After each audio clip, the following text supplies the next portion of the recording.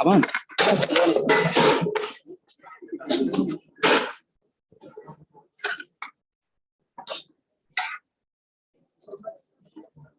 Oh iya. Nakuja. Roho biasa kama. Kama na kwa kupotea hapa mbele ni kama wale wanao sio hapo. Pesa.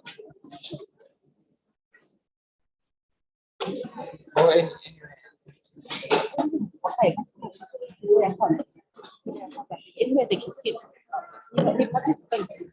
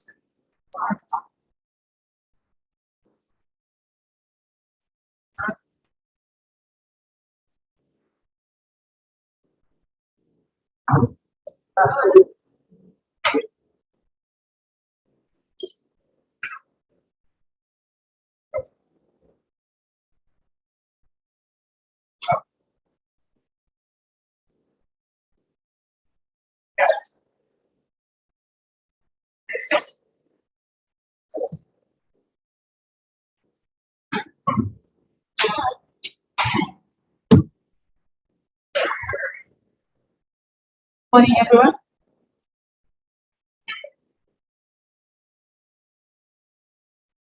Good morning, everyone.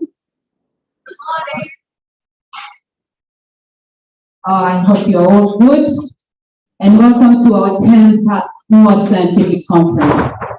This is a very exciting day for us, and we'd like to acknowledge our guest of honor who is here, together with all the representatives who have come so far to come to join us in this 10th Scientific Conference. Without wasting much time, I'd like to welcome our coordinator, our Master of Ceremony for the opening session, with Professor Kakoko to come and take over. Thank you.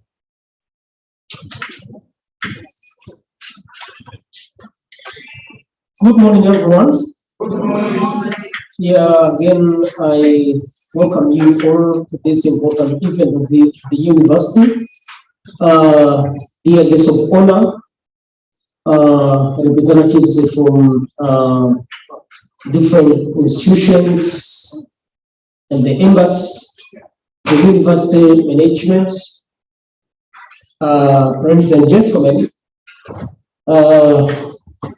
I'm honored to get this opportunity to serve first that we are starting on time. And to start with, the guest of honor has arrived, is here with us. We know him shortly. We're going to get the welcome remarks and conference briefing from the chair of the conference and the organizing committee, who is not more than Professor Melchizedek Thomas Reshabari. Welcome, Professor Reshabari, to welcome these people on the floor.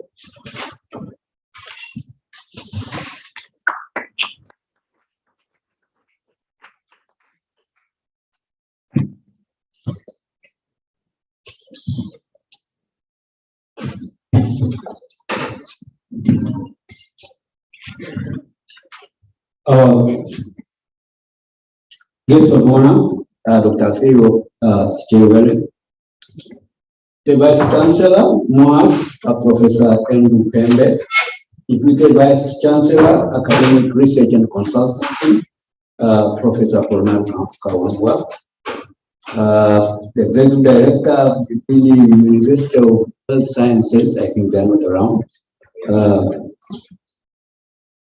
the Vice Chancellors, Deputy Vice Chancellors, and principals from other universities who are present in our audience, heads of development missions, heads of government and other institutions, government officials who are present with us, academicians, scientists, conference organizers, dear delegates, students, representatives of the media, ladies and gentlemen.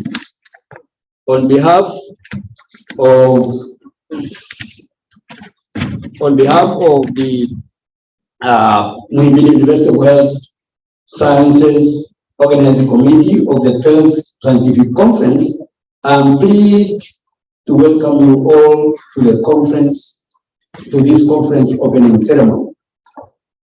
This is a two days conference, which will be attended by about 500 delegates. Our theme for this conference is the role of the health systems research in promoting and sustaining universal health coverage, leveraging lessons learned from the COVID-19 pandemic.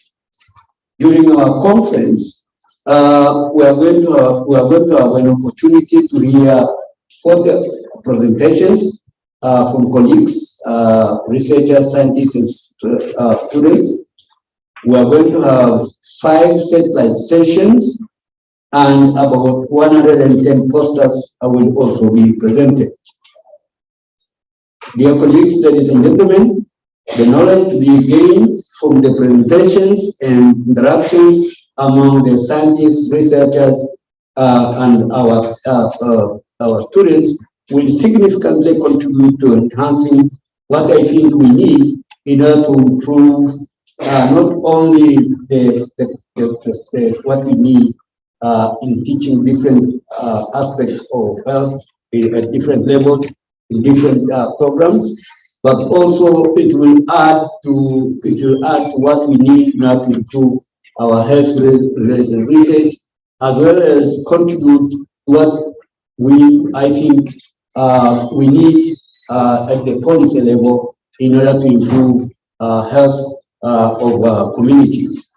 On behalf of the organizing committee, I would again like to welcome you all to these to the various presentations which are going to be made, and it's my hope that we'll get an opportunity, all of us, to interact and listen to what will be presented in the coming 2 days in order for us to gain the knowledge and skills based on research which has been generated by colleagues as well as postgraduate students. You are all welcome.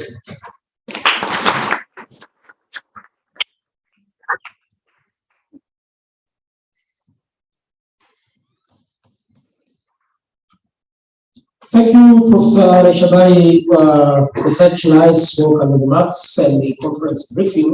I think the platform is now set ready for other key activities of this conference. Again, let us join our hands for him before the next comes. Let us clap again for him.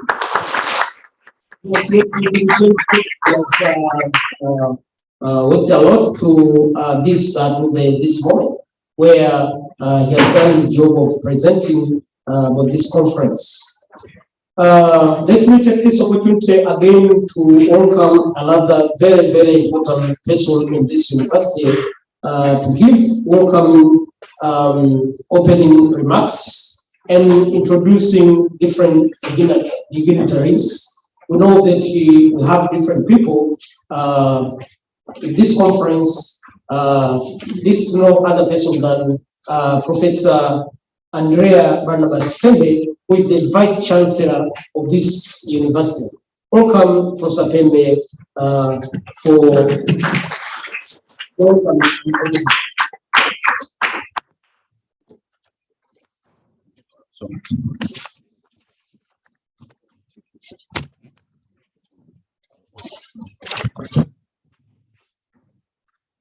Jamhuri ya Muungano wa Tanzania. Mbona mko kimya sana? Jamhuri ya Muungano wa Tanzania. Asanteni sana. Guest of honor, the Chief Medical Officer of the Republic of Tanzania, Dr. Ifeyo Sicharwe. I know that always, as we've been saying, how people, they confuse your name. They call it Sicharwe instead of Sicharwe. And always he says you have to adhere to that. Although he has discovered that it's only those from the Southern Highlands of whom they can pronounce it correctly than other parts of this country. It's nice to see you at MUHAS.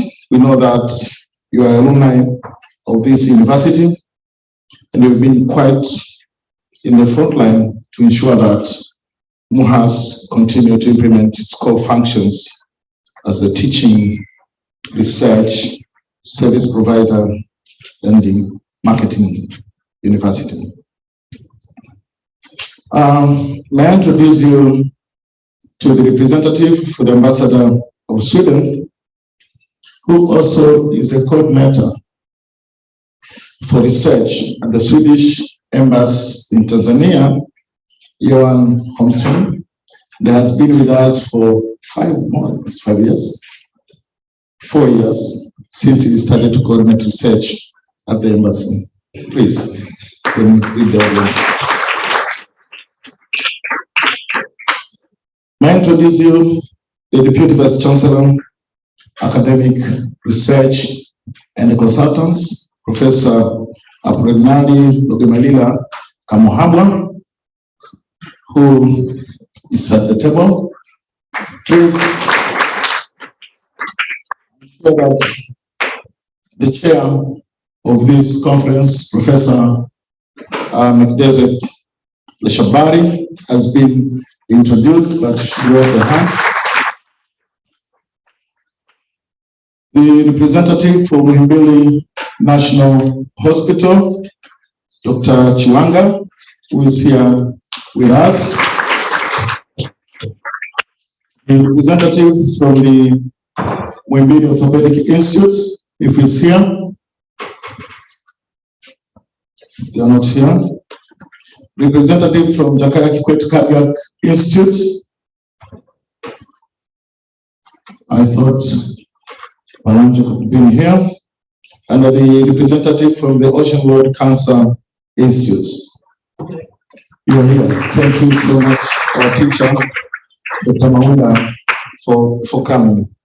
We're working very closely with these institutions to further our production of the human resource for health in this country, together with other regional facilities and some other institutes within the country. May I introduce as well the former Deputy Vice Chancellor, Planning, Finance and Administration, Professor David Paradiso Urasa. Is my supervisor for the undergraduate. He helped me very much in postgraduate, but most important at all is during my PhD training in Uppsala. May I introduce to the professor of this university in physiology. We have not seen him for so many years because he has been outside the country, but currently is here with us at Hubert Kariuki Memorial University as the Vice Chancellor, Professor Johanna Mashala. Please.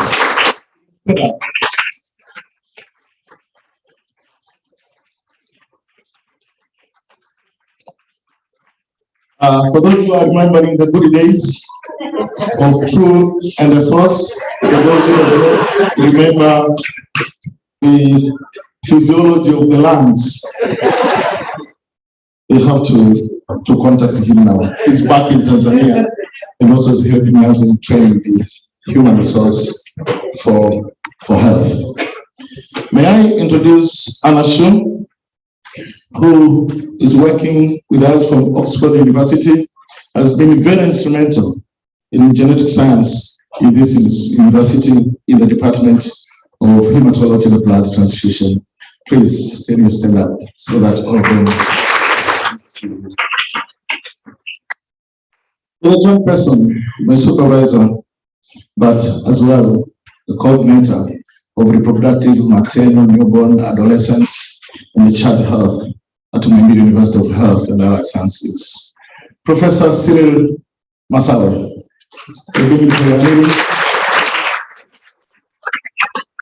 She has done a lot in this field, and she's continuing to mentor some of us who needs mentoring, because sometimes we are going too fast than usual. May I introduce Dr. Omari Obuguyu, the Director of Preventive Services, Minister of Health. I've been for a long time as a coordinator of non-communicable diseases, and you know that non-communicable diseases is quite a pandemic now in the world, and it has taken the life of so many people in this country. Now, last but not in terms of the importance, is a keynote speaker who also is alumni of Muhimbili University of Health and Allied Sciences by the then University of Dar es Salaam, Sayoki, Professor Sayoki Mfinanga. We appreciate for accepting to join us and be the keynote speaker. And we know that we're in the same area and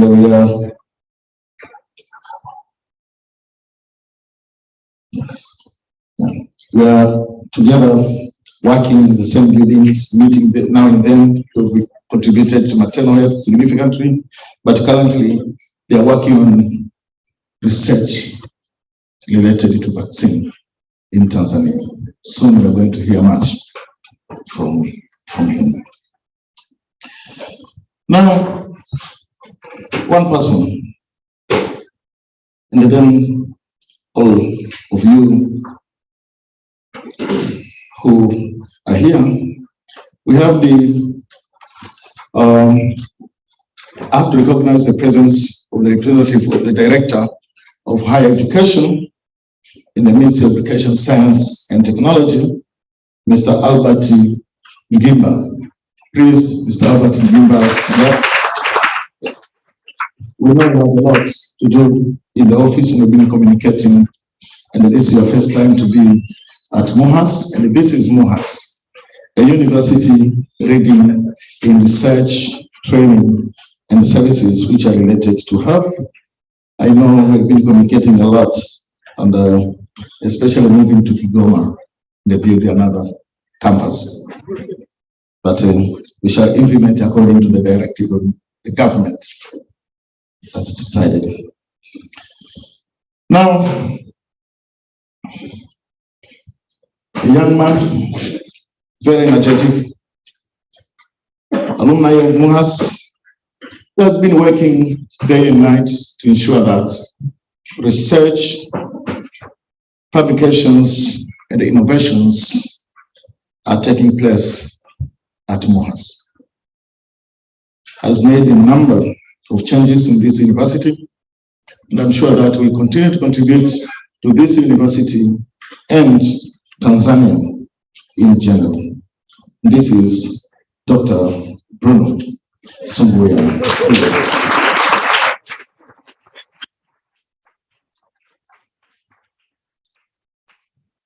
You yourself, you are also innovation of the current generation.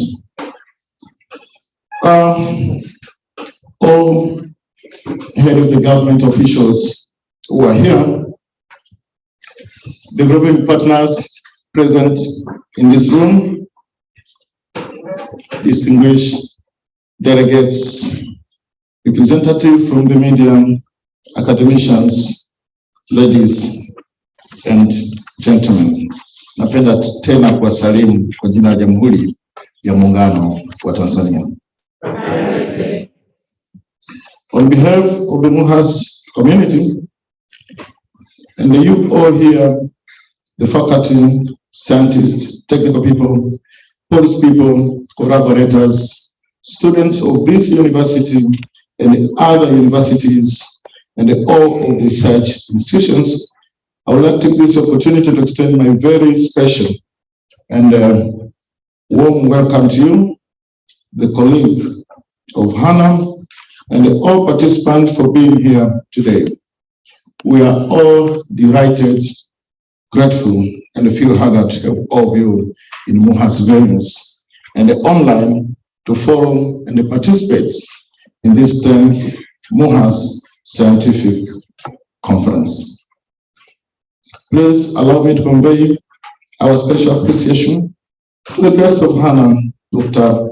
Aiferosi Charwe, the Chief Medical Officer, for accepting our invitation and sparing the valuable time to come and officiate the opening of this conference. Thank you very much for joining us today. Na kwa Kiswahili kizuri tunasema karibu sana nyumbani.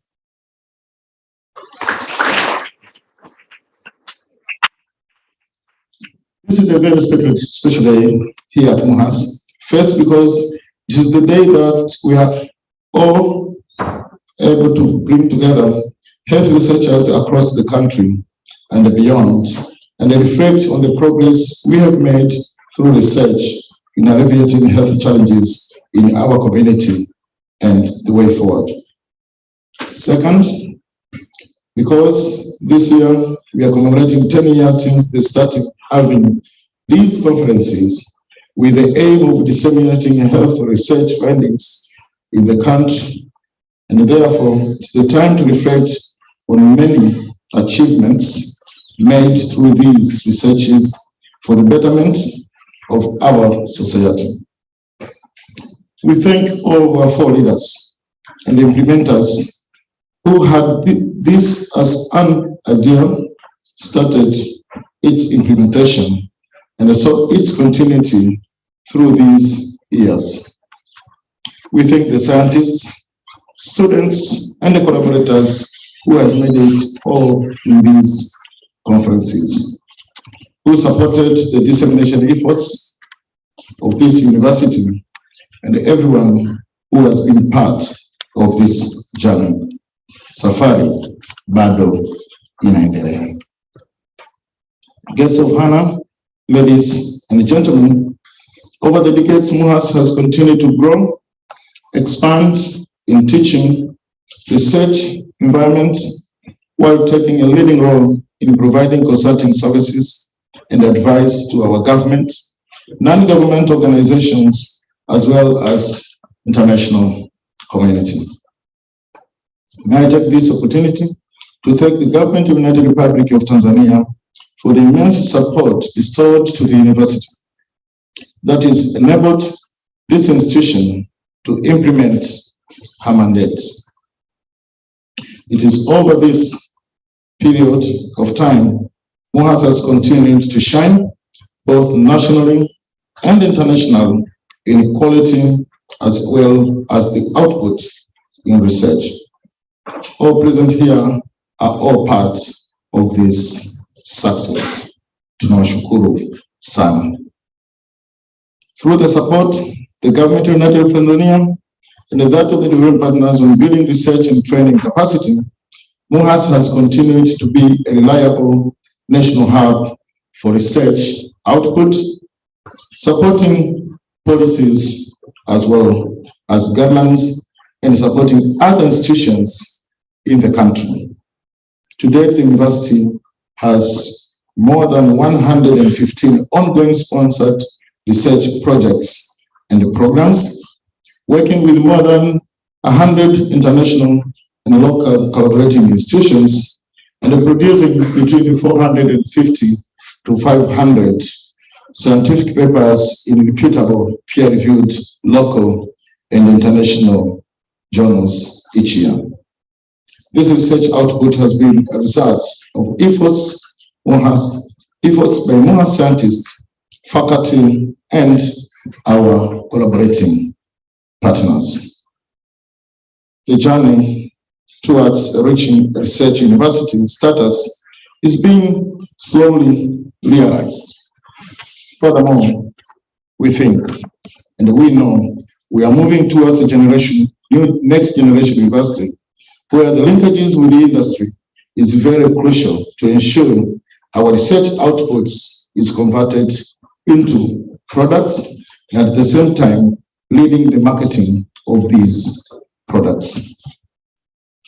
MUHAS has also contributed to the growth and expansion of physical teaching and research environments. The realization of the dreams to have centers of excellence in various areas of global and local importance. Phase 1 construction of the East Africa Center of Excellence in Cardiovascular Sciences at Mloganzila campus is completed and was officially opened by the first president of the revolutionary government of Zanzibar, Honorable Othman Masoud Othman, on December last year. It is my sincere hope and request that this support is expanded further to enable establishment of more centers of excellences at Mloganzila campus. Through the Higher Education for Economic Transformation HEET project, here at MUHAS, we are the beneficiary. We are starting the construction of the College of Medicine and our teaching and learning facilities at Mloganzila campus, a dream we have been having for a long time. This will not only strengthen the university's capacity to perform its core function of training, research, and services, but also address the nation's need that will continue to change owing to changes in disease landscape, health, and developmental needs.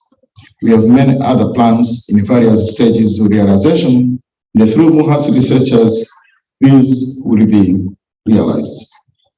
Guests of honor, ladies and gentlemen, research conducted at MUHAS addresses priority areas in line with the Tanzania National Strategy for Growth and the Reduction of Poverty of 2005, the Tanzania Vision 2025, and the Global Sustainable Development Goals that oversee the country's local economic development.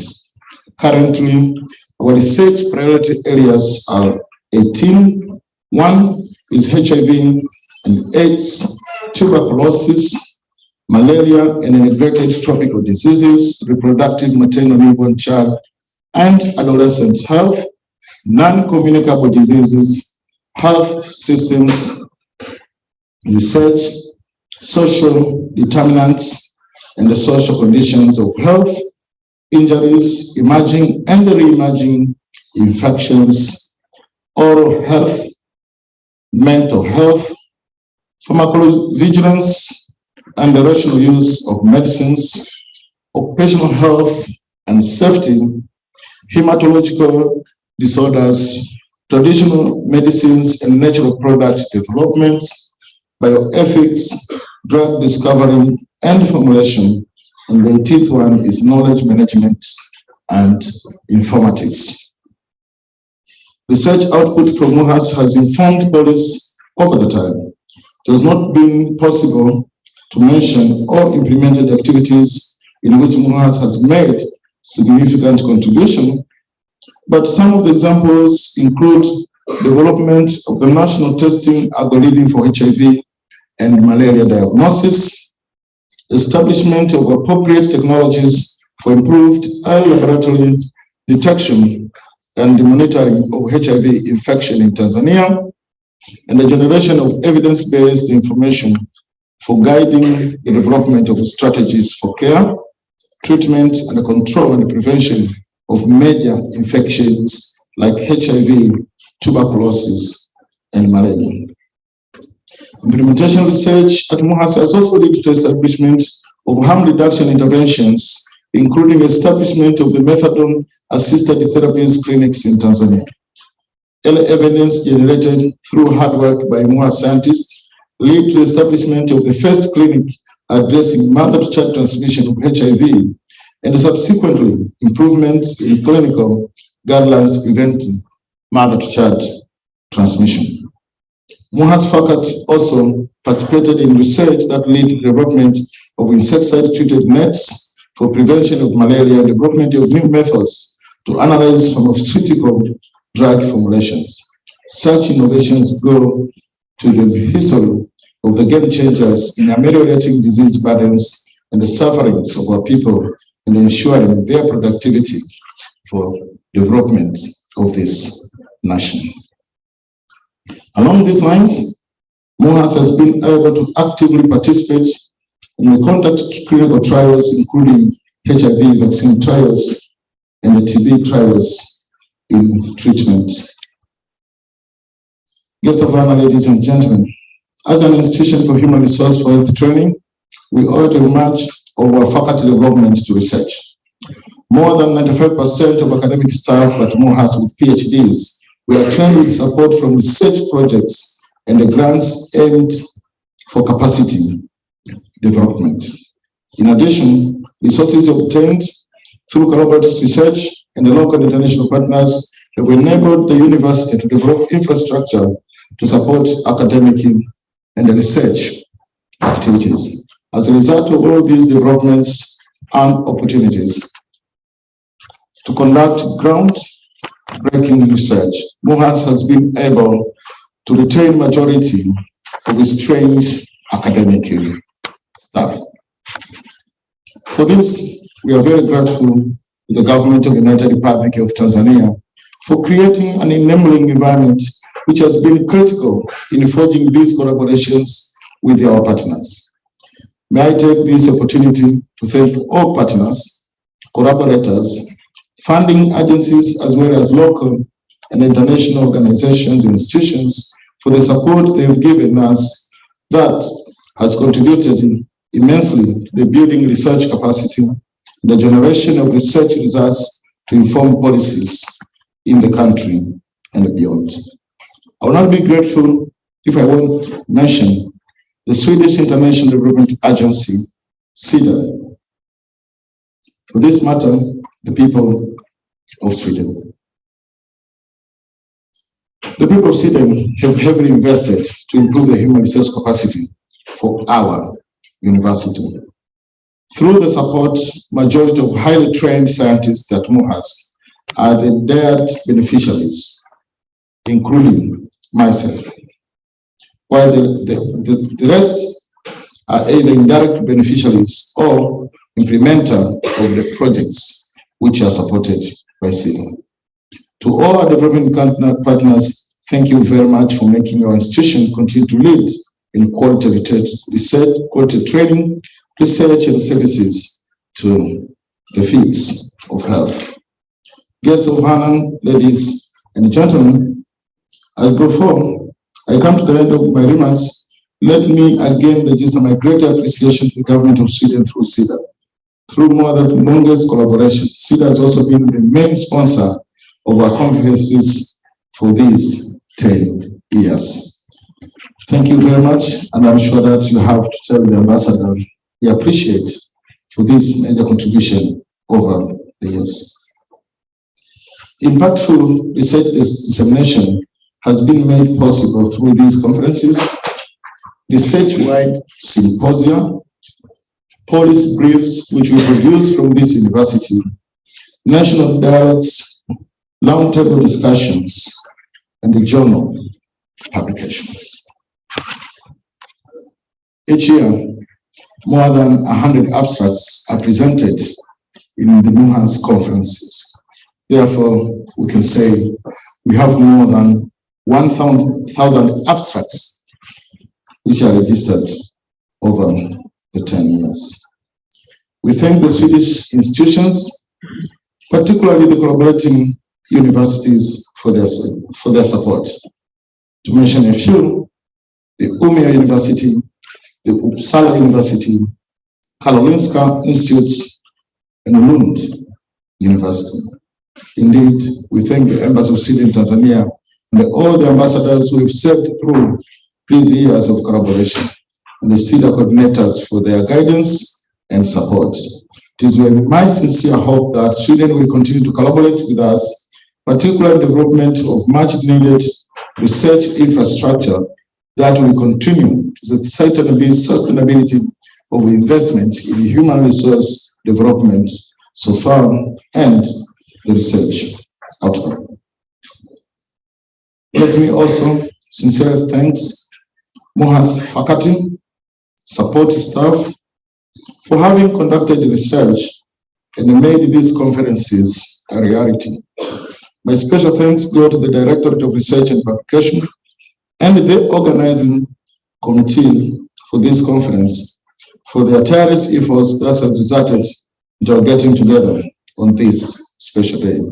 I say thank you so much to you all.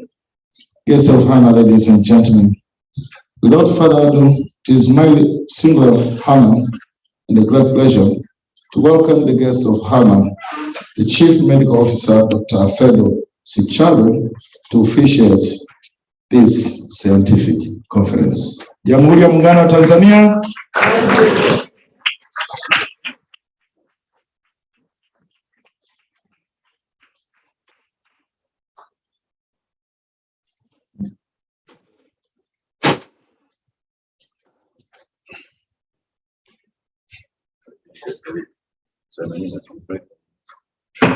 Go ahead.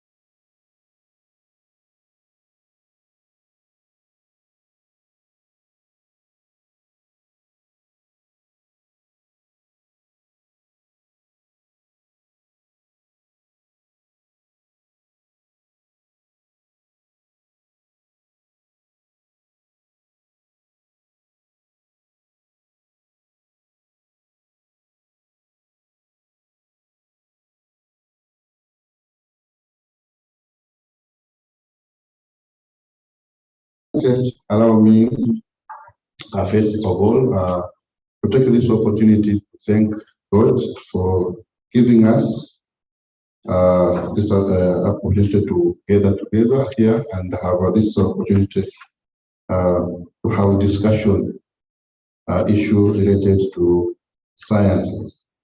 Also, let me take this opportunity again to thank the management of Muhimbili University of Health and Life Sciences, MUHAS, for inviting me to officiate this very important meeting for 10th MUHAS Scientific Conference today. I am particularly pleased by a significant contribution made by this institution toward improving the health and lives of our Tanzanian population through training of appropriate qualified human resource for health, providing quality public service in health issues, and conducting research that is responsive to the need of the country and the society at large. Congratulations to you all. Ladies and gentlemen, I would like also to extend my sincere congratulations to MUHAS for marking a decade since the inception of this important annual undertaking. I'm pleased to say that the growth, particularly health research, is among the greatest achievements the country has seen in the health sector. Your government and the people of Tanzania applaud the achievement you have made so far. Congratulations to you. I'm also aware that today we have scholars, scientists, academicians, development partners, policymakers, and other stakeholders representing different sectors and subsectors related to health, higher education, research, and development from within and outside the country. The continued participation of these delegates years after year signify the relevance of these conferences to stakeholders of health and higher learnings. As a government, we understand the importance of scientists coming together to discuss issues, share and exchange scientific knowledge that will eventually improve the health status of our society in order to foster the nation's socio-economic development. Scientific and knowledge in this kind of gathering to help us as a government in many efforts, in particular, to develop preventive measures against diseases and to help ameliorate suffering from those who get sick. So such discussion and presentation will help us as the decision and the policymakers to interact with you and share common challenges that require scientific skills to address them. Sharing such evidence from Tanzania with the global community also help us to put our country in the scientific world map, learn from each other, adopt the best practices for improving our work. Ladies and gentlemen, I've gone through the abstract and have noted that this conference is reflecting on the progress we as a country have made through health research for the betterment of our society. I would like to commend the organizers for choosing a very pertinent theme for this conference.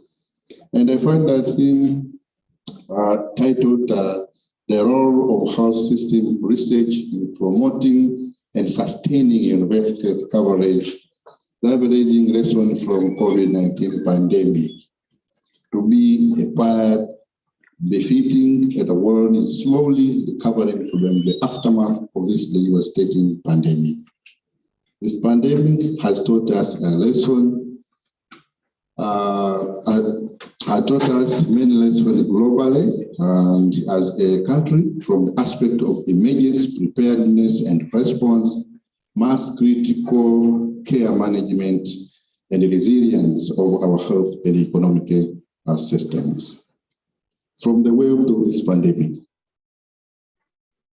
and the ongoing struggles we have, it is clear that than before, we need to strengthen our capacity in research, especially in basic and advanced work interventions, to be more self-reliant, but also taking part in a coordinated global effort and the collaboration in addressing such cross-cutting health conditions.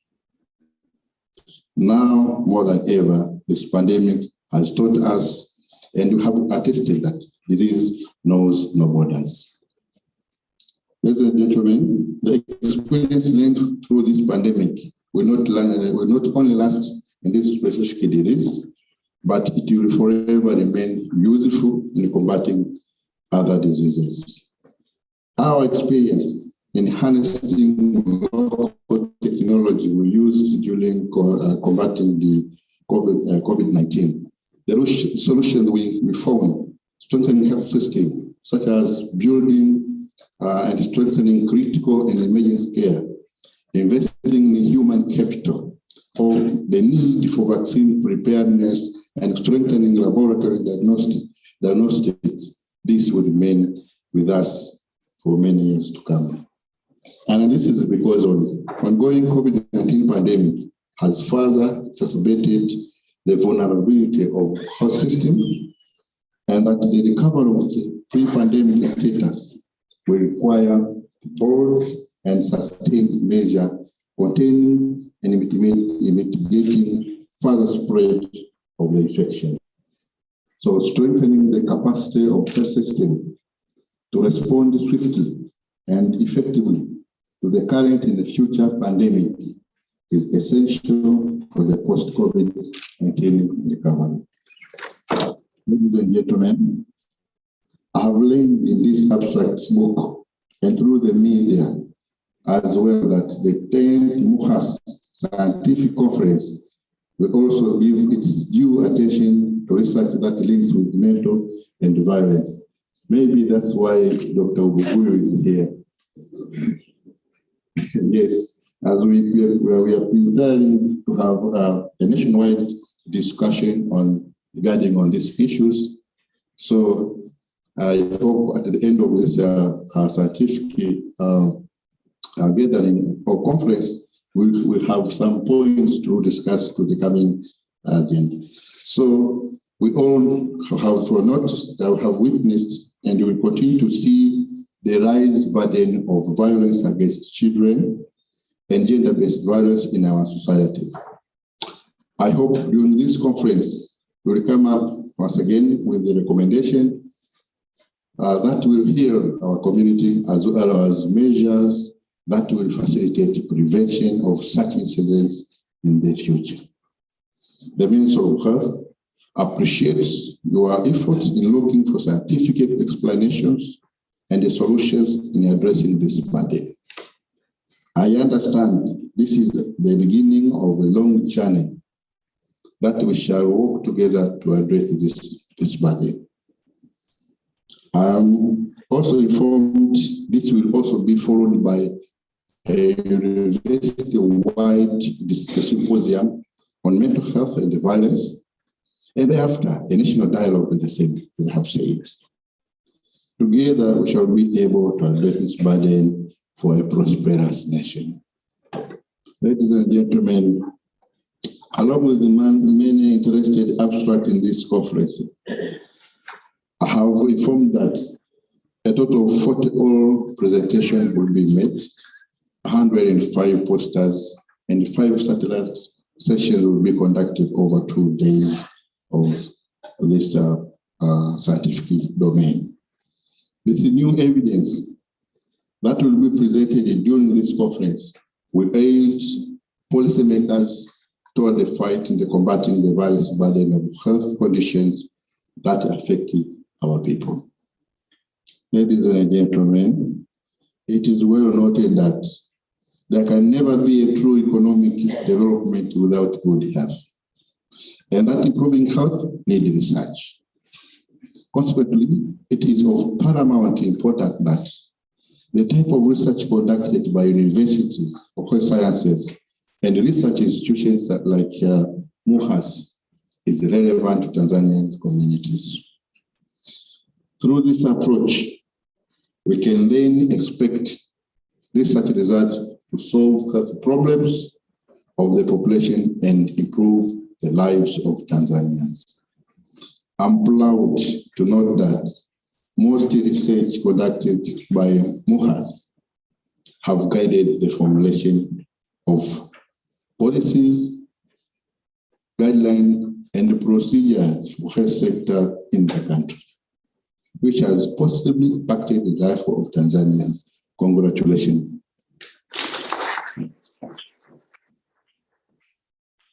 To mention few, we have this clinical pharmacy service model, which is being rolled out.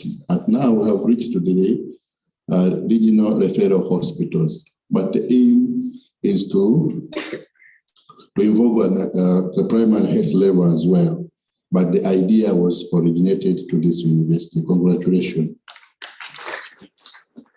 Ladies and gentlemen, the government through Ministry of Health will continue to improve the coordination of clinical and public health research conducted in the health sector, where the National Institute for Medical Research will continue to coordinate the research agenda and translate evidence to inform policy and practice. So the government will continue to strengthen the framework for the research and use research findings to guide the development in health sector. Innovations will be taken on board through improvement of knowledge in translation and research organizations. Ladies and gentlemen, I've also noted that within the framework of your conferences, their scientific papers will be presented around the relevant sub-themes, which are based on health system research, communicable and non-communicable diseases, particularly epidemiology and its interventions, cross-cutting issues on technology and health, environmental and occupational health, issue of mental health, antimicrobial resistance, traditional medicine, nutrition, maternal and child health, all INT health and care, but the other one is artificial intelligence in health. Ladies and gentlemen, the government has always tried to support and create conducive environment for research in education and health sector. However, due to financial constraints, it has not been possible over years to adequately support research at a desirable level. To this end, the government is committed to support MUHAS in its research and has service delivery effort within available budget resources.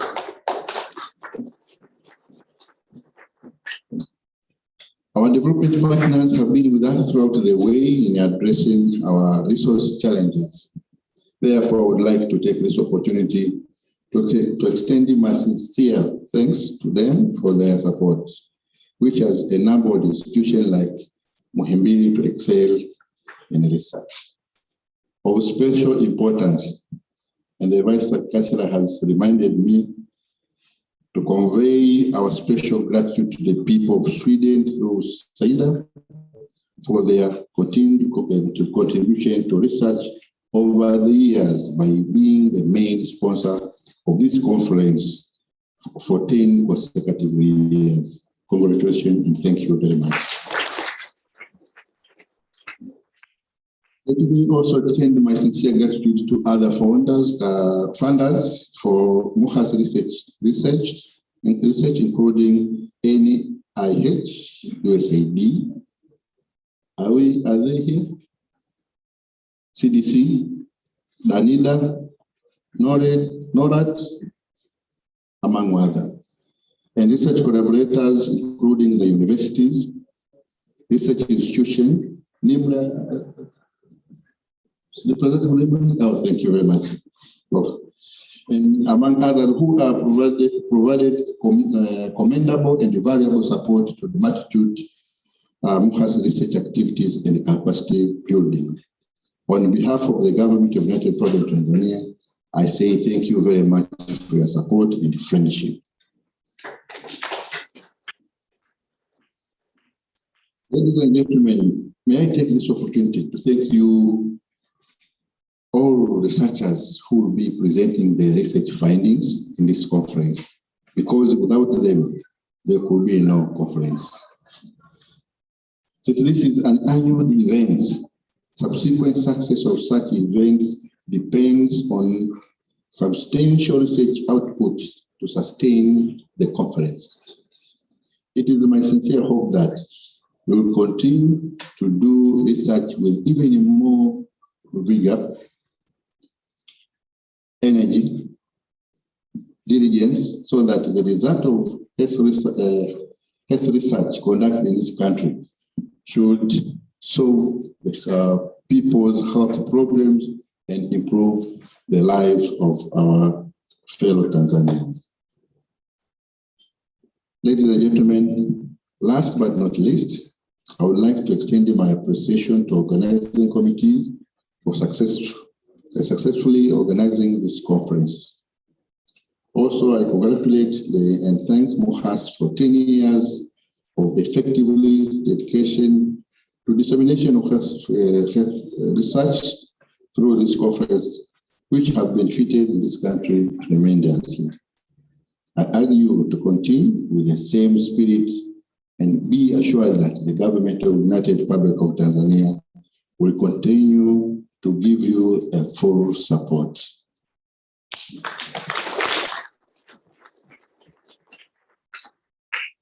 With this few,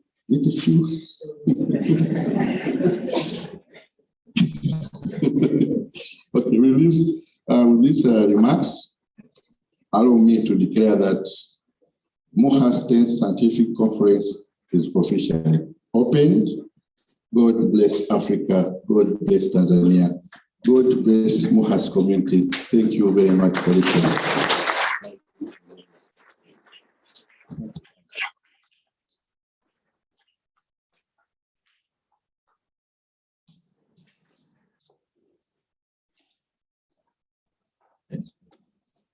Thank you very much, our guest of honor. Thank you very much, the Vice Chancellor. I have a token gift for you that I'm going to open it now. And this is going to come from everyone who is here. We are going to make 4 claps, followed by 3, followed by 2, followed by 1. And this is a research experiment to see whether a good number of people who are here can follow.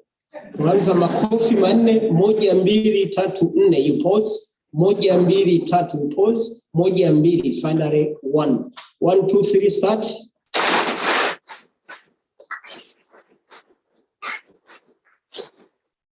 Yes, walikuwa na jina lake wanaita. But thank you, everyone.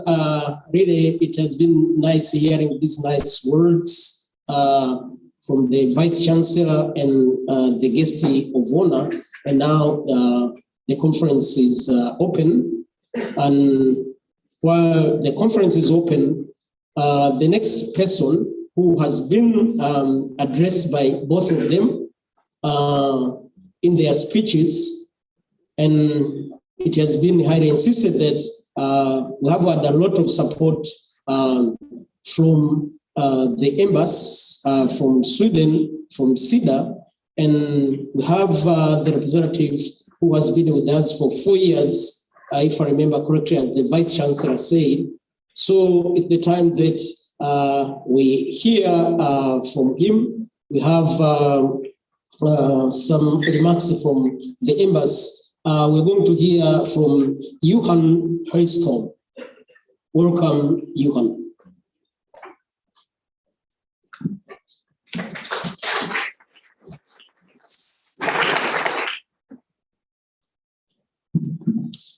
Thank you very much. I'll be brief because I think too many men have been holding this microphone this morning, but at least I represent a feminist government. Guest of honor, Vice Chancellor, ladies and gentlemen, colleagues, researchers, students, even we have a bird in the room. Welcome. All protocols observed. We are proud to be working with MUHAS and that we are a partner with MUHAS. We've been working closely with MUHAS since 2007. Broadly with supporting capacity building through research programs, master, PhD and postdoc interventions. But we've also been supporting research support programs. And we've seen that MUHAS ranking has been improved during the years. We see that the students that leave the university, they are hired by organizations and government and by hospitals around the country. And we see that the researchers here at MUHAS also keep on influencing and changing the Tanzanian society and its development. And for that, we really appreciate. Thank you. This conference, where research results are presented and discussed, constitutes a highlight of this collaboration and cooperation. So I'm really looking forward to learn more during those 2 days and to discuss with you. Research cooperation is a long-term commitment, and we are committed as the government of Tanzania, as we just heard in the speech from our guest of honor. Next week, we will announce formally our continued support to MUHAS. We will continue our support starting January 2023 up to, I think it will be June 2028 or December 2028. And I really hope that this support will also encourage other donors, also the private sector, the government of Tanzania to also step in a little bit more, because more support and funding is needed in order to really change the Tanzania society and see some real progress and development. Thank you very much and good luck during those 2 days. Thank you.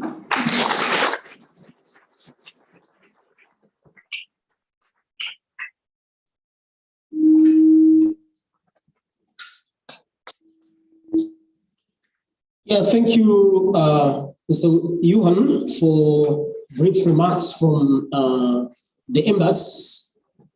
And really, as everybody said, you have been very much supportive to our university. And as you say, we hope to continue with the such cooperation, such support from our friends in Sweden. Thank you very much. Let us put our hands together for him.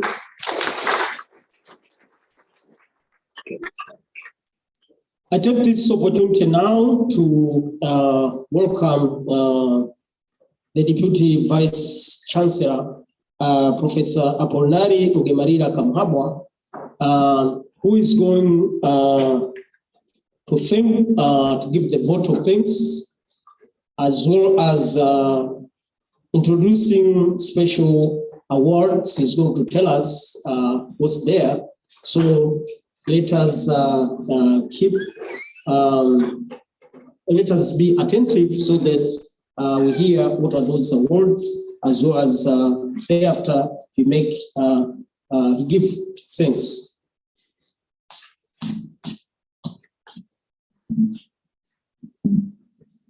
The guest of honor, the Chief Medical Officer in the Ministry of Health, other leaders, right guests, ladies and gentlemen, good morning. So my task this morning are two. So first of all, to announce the special awards, then it will give a word of thanks. We start with item number one. We have 3 special awards in recognition of the people that have contributed immensely in the preparation, in the conduct of this 10 years MUHAS Scientific Conference. The first is the recognition of the government and the people of Sweden for the support they have provided through SIDA.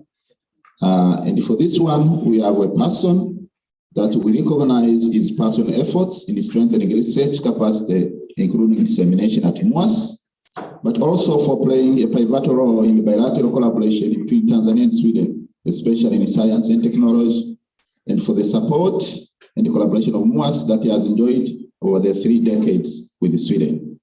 And for this one, we recognize the contribution that has been made by the current ambassador of Sweden in Tanzania for the contribution that has made. He's not here today, but this award is for Anders Skorberg, and this award will be given to the representative from the embassy on his behalf. Mr. Johan, please can take the award for him.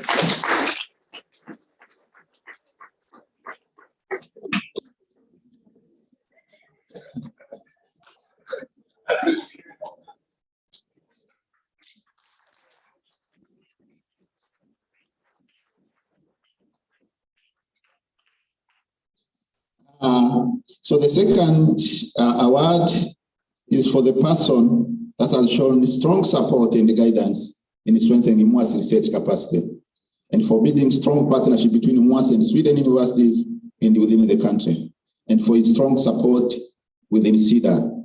And Johan has served in this position for 4 years, and we wish him well because his tenure is finishing at the end of the month, and he deserves this award. So this award is for Johan.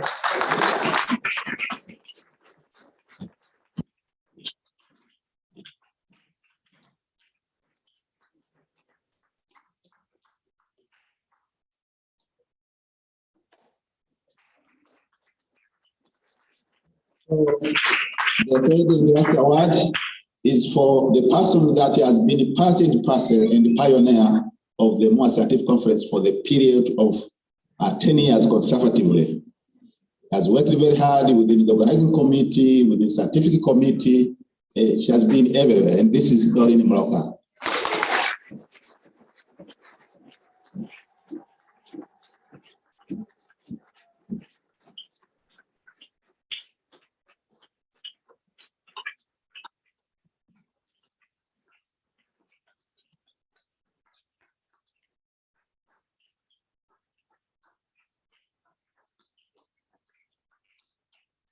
Yes, that's the end of the awards. You can sit down.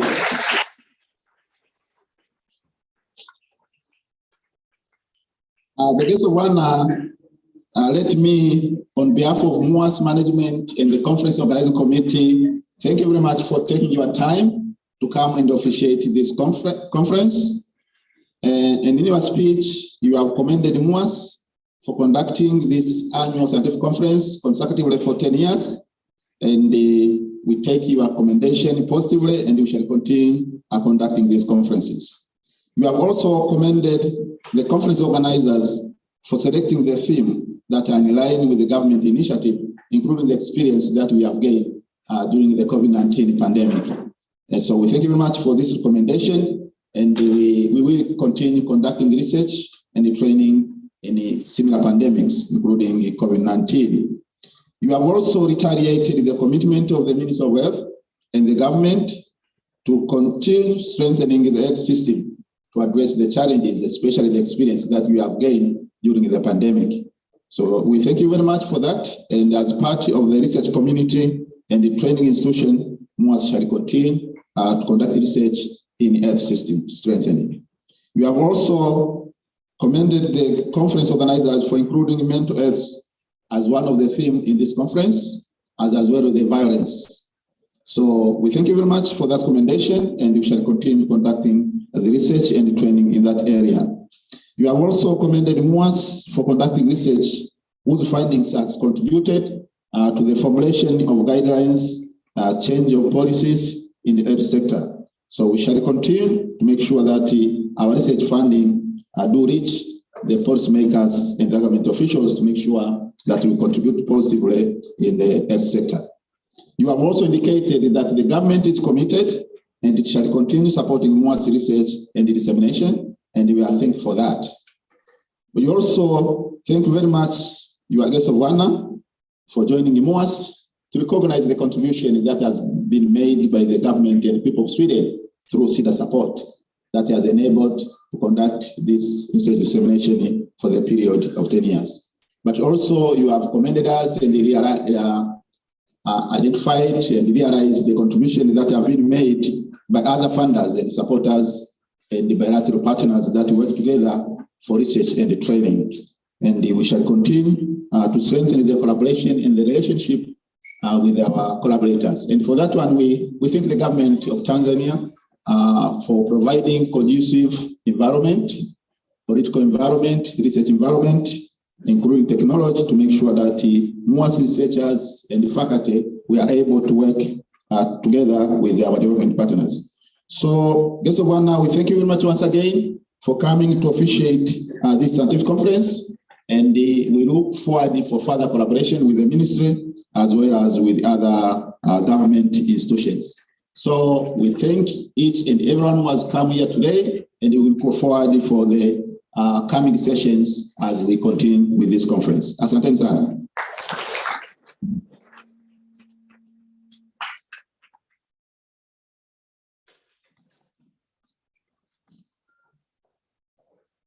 Yeah, thank you, Professor Kamhabwa, for having presented the awards, and those who deserve them, I think I've seen they got what they deserve. Thank you very much. Also for having thanked the previous speakers, and let me also thank you for thanking them. Because, but I don't allow anybody to come to thank me later on, because I'll be listening for the whole day thanking and thanking. So we are done with those things. Yeah, we are approaching the end of this part of the opening ceremony, and really it has been jovial, it has been enjoyable, and we have heard important things and heard a lot. Now we go to the next part. Professor Sayuki Mfinanga is getting prepared for the keynote address, which everybody should not miss. He's well prepared. He invested most of the time for that, and I'm sure we are going to enjoy it. So he's going to be prepared for some, while he's getting prepared, I'll request our guests to be going outside this room, where they'll be having a brief media coverage for 5 minutes, 10 minutes, and thereafter be back for we'll be coming back for keynote address. The rest of us, let us remain here, get prepared for the keynote address, while our guests will be coming back after the brief, the media brief. Karibuni sana.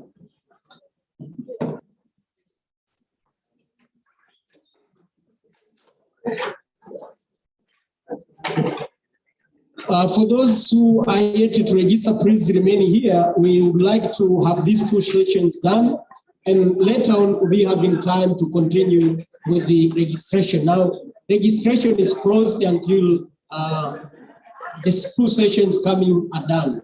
So let us remain here. Let us wait for the presentations from Professor Mfinanga and Dr. Mloka. Tafadhali tu wavumilivu, tu wasubirifu kusudi ratiba yetu iende kama tulivyopanga.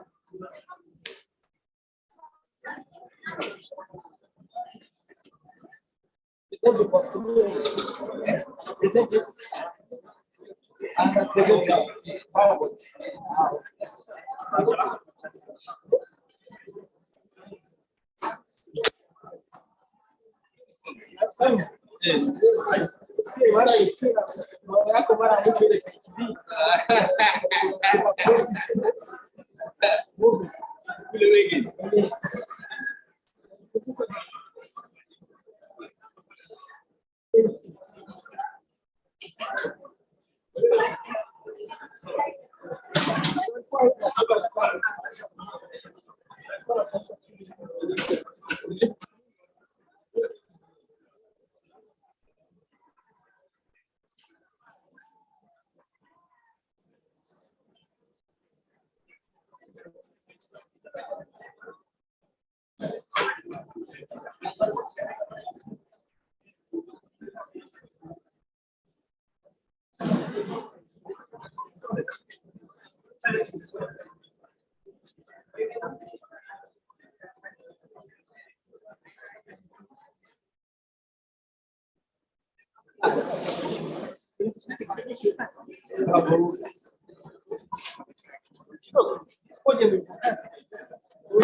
Tabia yake ukisimama vibaya, alafu zote hata siku zote kila nikifundisha na hisi mtu atapata ajali ya mtu.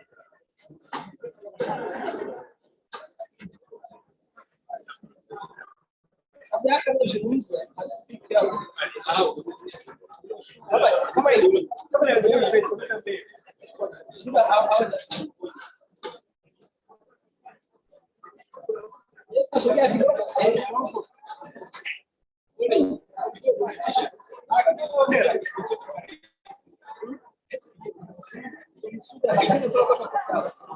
Hapa tubali.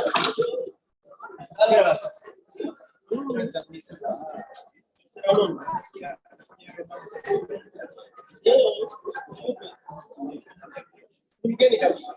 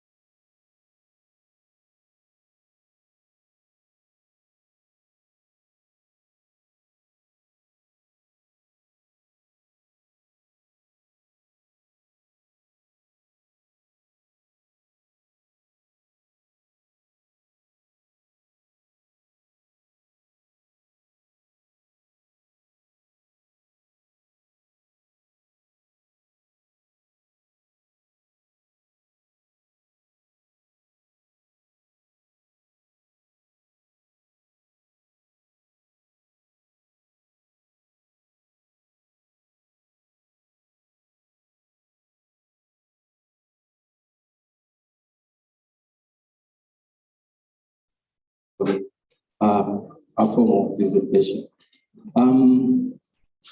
Guest of honor, Chief Medical Officer, Dr. Fellow Sichwele, Vice Chancellor MUHAS, Professor Pembe, representative of Sweden Ambassador, Mr. Yanni. Sorry if I pronounce it not correctly, okay? Deputy Vice Chancellor, academic research and consultants, and the other Vice Chancellor who are present here, other Deputy Vice Chancellor who are present here, Director Generals from the government institutions and also from the private sector, Chair of the conference, Professor Leshabari, Director of Radio Services, Dr. Uguyu, professors and lecturers from all universities who are present here, undergraduate, postgraduate fellows, invited guests, ladies and gentlemen, protocol is observed. Nawasalimia kwa jina la Jamhuri ya Muungano wa Tanzania. I feel so honored and privileged to give this talk on impact of COVID pandemic and health system resilience, and I will focus more on the lessons learned. I really feel privileged to give this talk. I know I'm talking to my mentors are here. I'm talking to my elders as well, but I have mentees as well, and I have colleagues. So I really feel very much privileged to have this unique opportunity to deliver this talk to you. My intention is to give you a brief overview of the status of COVID pandemic. And then I want to focus on which kind of health system that is resilient to pandemic and still has to be able to manage our traditional public health problems like TB, HIV, child and maternal health, NCD as well. So I will discuss that.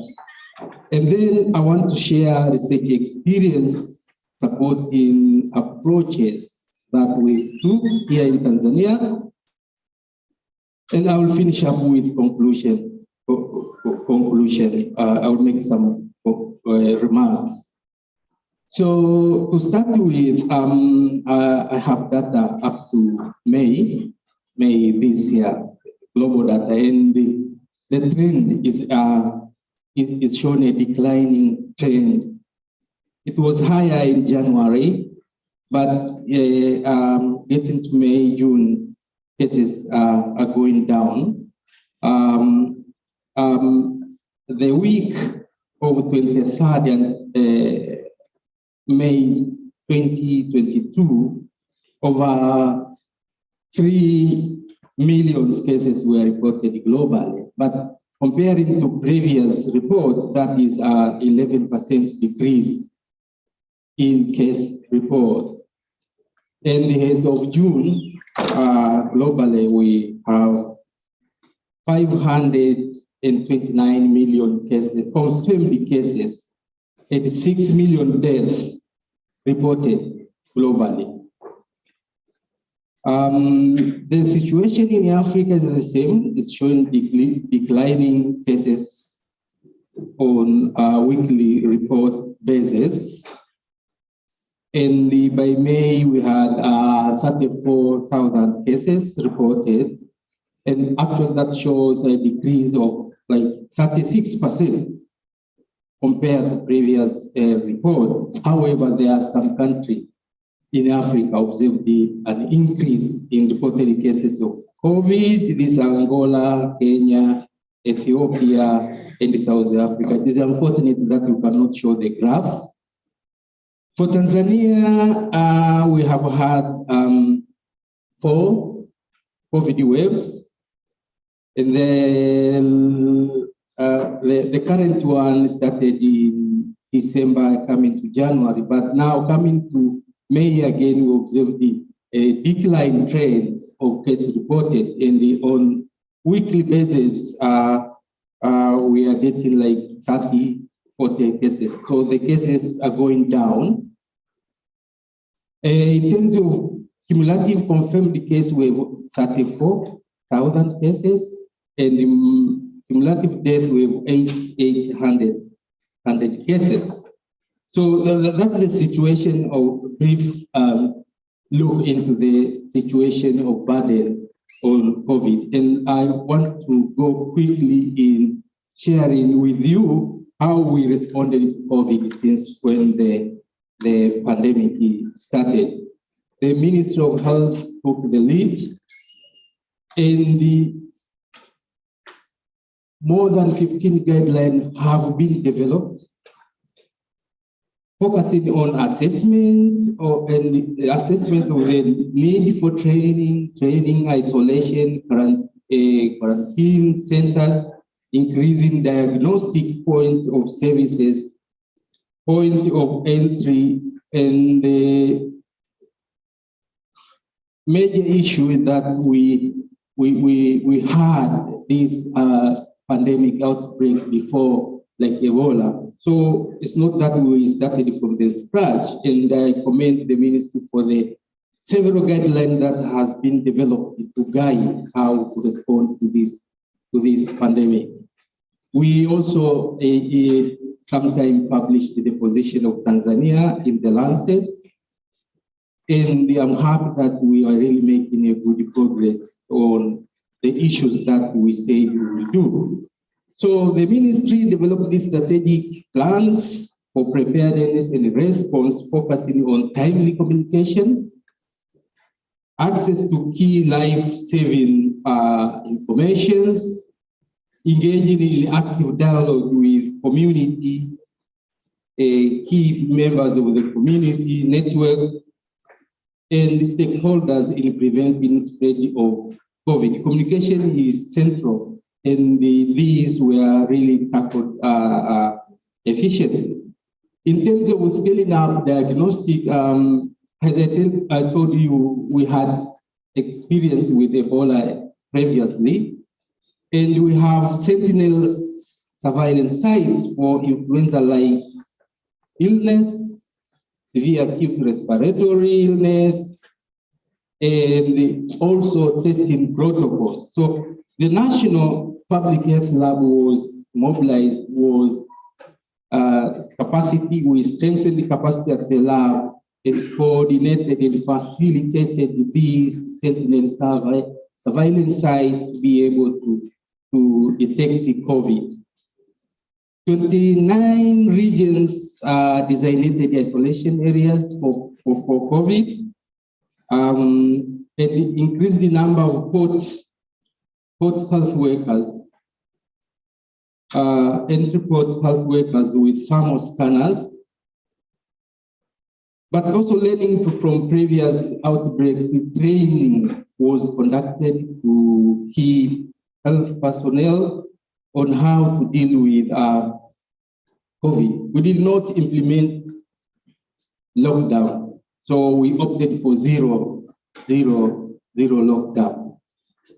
I cannot go through everything, but I want to move forward and talk about the vaccination strategy that were taken on board by the government.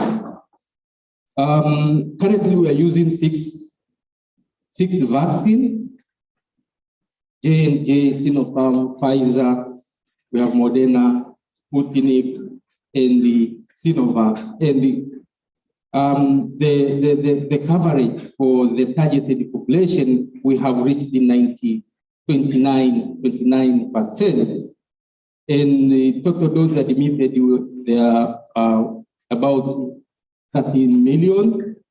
Full vaccinated is about 9 million for combining all the vaccines that I mentioned earlier. At that point, I want to move ahead and discuss a bit something different on how we should best tackle pandemic like COVID. I would like to quickly just point out some few challenges that exist in our health system. And mainly, I will be focusing on health system and health care organizations, where you may agree with me that we have shortage of health workers, drug accessibility, for instance, for even other existing conditions like NCDs, and we have fragmented health information systems are not talking together in order to have a comprehensive understanding of our patients or people who are coming to our system, but also to reporting. So there are those kind of challenges at the health system level, to mention a few, but at the community, we have patients who are not empowered, or people at the community who are not empowered to make decisions, literacy as well, and stigma. Now, how do you deal with pandemic, which comes to add on existing burden, this other burden, TB, HIV, non-communicable diseases? So I have made some suggestions that have been discussed around. Because the big question is, what is the requirement for a resilient health system to tackle COVID? And we think that health service should be organized to meet the need of entire population, not only some few people or some few groups. A health system should cover full range of prevention, curative, and rehabilitation services. But it should have capacity to detect, respond, and prevent in case of pandemic. The other requirement of such a system is a health system that can provide vast majority of services to the underserved, rural and urban. We need effective primary health care services supported by a strong referral services. We have seen during the epidemic, our facilities were overburdened, overstretched by patients, and we didn't have enough facility to give service. But most of other patients, these are other cases which are moderate, and they have mild, that could be managed best at primary healthcare services. So the system should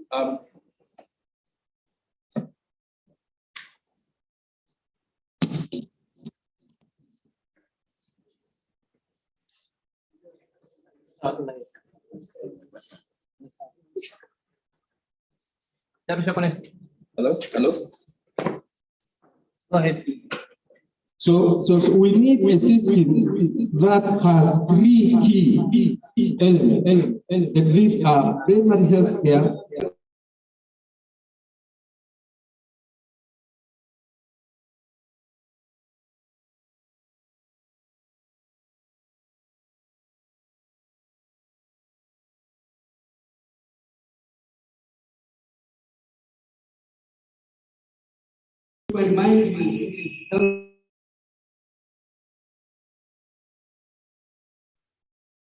health. The beauty of a primary health care is that it has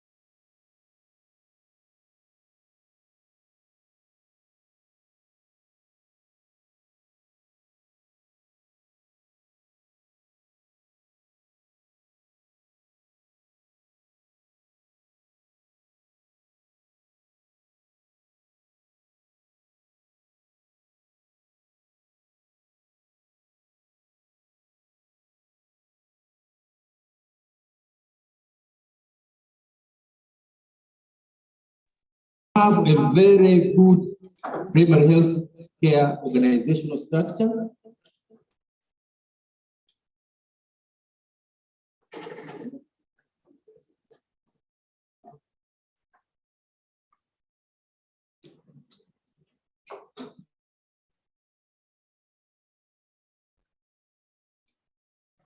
Yes, yes, you can see this is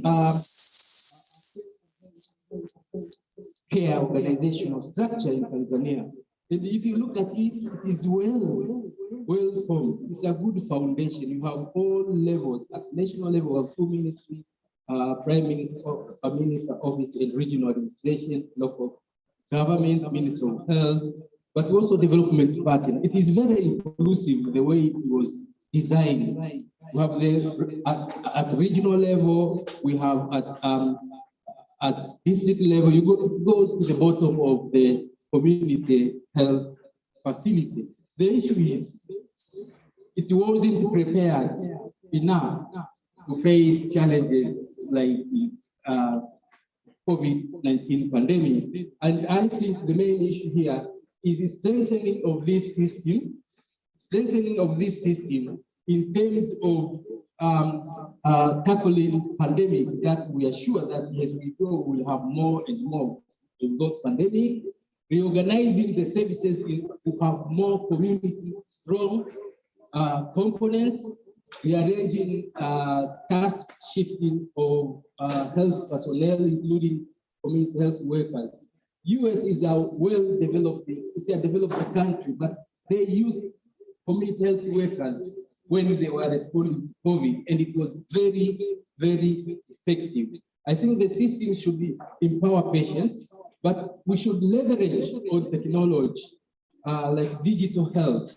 Japan are doing very well with this. We can say that they have a lot of money, but now it is the work of research, health system research, to see which technology we can adopt in our situation to help things like e-patient portal, self-management application should be there, teleconsultation. Sometimes we don't need them in Muhimbili, in our secondary or tertiary facilities to avoid congestion. You can triage, and only patients that need to come to the secondary or tertiary facility can come, and this will really alleviate or will allow this tertiary or secondary facility to do other things.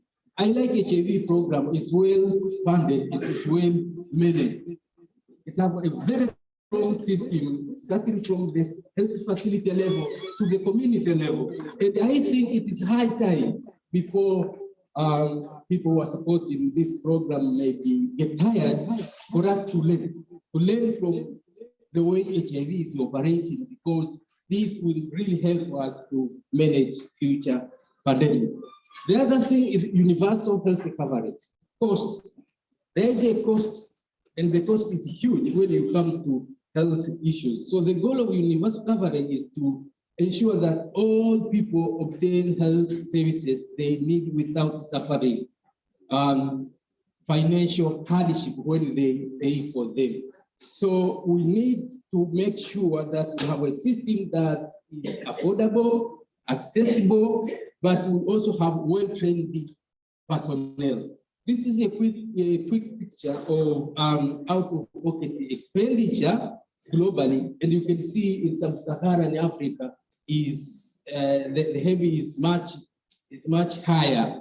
See, including Tanzania, up to 40% of households are suffering catastrophic expenditure each year. And then you have pandemic. And then the supporting medication for pandemic, drugs for COVID, they are not free, you have to pay. And this is a patient who have diabetes, who have hypertension, and doesn't have money to pay. Now, this is where we need to think very careful about our financing mechanism if we are really to manage this pandemic in future.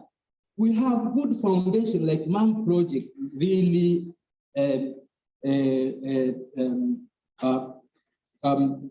they constructed new facilities and added number of facilities.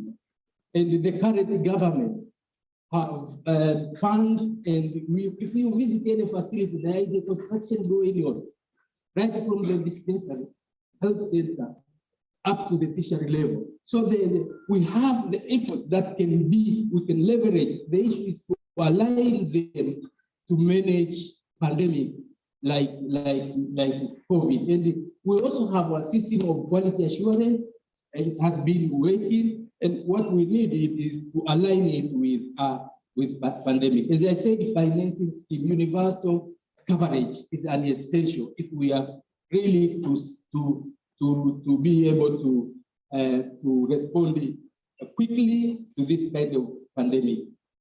Health policy research, and you can see this. COVID gave us a big lesson, and I commend the government and the development partner, even international organization, in the way that resources were mobilized to do research in order to inform policy in responding to COVID. And the key issue with health policy and this system research is that it is a multidisciplinary. We need different disciplines to contribute into this. These are challenges. We're talking about universal coverage. We're talking about primary health care. Our system are well equipped with communicable diseases, but not non-communicable diseases. These are essential medicine, and you can see that for NCDs, they are not there. This is a survey. It's a national survey. They are not there for NCDs. And people who are going to die are these who are under life condition. Even in future epidemic, we are very certain that clinical outcome for people with underlying condition is not good. Do we have the NCD in our region? I don't want to go into that, but this is a quick picture. These are East African countries, and these are attributable to non-communicable diseases, varying from 30% to 45% in Rwanda. Check at the trend of NCD. They are increasing. We are doing very good with communicable diseases. The trend is decreasing. But the issue of multimorbidity, having an individual who have more than one condition like diabetes and hypertension and HIV is very common. In this study that we are conducting in Tanzania and Uganda, it was about 20%. They have like 3 conditions together, and they need to be managed. On top of that, then COVID pandemic. So we have to have a system that can accommodate this. Otherwise, we are going to face a big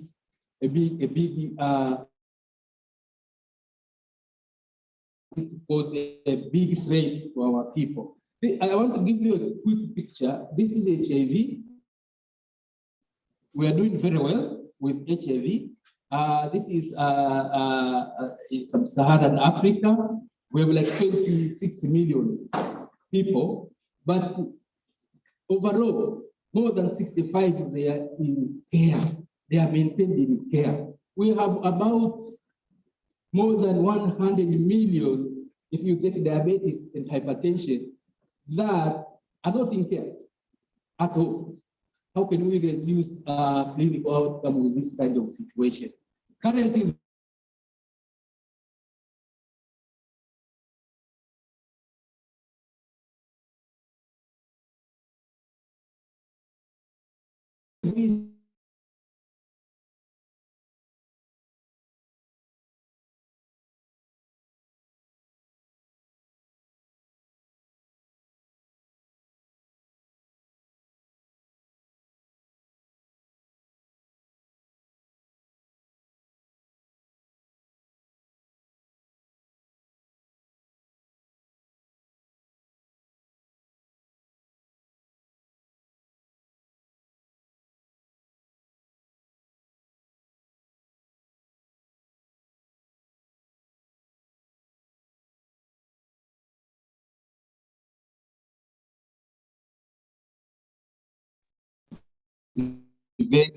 very low. Cardiovascular 18%, diabetes 12%. It means we cannot detect these underlying causes that really cause as a major effect on the outcome of pandemics. And we had conducted even a survey on what the patient think, and most of the patients are in dilemma. They say that important medicine are not prescribed at the lower level.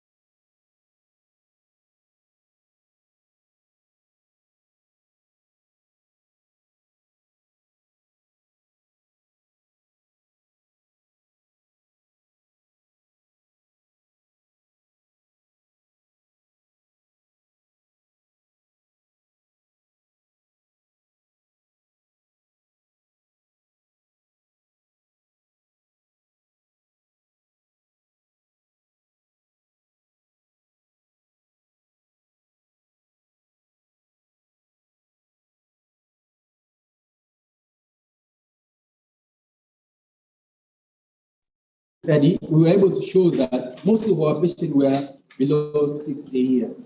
But again, which is not different from other countries, we observed the high mortality for those who had underlying conditions. And those who went to ICU, the mortality was even really much higher. But we were able to show some predictor of poor outcome, clinical outcome, so that the clinician can be able to tackle this in their plan. We had an opportunity that we had a continuing trial, which was investigating integration of HIV, diabetes, and hypertension in Tanzania and Uganda. And we were in 35 facilities, 16 in Tanzania, 16 in Uganda. Well, you might say that is a project, but what we observed, and this project is just ended last month, so it survived throughout the 3 waves of COVID. What we observed is retention rate of more than 80% for multiple morbidity, patients who had HIV, diabetes, and the hypertension, patients who had the diabetes only, hypertension, or HIV only. The retention was more than 80%. They were coming to this facility, not maybe probably because of the quality of service, but viral suppression was very good because we were monitoring viral suppression to show that we are not harming HIV program by integrating. More than 90% were suppressed. So I just wanted to share this because of the NCD challenge. Government have funded a research program on traditional medicine, and we started by doing a retrospective study. We observed that we looked at the safety among those who use this traditional medicine, and here we selected the one is called the Planet, Luzima, Nimrika, Covido, and the Bupiji. So we came out that in this observation study, it was safe. These were safe, and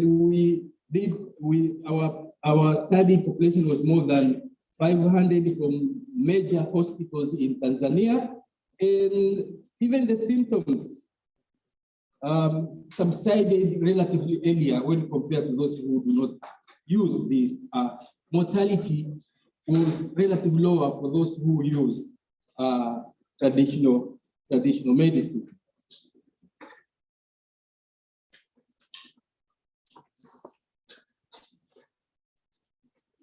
So this, again, it was a motivation even for government to give more funding for preclinical studies on 45 able preparation. This work has been done in collaboration with the NIMRI, MUHAS, SUA. And currently we are in the initial phase of doing a clinical trial for safety and efficacy for some products. We have people who have teams that are doing ecological explorative studies to document specific traditional medical and healing practices of our traditional healers. We will be reaching more than 50 traditional healers. We want to understand and see if we can really be able to do research to provide the scientific evidence. The government invested on infrastructure upgrading of, specifically, for instance, Mabibo, for production of this traditional medicine. On the other hand, in terms of awareness of the COVID, earlier on we conducted a survey. This was a national representative survey in the first wave, and it has regarding comprehensive knowledge. It was very low, 32, and we repeated after 3 months. There was an increase like only 10%, and this led to a massive public education that we are mobilized and coordinated by the ministry. In terms of vaccine, we have a product, Tanzanian products that have been developed. This product has been gone through preclinical studies in rat, mice, and pig, and it has demonstrated safety and the capacity to elicit immunity that is directed to COVID-19. We are in initial stages in a phase 1 clinical trial in human for this vaccine. In terms of capacity and technical support, government, as I said, the government will continue to fund infrastructure, the national lab, the Bomoto level 3 lab. The government also engaged the developmental partners, CDC and WHO, in capacity building, mainly focusing on prevent, detect, respond, and collaborate in area of surveillance, laboratory capacity, emergency management system. And we have a program where CDC has signed a cooperative agreement with about 17 local partners in building this capacity. Through this support, we are able to strengthen surveillance capacity in 16 sites, where we are able to get samples which are being now tested at the national lab. We have established community-based surveillance in 10 districts, but also training for IDCRR on data management, on capacity, and this training was done at national, regional, and district level in order to influence or to enhance supporting of these outbreaks. For the lab that have been strengthened, we have a national lab, we have a regional referral lab in Dodoma, Arusha, and Mwanza. But most importantly, we have developed the capacity for genomic surveillance at national lab. They are very capable now. Their equipment for sequencing, like the iron torrent, and the sequencing work is ongoing. When it is finished, the result will be made available. And these are the samples that are coming from the Sentinel surveillance. This capacity was there when we had the first wave. And it's not only for COVID now, it's for various of public health concerns. They are capable of testing, doing a rapidly organize a mission to collect sample and test it at the national lab.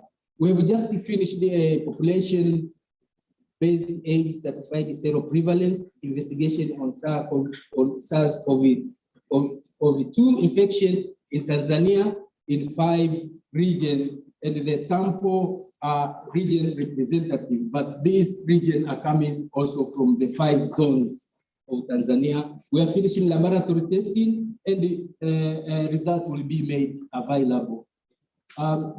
MUHAS, Ministry of Health, NIMRI, they are conducting a immunogenicity study.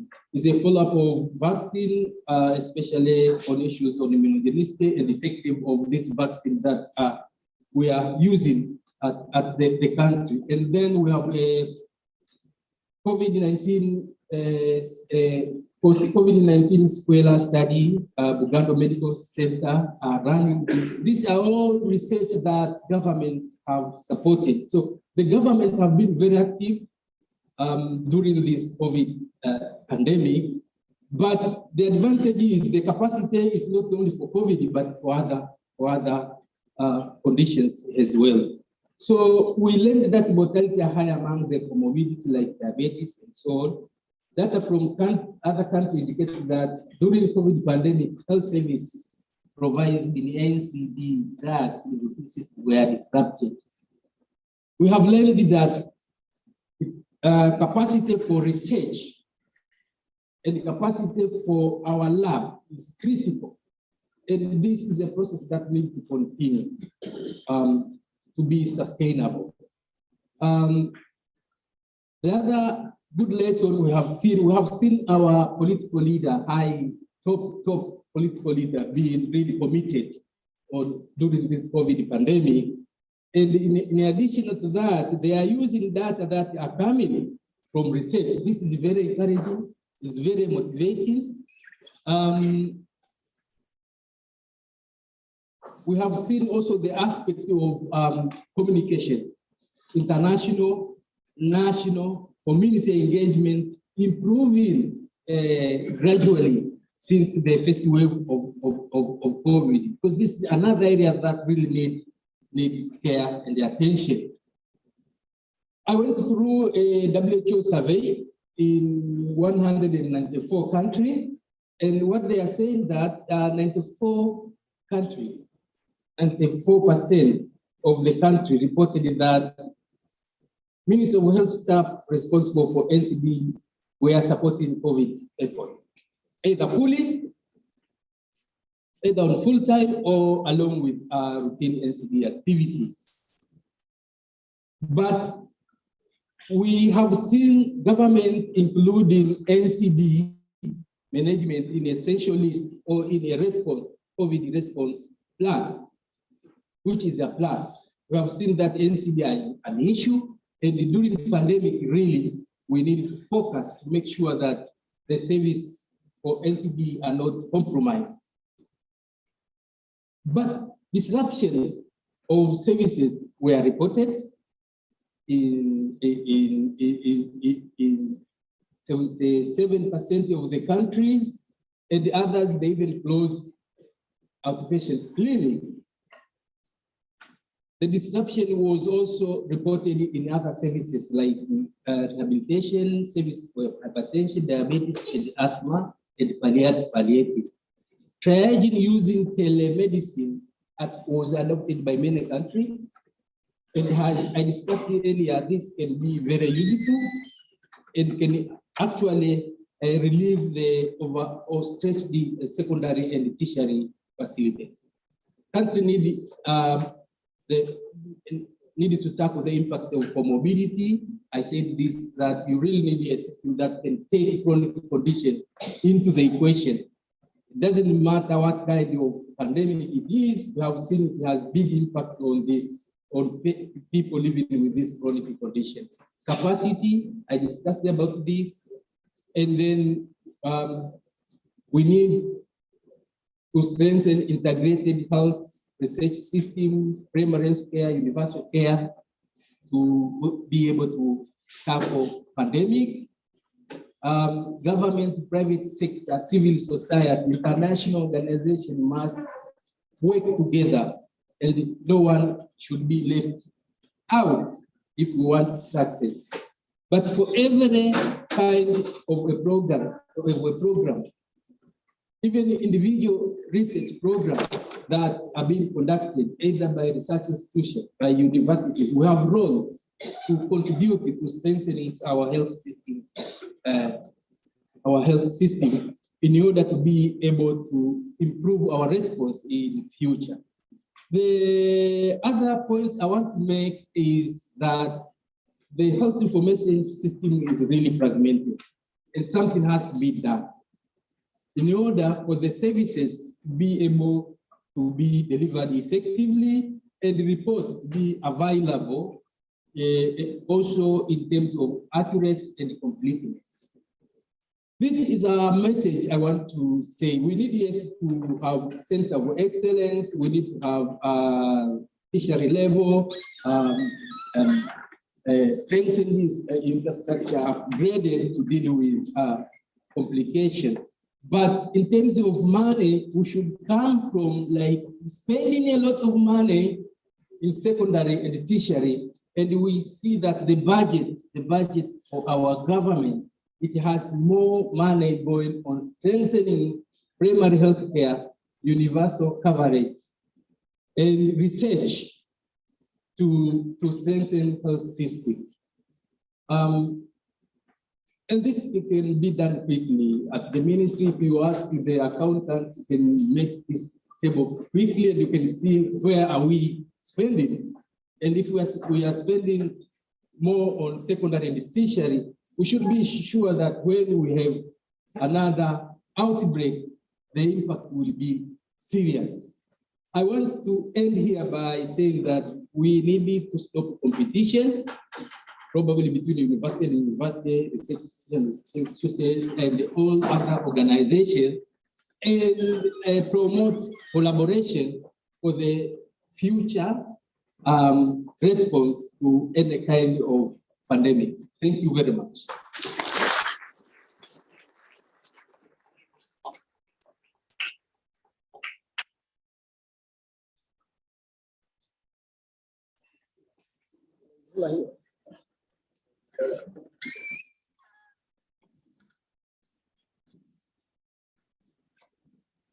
A clap again for Professor Finanga.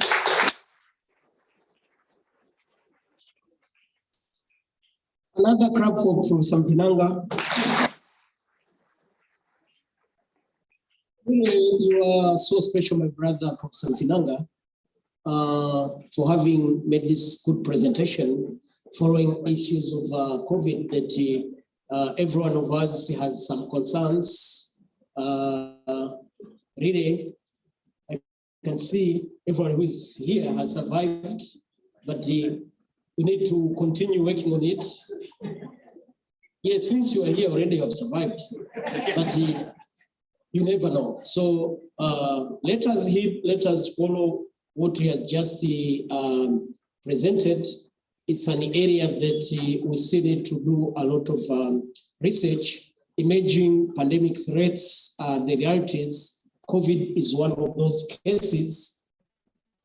You never know. And people in the predicting have always said that things will now and then be coming for some good reasons that Professor Finanga has highlighted. But he also, looking at his data, you can see what it transferred elsewhere and in this country. So really, these the good lessons we learn from presentations And I hope during our discussions in the groups, we may wish to hammer more and more in terms of what he has just presented. Again, thank you. Now is the time that making an historical overview of MUHAS scientific conferences, but we have decided to schedule it tomorrow morning. So we're going to see how we're going to make it tomorrow morning. But now, because time is not on our side, I would like not to affect very much our presentations. Different presenters have prepared themselves and they're eager to make the presentations. So really it's upon us to make sure that we're in those 4 rooms where presentations are going to be made. The first group is going to be here in this room. This is the lecture theater 5, LT5. So for our guests, LT5, it's this room. LT4, lecture theater 4, is the other room adjacent to this one. And therefore, for the lecture theater 5, we are going to have sessions on or presentations on maternal newborns and child health, current and future prospects. So this the presentations on maternal newborns health are going to be here. Lecture theater 4 are going to have presentations on health systems and nutrition. Next to the lecture theater next to this one. Look at the other side. There is a building on my right-hand side here. When you go outside along the road, that's the Chipe building. And in the Chipe building, we're going to have presentations on communicable and non-communicable diseases, epidemiology and the interventions. So for those who want to attend those sessions, they're going to be in the Chipe building. For our guests, it's along that road. On the right-hand side, you can see the building over there. The last building will be seminar room 1, which is that one. When you cross here, the other room that is going to be used, which is seminar 1, where we're going to have presentations on traditional medicine and the antimicrobial resistance, traditional medicine and antimicrobial resistance. And all the 4 chairpersons are ready to read the discussions. The presenters are ready. I can't read everyone, but we are going to be there. And thereafter, 14-20 hours, we'll be having presentations. The next session of the presentations after the satellite sessions, as you can see, I think everybody has the timetable, where we are going to be just in 2 lecture theaters. That's lecture theater 5 and 4. Will be there until the end of the one. So other things be communicating while you're in those rooms. Communications will be ongoing to ensure that everything is clear.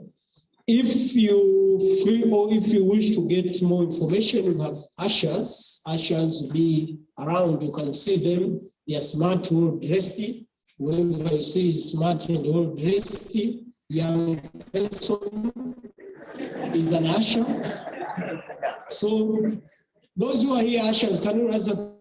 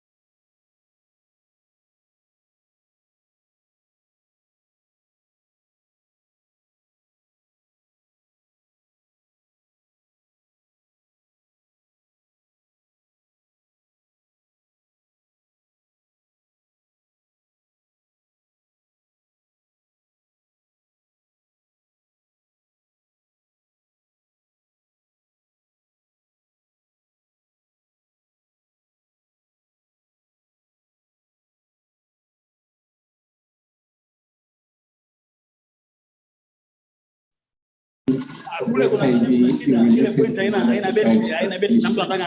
information that is generated has been shared with the stakeholders, and these have actually contributed to influencing policies on prevention of mother-to-child transmission of HIV. Two of those studies contributed to the WHO guidelines for prevention of mother-to-child transmission of HIV, particularly in developing countries. When it comes to scientific dissemination, this is an area that I think the MUHAS scientific conference has provided us a strong opportunity of telling people what we have been doing, what we have found, what the challenges that we have encountered, and the solutions that we think should be pursued in order to address them.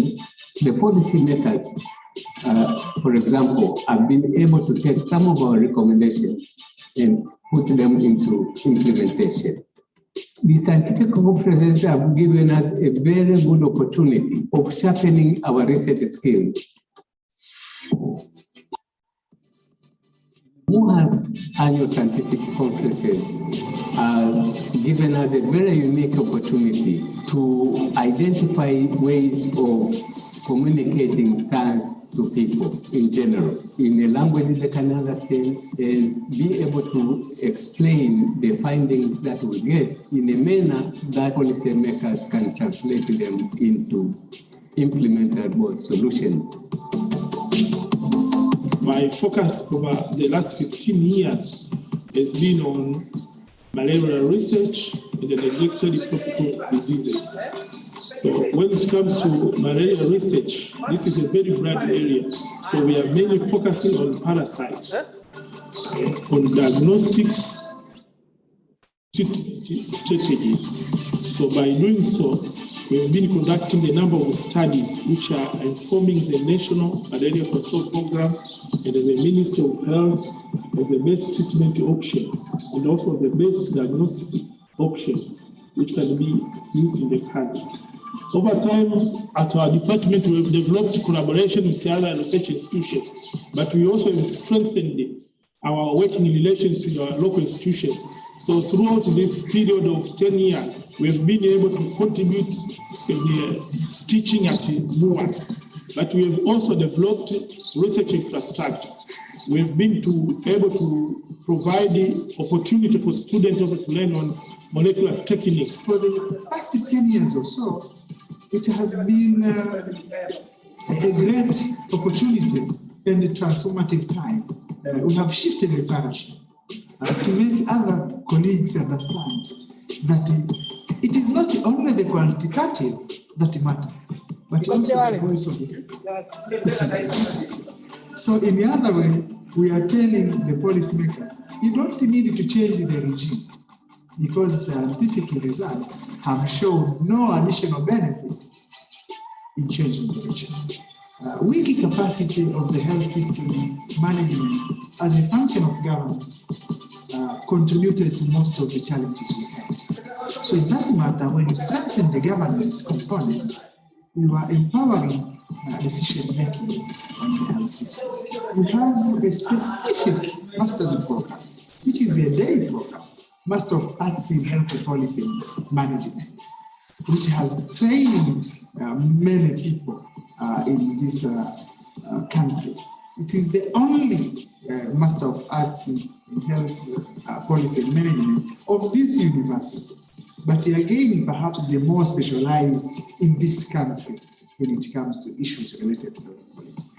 If you conduct research and it is not disseminated in a proper way to the people who make policy decisions, is as good as if the research was not conducted.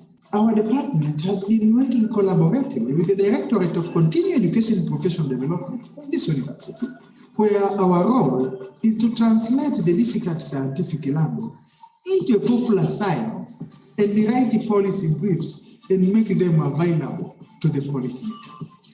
You may have heard about this sickle cell disease. One of the policy briefs that has been written was in making the hydroxyurea. Although it is classified as a cancer, sickle cell is not cancer.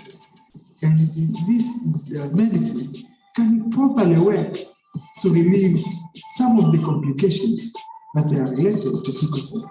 If we make it available only cheaper to our population, we will relieve the complications and we will help our people. So the National Health Insurance Fund included it in their package. It was not there before. Scientific conference is one of the important platforms for undergraduate students because it gives us an opportunity to collaborate between students from different faculties. For example, as we studied Saratani AI, it was difficult for me as an environmental student to make it by myself, but we collaborated between different faculties, including students from medicine, students from medical laboratory, from nursing, and we come up with Saratani AI. Saratani AI is an artificial intelligence-based system that uses artificial intelligence to do the cervical cancer screening and diagnosis. The problem of cervical cancer in our country is very huge, and it's due to late diagnosis together with the shortage of pathologists. So through Saratani AI is going to make cervical cancer screening more accessible because it will not need the presence of patients. Even a medical doctor can use it in order to get the screening of cervical cancer. So also Saratani AI is more accurate. It's accurate about 95%, which is higher than the normal technologies. And also, it is able to identify indicative feature for presence of cervical cancer within seconds. So through Saratani, we expect you to have wide accessibility of cervical cancer screening services, and also going to fasten the process of cervical cancer screening. Instead of waiting more than 3 weeks, we can use Saratani AI to make the screening service the result to be available even after 3 or 4 days.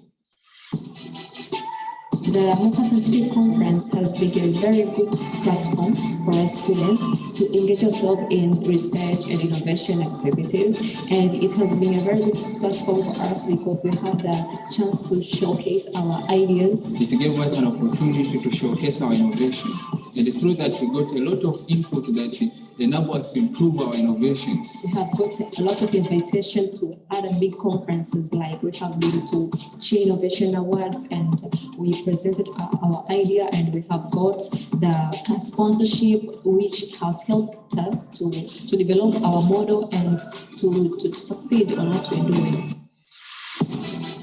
On 2021, I won an award during the Tanzania ICT conference, the 5th Tanzania ICT conference, and I was awarded as the best innovative student in ICT, and it was awarded because of the innovation, Saratani AI. So the last MUHAS Scientific Conference helped me to understand the real problems that are facing the community because of the findings that were presented by different researchers and scientists. We are working in the project called Mkanda Salama, and the Mkanda Salama is the project that came immediately after seeing that the major cause of maternal death is PPH, postpartum hemorrhage, that causes about 28% of death of women in Tanzania.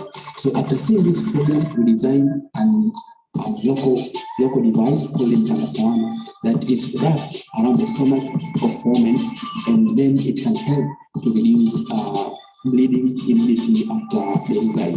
So this mechanism of Mkanda Salama is that it's doing an aortic compression. By compressing the aortic so that to reduce the blood flow after delivery, but also is doing the massaging to contract the uterus. So this device was tested at Ifakara Institute, where we found that 80% of women that used Mkanda Salama were saved. And we present the results at Tanzania Health Summit, and the results are published at the BMC Journal. In May 2022, during the Innovation Conference of Tanzania held in Dodoma, also we emerged as a winner in the best innovation in the level of university. So far now, Mkanda Salama is at a level where we just want to conduct a large clinical trial across Tanzania so that we can have the findings that will help us to test our product and make our product be applicable in different healthcare facilities.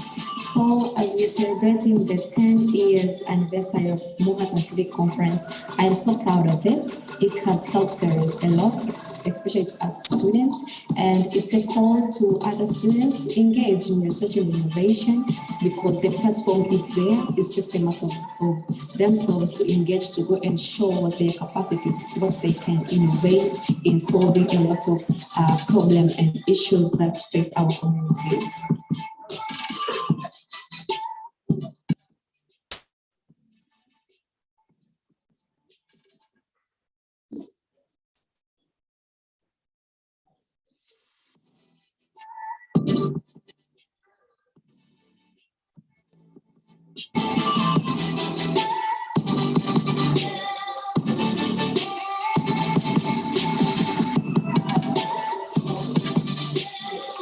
For the past 10 years, we have had the opportunity of staging annual scientific conferences at this institution.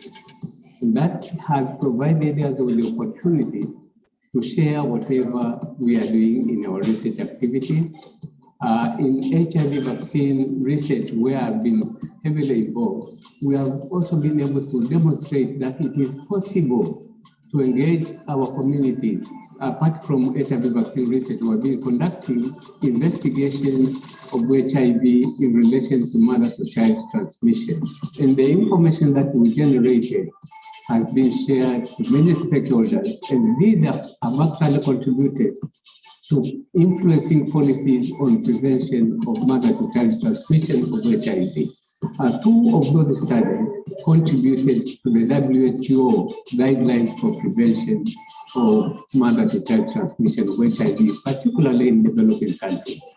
When it comes to scientific dissemination, this is an area that I think the MUHAS Scientific Conference has provided us a strong opportunity of telling people what we have been doing, what we have found, what the challenges that we have encountered, and the solutions that we think should be pursued in order to address them. The policymakers, for example, have been able to take some of our recommendations and put them into implementation. The scientific conferences have given us a very good opportunity of sharpening our research skills.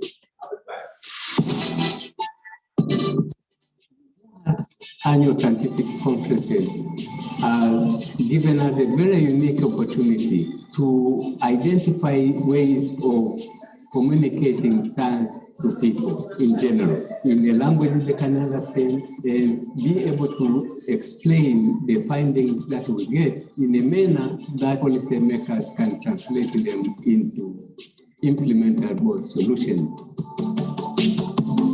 My focus over the last 15 years has been on malaria research and the neglected tropical diseases. So when it comes to malaria research, this is a very broad area. So we are mainly focusing on parasites, on diagnostics, and on the treatment strategies. So by doing so, we've been conducting a number of studies which are informing the National Malaria Control Program and the Ministry of Health of the best treatment options and also the best diagnostic options which can be used in the country. Over time, at our department, we have developed collaboration with the other research institutions, but we also have strengthened our working relations with our local institutions.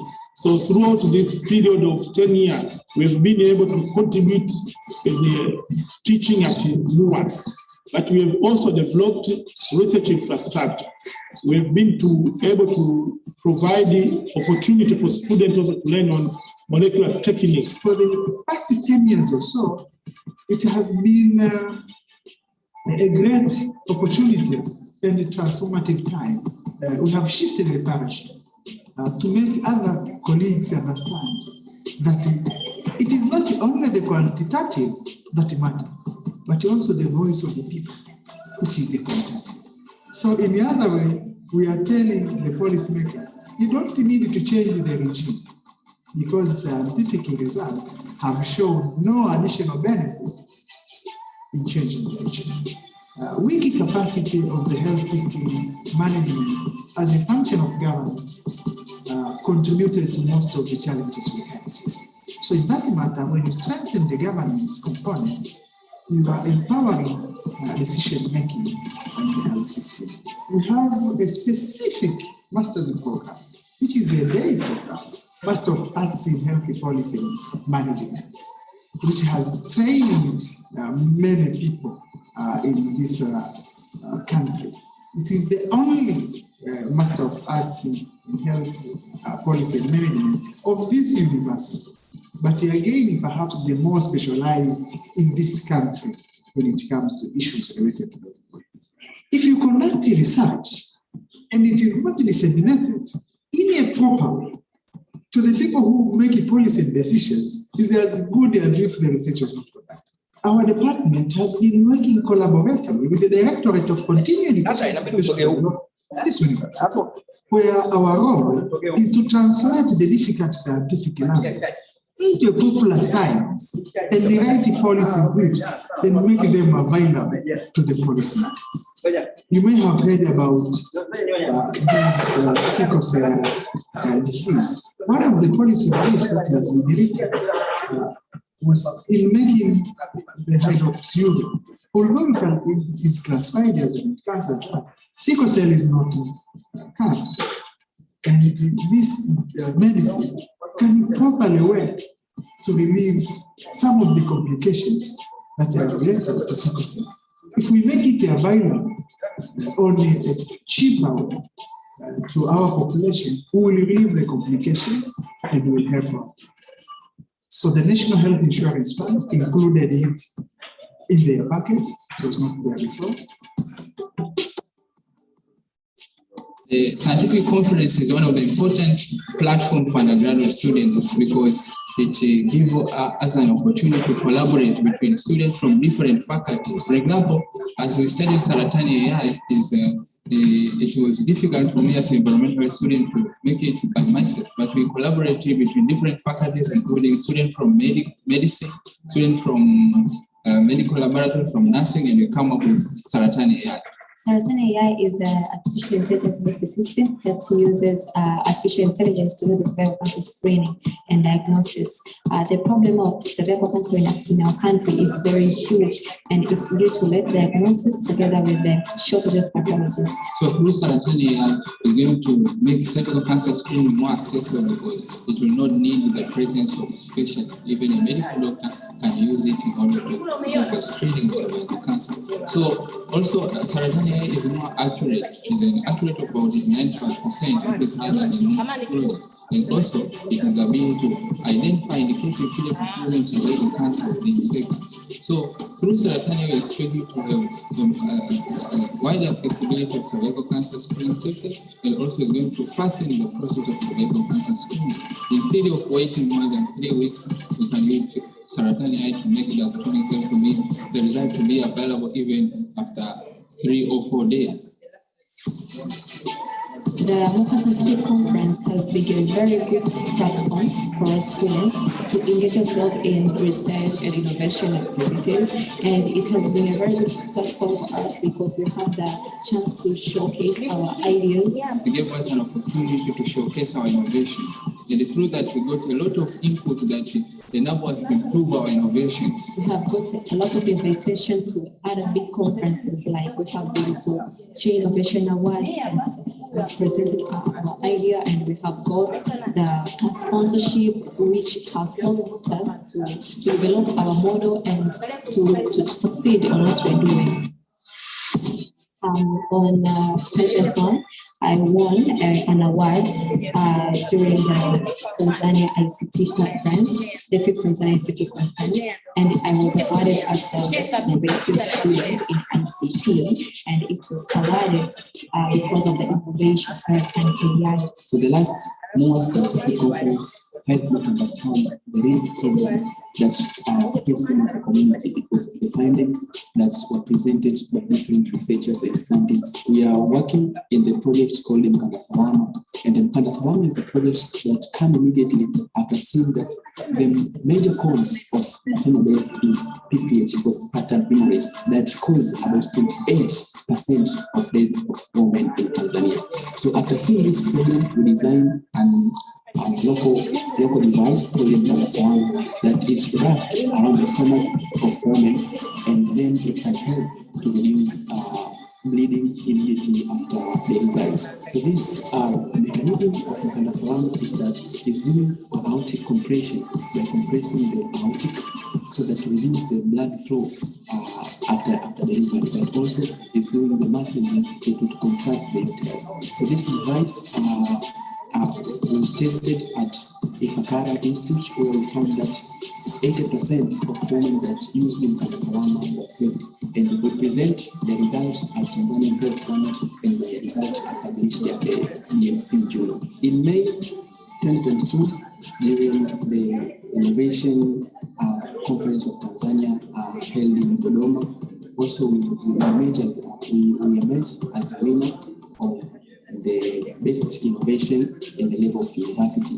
So far now, Mkanda Salama is at level where we just want to conduct a large clinical trial across Tanzania so that we can have the findings that will help us to test our product and make our product be applicable in different healthcare facilities. So, as we're celebrating the 10 years anniversary of MUHAS Scientific Conference, I am so proud of it. It has helped a lot, especially to us students, and it's a call to other students to engage in research and innovation because the platform is there. It's just a matter of themselves to engage, to go and show their capacities, what they can innovate in solving a lot of problems and issues that face our communities.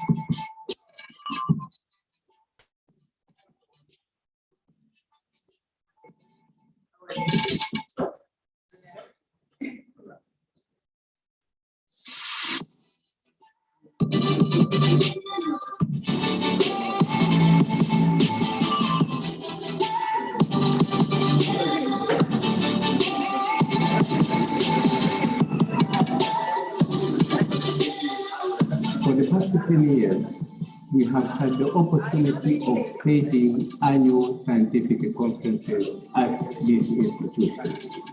That has provided us with the opportunity to share whatever we... To translate the ideas of cancer we will leave the opportunity to collaborate between students from different faculties. For example, as we studied Saratani AI, it was difficult for me as an environmental student to make it by myself, but we collaborated between different faculties, including students from medicine, students from medical laboratory, from nursing, and we come up with Saratani AI. Saratani AI is the artificial intelligence-based system that uses artificial intelligence to do the cervical screening and diagnosis.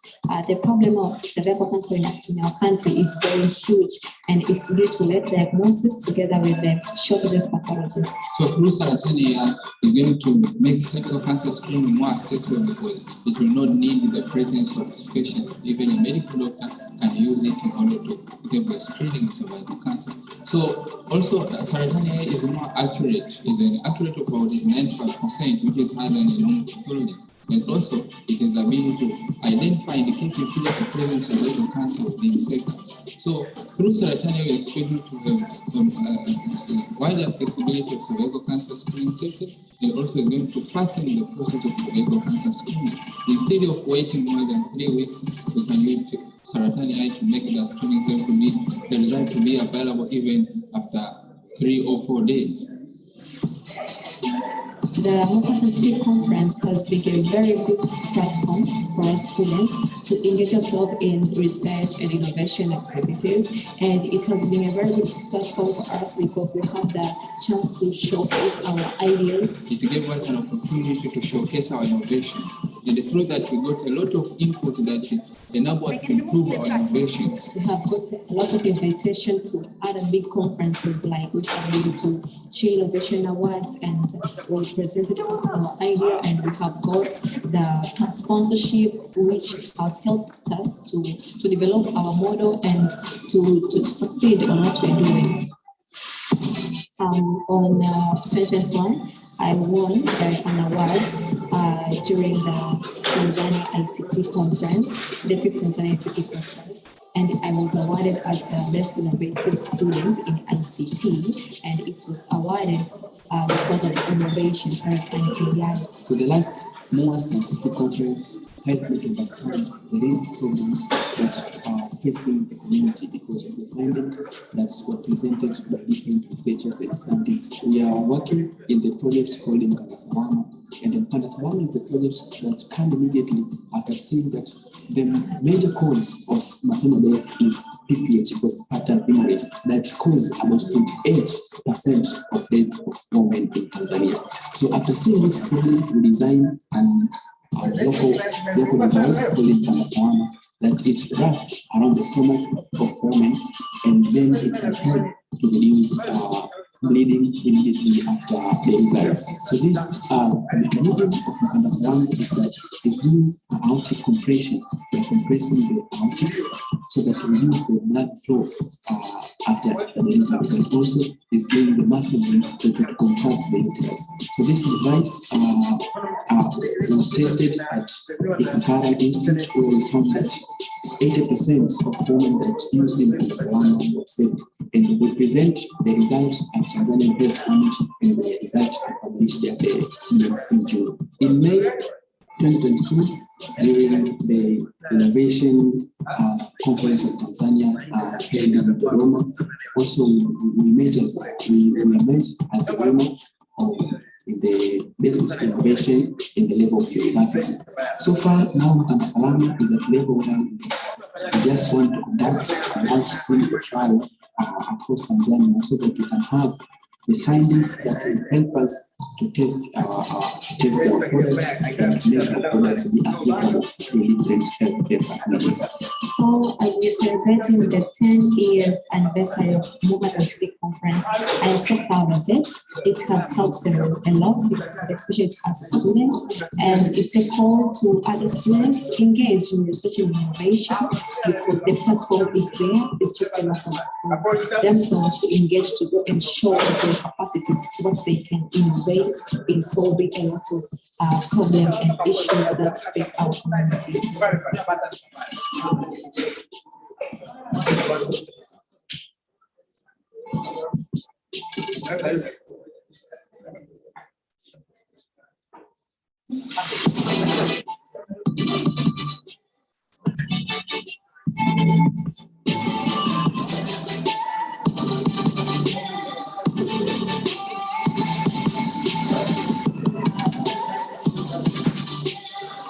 For the past 10 years, we have had the opportunity of staging annual scientific conferences at this institution. That has provided us with the opportunity to share whatever we are doing in our research activities. In HIV vaccine research, where I've been heavily involved, we have also been able to demonstrate that it is possible to engage our communities. Apart from HIV vaccine research, we have been conducting investigations of HIV in relation to mother-to-child transmission. And the information that we generated has been shared with many stakeholders, and these have actually contributed to influencing policies on prevention of mother-to-child transmission of HIV. Two of those studies contributed to the WHO guidelines for prevention of mother-to-child transmission of HIV, particularly in developing countries. When it comes to scientific dissemination, this is an area that I think the MUHAS Scientific Conference has provided us a strong opportunity of telling people what we have been doing, what we have found, what the challenges that we have encountered, and the solutions that we think should be pursued in order to address them. The policy makers For example, I've been able to take some of our recommendations, put them into implementation. The scientific conferences have given us a very good opportunity of sharpening our research skills. Annual scientific conferences given us a very unique opportunity to identify ways of communicating science to people in general, in a language they can understand, and be able to explain the findings that we get in a manner that policymakers can translate them into implementable solutions. Focus over the last 15 years has been on malaria research and the neglected tropical diseases. So when it comes to malaria research, this is a very broad area.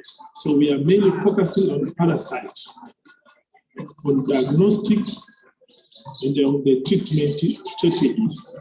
So by doing so, we've been conducting a number of studies which are informing the National Malaria Control Program and the Ministry of Health of the best treatment options and also the best diagnostic options which can be used in the country. Over time, at our department, we have developed collaboration with other research institutions, but we also have strengthened our working relations with our local institutions. So throughout this period of 10 years, we've been able to contribute in the teaching at MUHAS, but we have also developed research infrastructure. We have been able to provide the opportunity for students to learn on molecular techniques. For the past 10 years or so, it has been a great opportunity and a transformative time.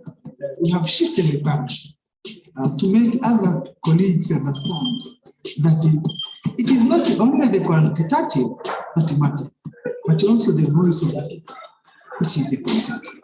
So in the other way, we are telling the policymakers, you don't need to change the regime because scientific results have shown no additional benefits in changing the regime.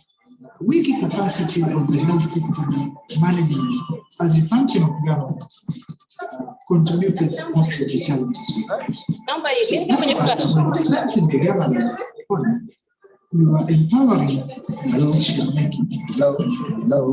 You have a specific master's plan, which is a label, master of policy. It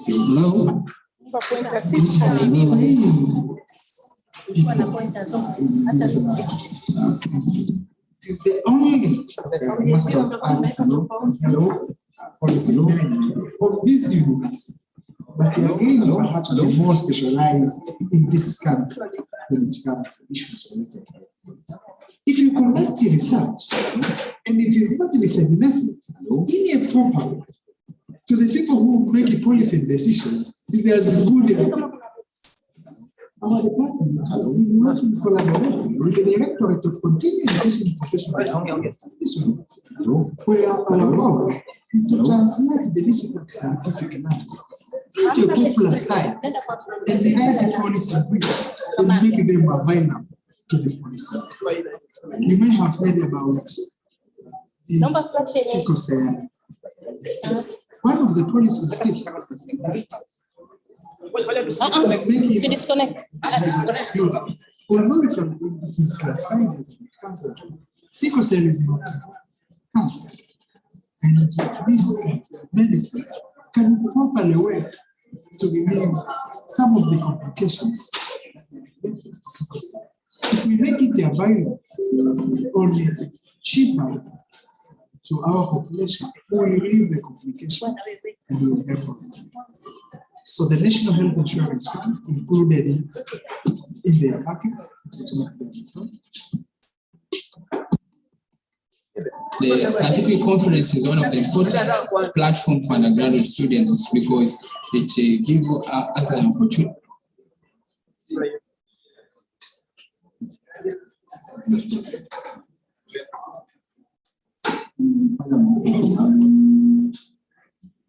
Mmoja tu naingia. Jaribu kuongea prof. Jaribu kuongea. Prof. Hello, hello, hello, hello. Jamani, habari za mchana. Well, it is a privilege to be standing in front of you, and I hope you will find energy to keep yourself awake after a heavy exercise that you had a few minutes ago. And I guess we're a little bit short of time and we're a bit late. I would like to welcome all of you to this parallel session.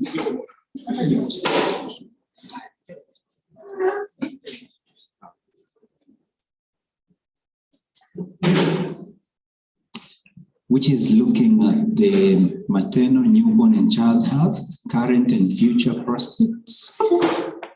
We do have exciting presenters, and I hope we will all enjoy the presentations. Well, as they are continuing to fix the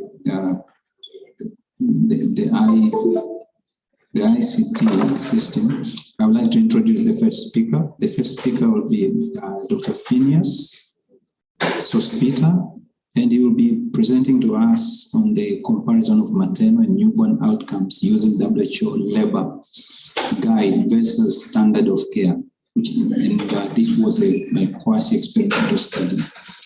Dr. Sospita is a medical doctor, a policymaker. He has masters of public health.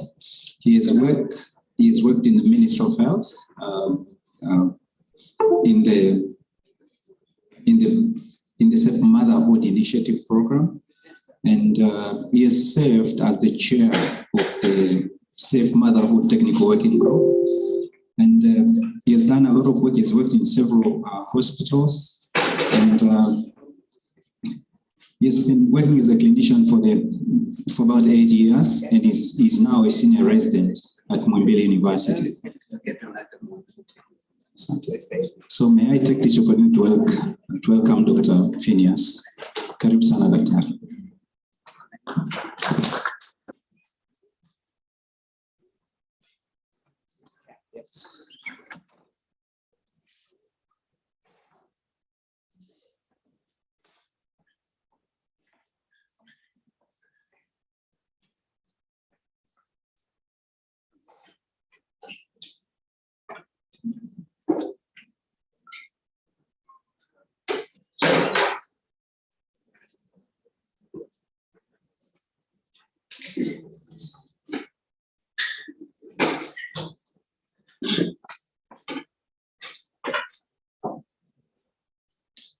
Good afternoon.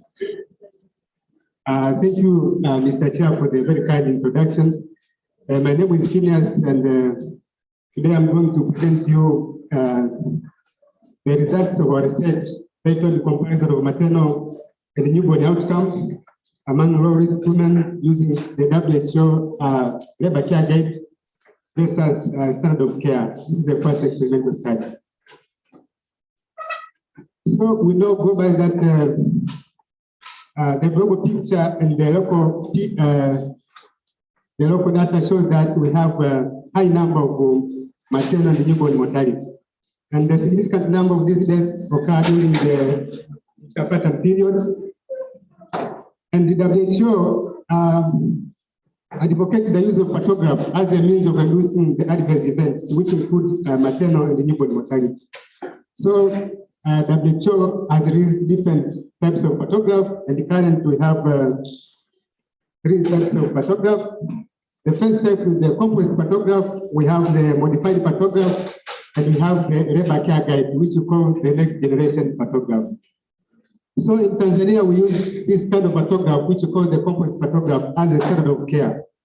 This photograph is initiated when the woman has cervical dilatation of 3 centimeters and more. It considers the threshold of 1 centimeter cervical dilatation per hour, and it has an action line and alert line. Different scholars globally have different ideas concerning the photograph, and actually different areas of the world in developing countries, they no longer use the photograph. But for us, because of some reasons, we still have this photograph as tool for monitoring labor and delivery. So this is a next generation photograph, which we call the Labor Care Guide. In fact, in the year 2020, WHO released this version of the photograph. It's called the Labor Care Guide. New features in this type of photograph include supportive intervention, such as pain relief and health companionship. Other features in this photograph include remove the 1 centimeter cervical rotation per hour, and there's documentation of the numerical values. So there's no plotting. So there's no graphical interpretation. And WHO advocates partner states to adopt this kind of a photograph as a tool for monitoring labor during labor and delivery. So far, what we know about the Labor Care Guide, different scholars around the world has different ideas concerning the Labor Care Guide. Just to mention a few, Joshua Pingley and his colleague in the study about the usability and acceptability of this tool. They found this tool is very useful, it has high acceptability among healthcare workers.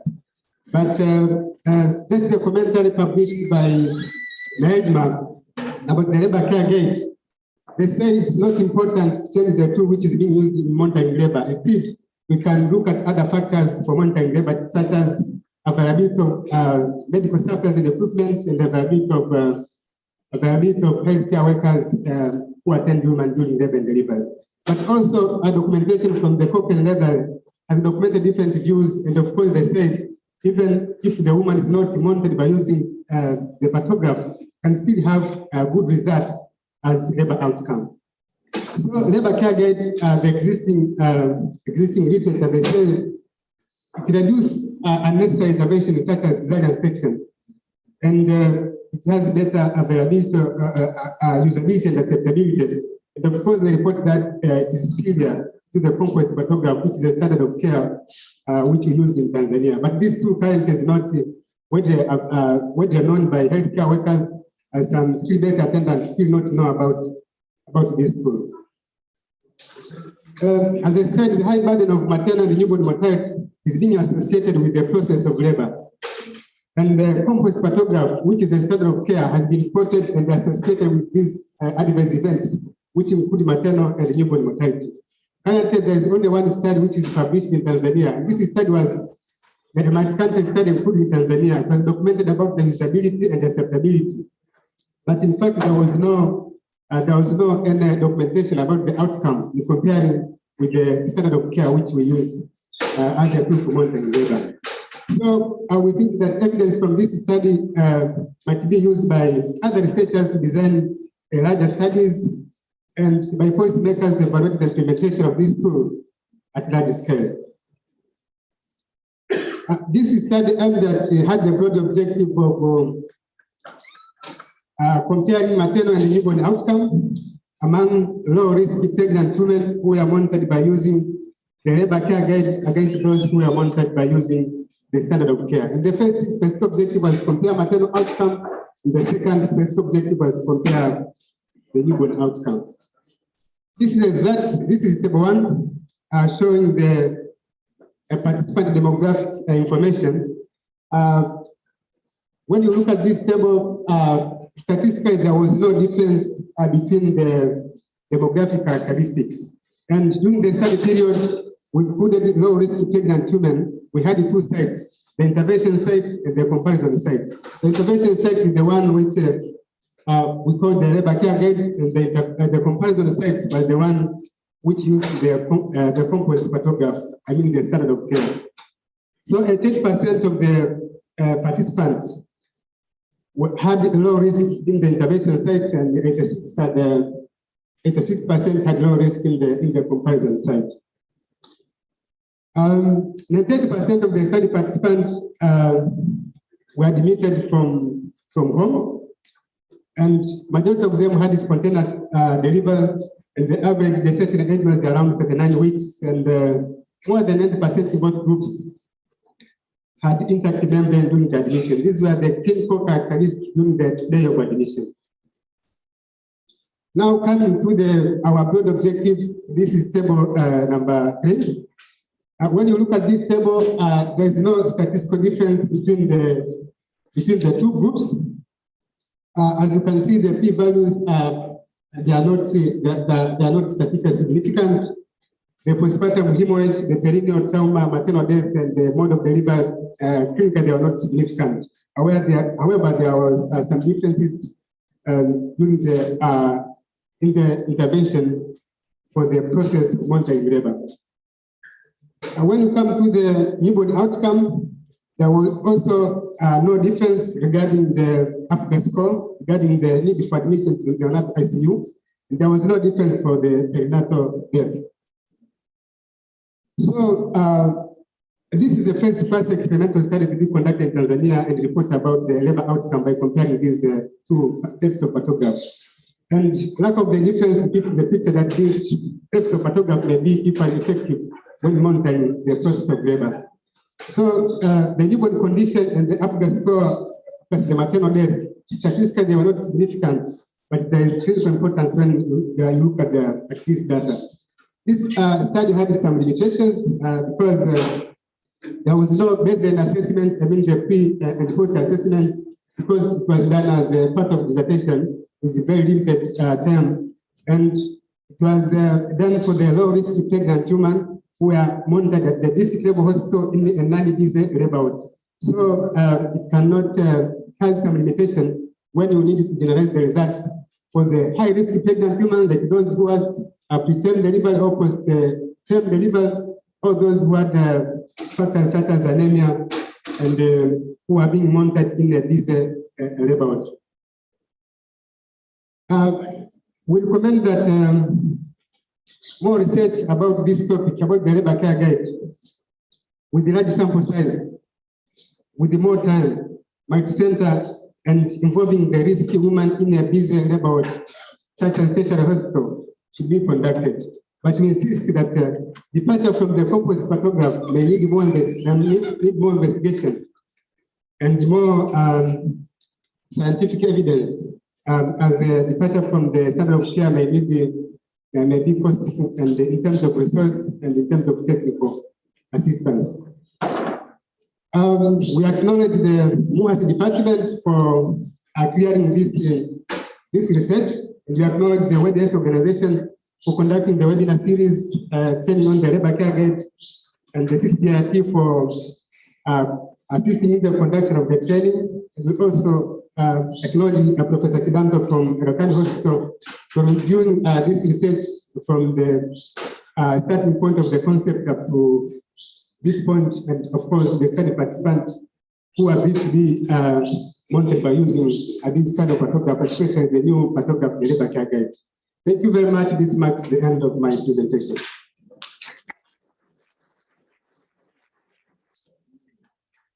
Thank you very much, Dr. Sospita. I think it was an interesting presentation, and I've learned a few things, that now we have a next generation photography, which calls for bed companion. Now I was wondering, is this bed companion a husband or a spouse, or is it a nurse? I believe we all remember that the new established and opened maternity block at CSBRT allows spouses to witness the labor. So I'm wondering if the next generation photograph allows for that. Our next presenter is Dr. Tiwonge Msonda. Dr. Tiwonge Msonda is senior resident in the Department of Pediatrics and Child Health. And I believe in the next month she will be a specialist. And she will be talking to us on the mortality trends among neonates hospitalized at Muhimbili National Hospital in Tanzania. And this is a 3-year retrospective study. And I hope you will all enjoy the presentation from Dr. Msonda. Karibu, Daktari.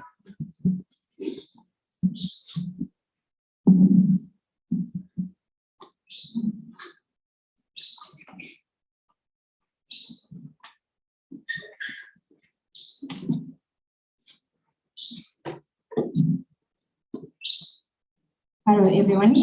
I hope you can hear me well. As already introduced, my name is Dr. Tonge, so I'll be taking you through our research that is titled Trends in Mortality Among Neonates that were hospitalized at Muhimbili National Hospital. This was a 3-year retrospective study. So as we all know that neonatal mortality still remains a global challenge, and currently it's estimated that 2.4 million neonates, they die every year, and most of these deaths, they occur in developing countries. And Tanzania is one of the countries that has a high mortality, neonatal mortality rate, and currently is 20 per 1,000 live births. And this contributes approximately 40% to under 5 mortality. However, the government has put up several interventions in order to help reduce this mortality. And some of the interventions at Muhimbili, they include expansion of the neonatal unit in 2018, as well as establishment of the neonatal ICU in 2019. And also the number of healthcare providers working in the neonatal unit has increased over time.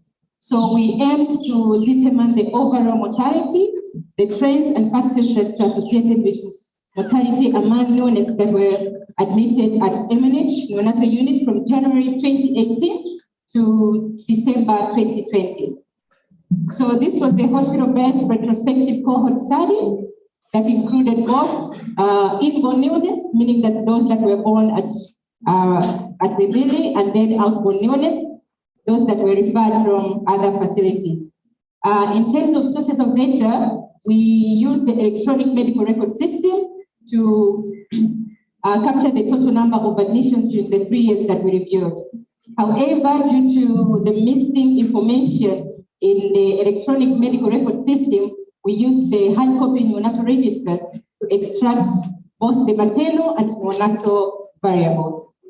So looking at figure 1, which shows inclusion of study participants, there were 22,000 neonatal admissions that were recorded in the electronic system. However, from the hard copy registers, we only managed to get 17,000 neonates because some of the registers, they had missing pages. So we ended up missing 5,000 neonates. At the end, we did multiple imputation once, and we ended up with a complete data set of 17,000 neonates. We compared both original data and imputed data, and there was no difference. So looking at the results, figure 2 shows the overall mortality. So from the 17,000 neonates that we reviewed, here the blue color represents those that survived, while the red color represents those that died. So out of the 17,000 that we reviewed, 1,814 died, representing a mortality of 10.7%. We went further to look at mortality among readmitted neonates. So looking at this figure 3, the blue color represents those that survived, while the red color represents those that died. As you can see, we had 1,500 readmitted neonates, out of which 712 died, representing a mortality of 47%, which is quite high. So we also looked at the trends of neonatal admissions and mortality during the 3 years. So looking at the y-axis,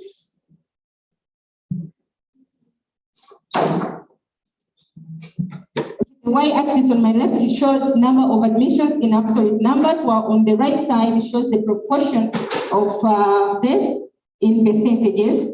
And the x-axis represents the quarterly duration in months. Looking at the blue trend represents the trend of admissions, while the red trend represents the trend of death. So, I'm sorry, I can't really see well. But of note, looking at the blue trend, which represents admissions, you can see that the trend of admissions has been declining, with the lowest being recorded in the second quarter of 2019, which was as low as below 1,000. However, that was followed by a spike in the last quarter of 2019, where admissions reached 3,000. From then, they remained slightly on the higher side. And looking at the trend of mortality, this has varied over time, with notable spike in the last quarter of 2018, where mortality increased to about 15%. From then, you can see another notable spike, which is in the third quarter of 2019, where mortality reached close to 30%. From then, mortality has been declining to as low as less than 5% in the third quarter of 2020. We also looked at the trend and average decline in neonatal mortality. So the blue trend is just like the same that we've seen from the previous graph, while the red line represents the average decline during the 3 years. So quarterly, the average decline has been 0.65%, and this can be attributed to the continuous investment that we're doing towards neonatal care. So looking at the factors that were associated with neonatal mortality, prematurity was one of the factors that were associated with increased risk of mortality, and this is well known in literature. And we also found that neonates that were born outside Mwembeli, they were at increased risk of dying compared to those that were delivered at Mwembeli. In addition, neonates that were born vaginally, they had an increased risk of dying compared to those that were born via cesarean section. However, this finding must be interpreted with caution, considering that the population that we included in our study it only included sicker babies, meaning that all neonates that are born vaginally and they are stable, they are discharged home after 24 hours. And also unexpected to our findings, we found that a non-maternal HIV status was found to be protective of neonatal mortality. However, it is well known that positive maternal HIV status is associated with increased risk of neonatal mortality. Lastly, very low birth weight and a low 5-minute APGAR score were also associated with increased risk of neonatal mortality. So in conclusion, the overall mortality found in this study is 10.7% and 47% among readmitted neonates. Overall, there has been a decline in neonatal mortality at 0.65% quarterly. And the factors that were found to be associated with increased risk of mortality were very low birth weight, prematurity, a low 5-minute APGAR score, vaginal delivery, and being outborn.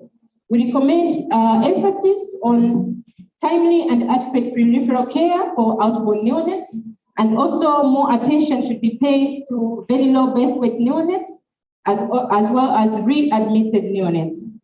And lastly, there's need for further studies in order to establish the causes and factors that are associated with mortality among readmitted neonates.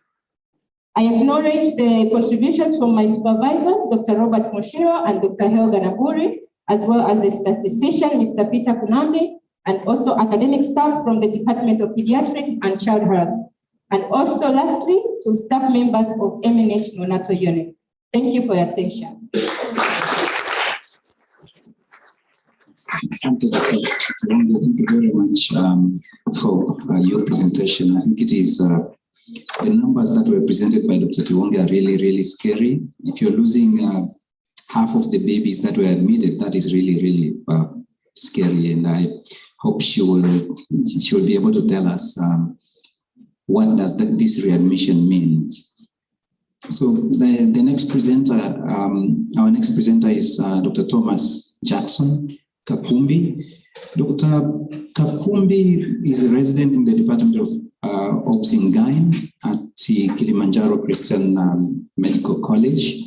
So happy to have him present to us on clinical characteristics, treatment, approaches, and outcome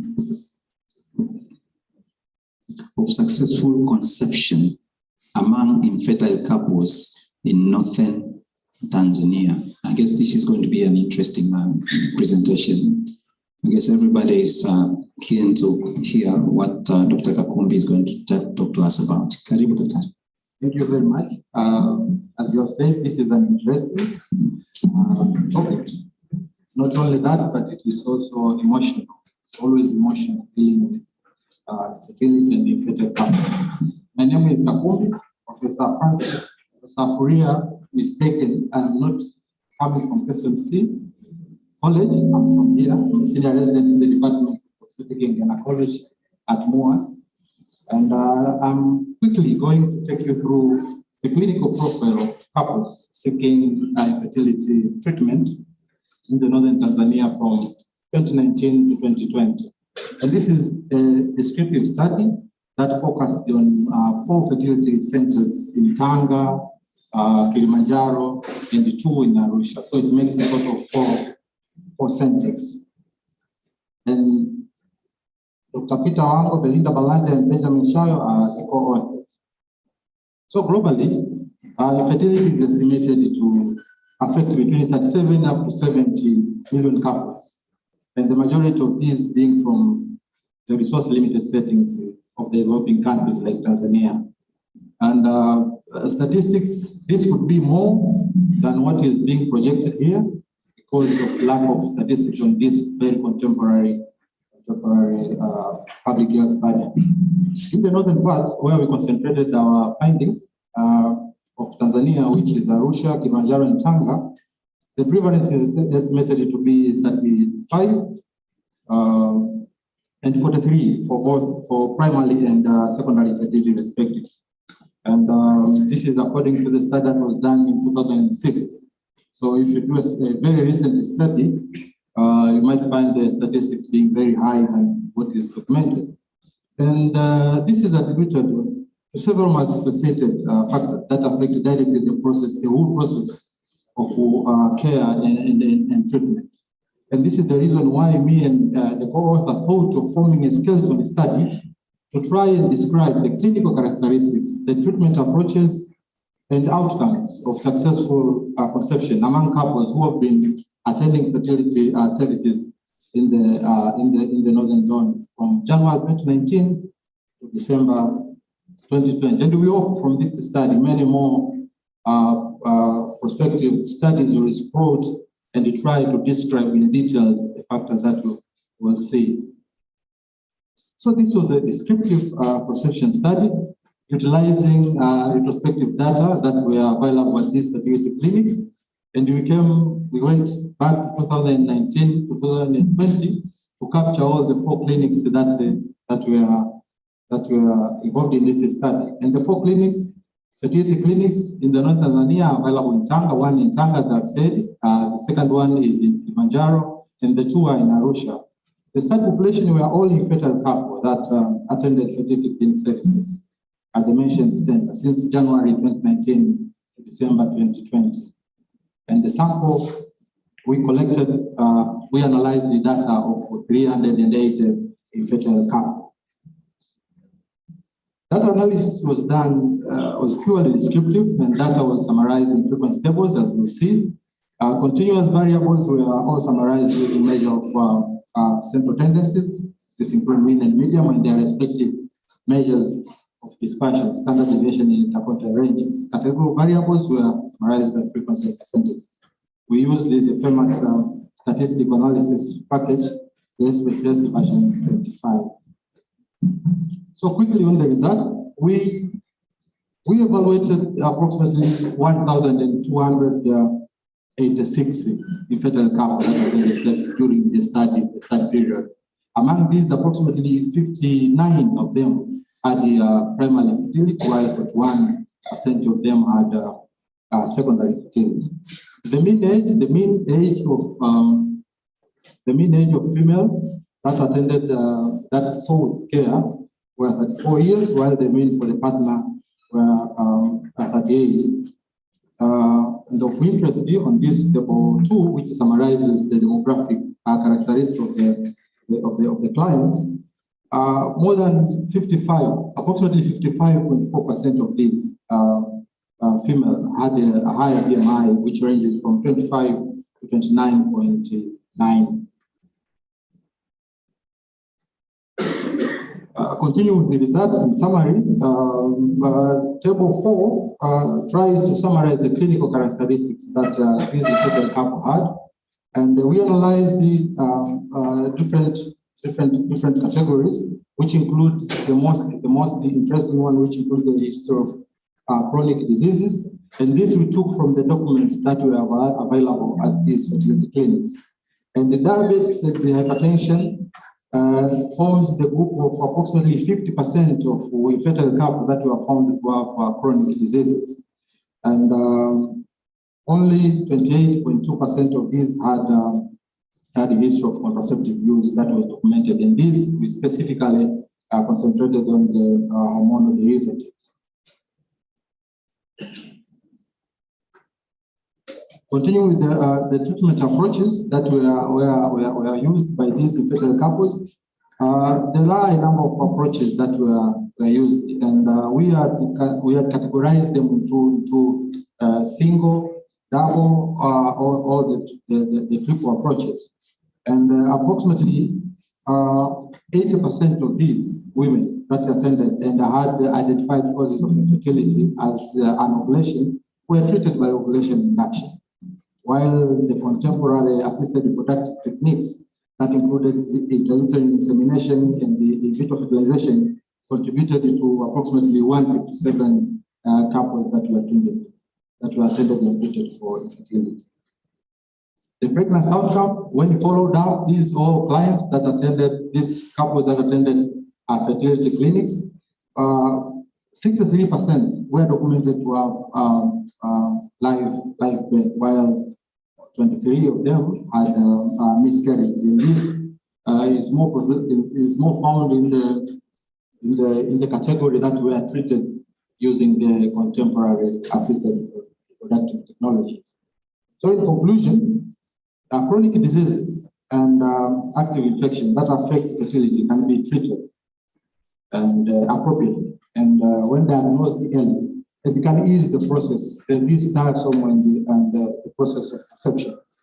Couples seeking care of infertility treatment are not only affected by the clinical factors, but also social demographics factors, which these forms a very huge burden on the psychosocial aspect as well.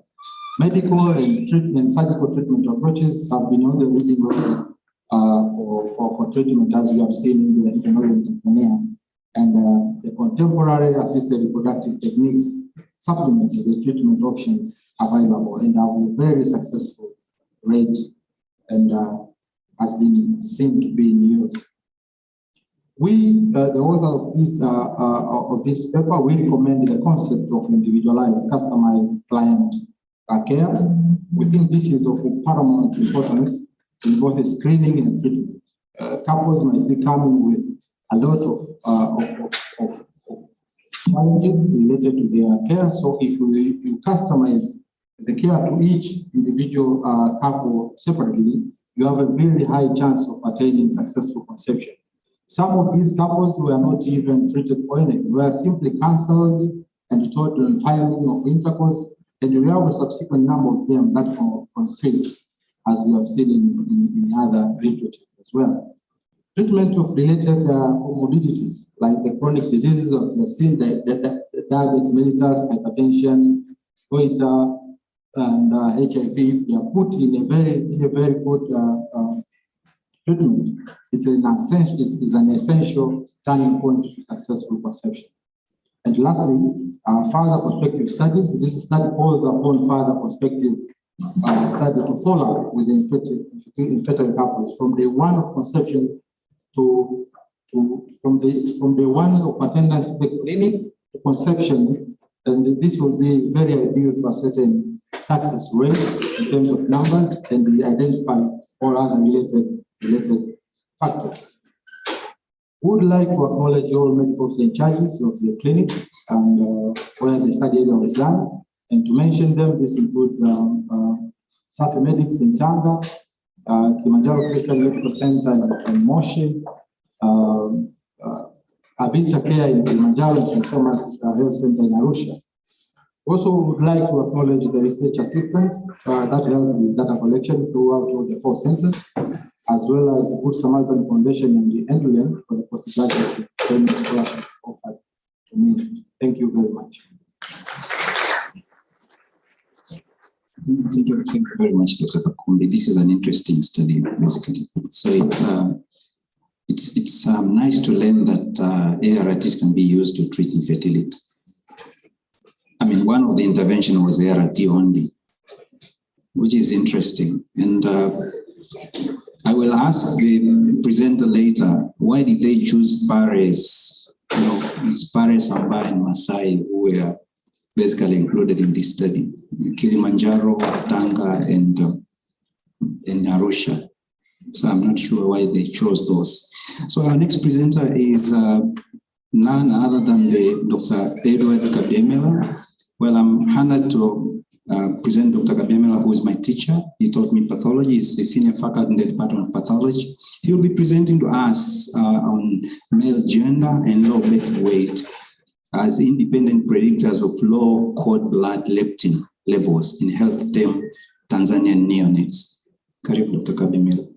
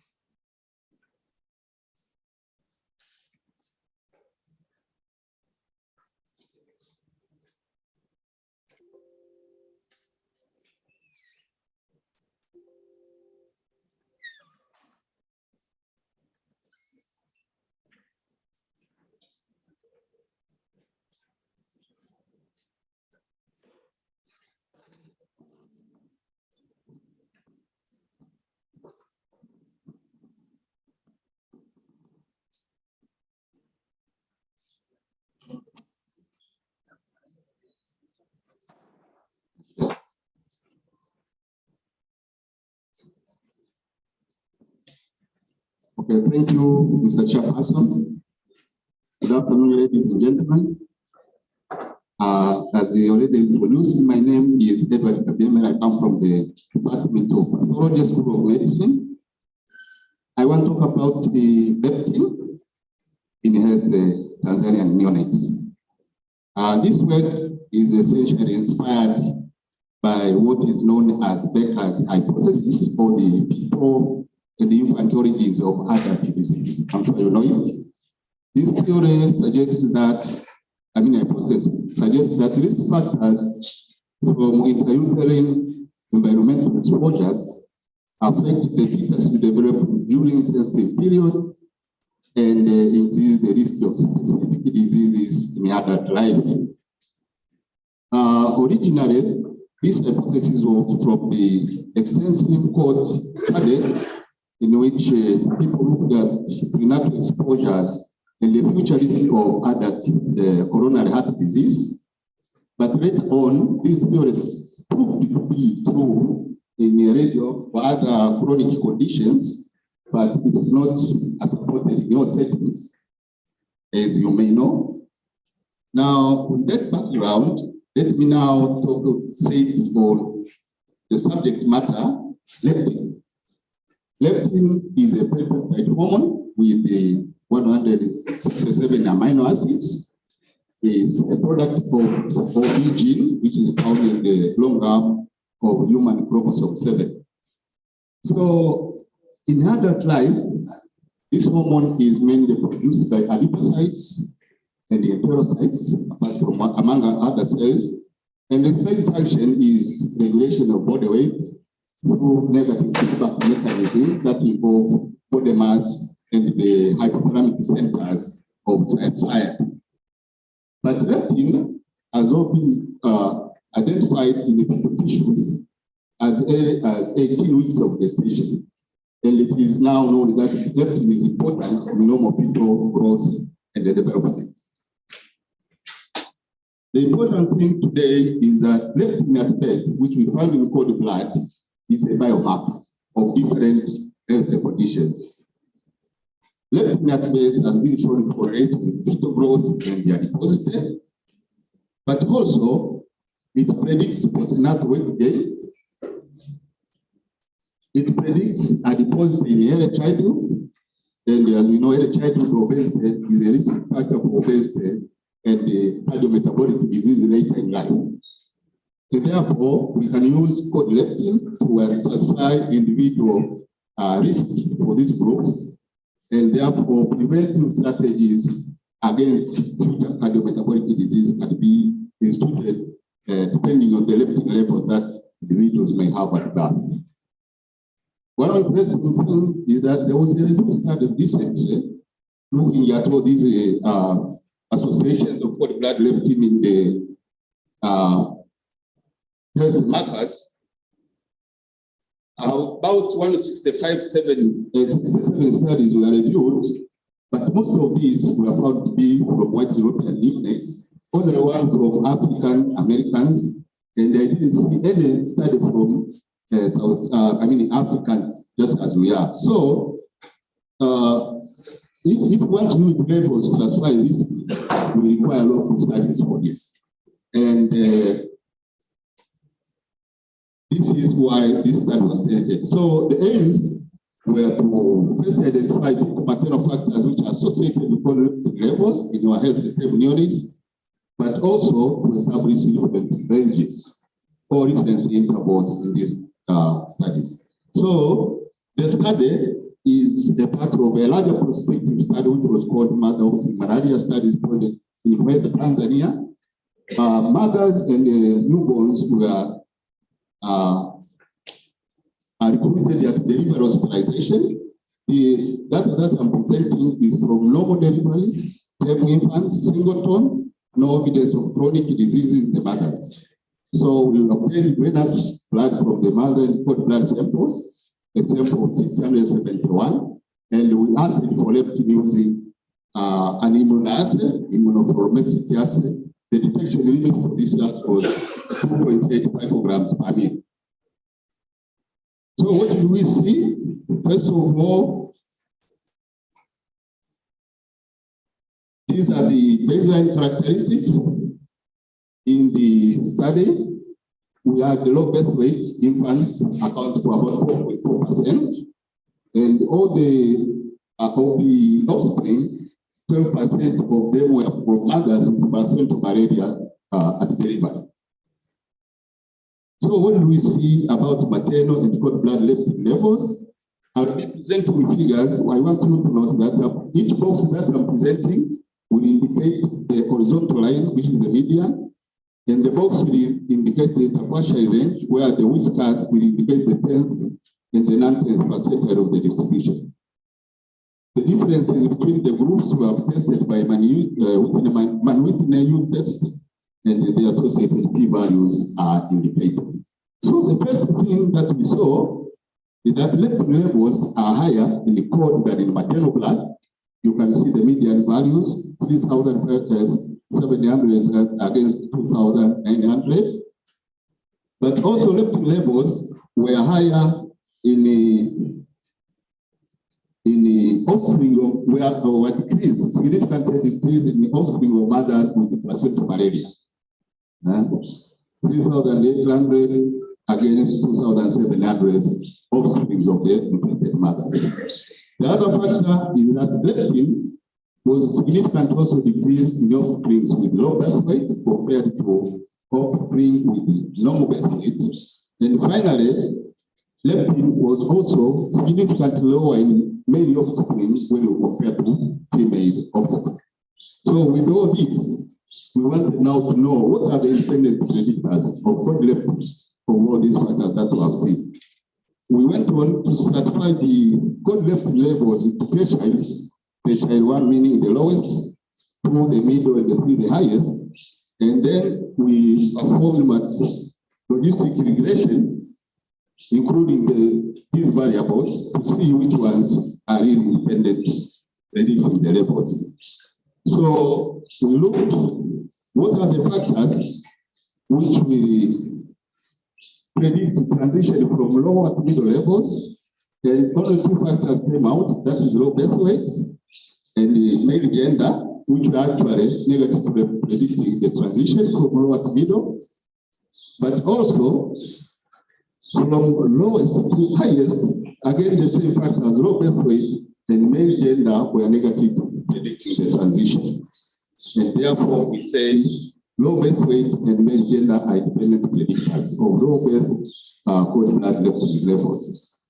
And then the last thing that we had wanted to do is to look at the difference intervals.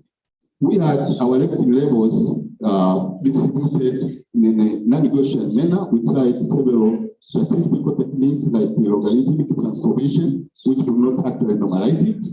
Therefore, we went on to apply the non-parametric techniques to establish these levels. And as you can see, we took the 2/5 to 75 percentiles.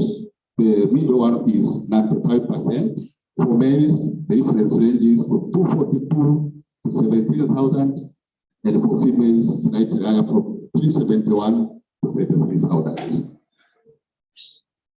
So the conclusions, we have identified some maternal and fetal factors which impact the levels limiting at birth. This is local data which was not there before.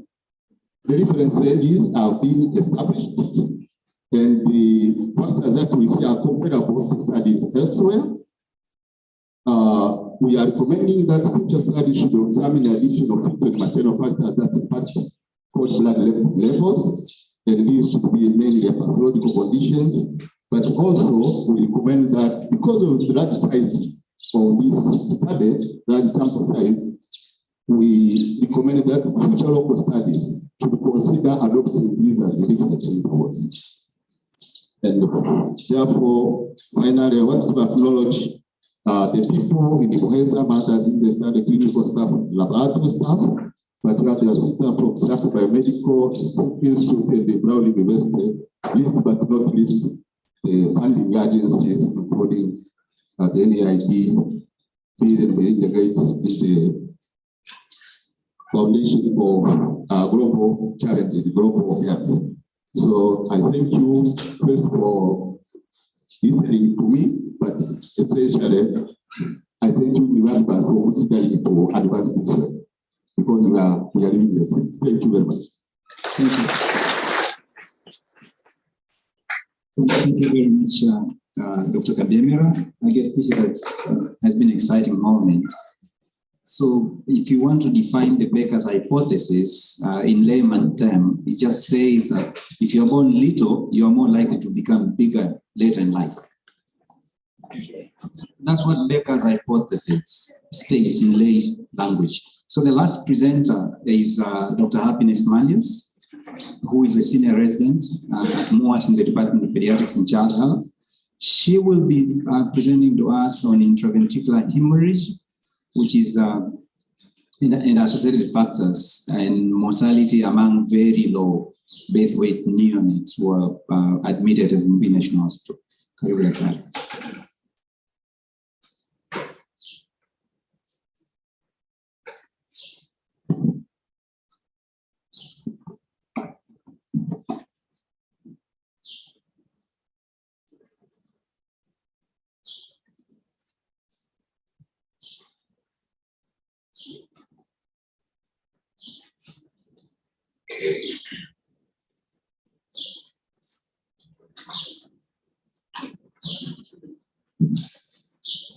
Good afternoon, everyone. My name is Happiness Manius, as previously introduced.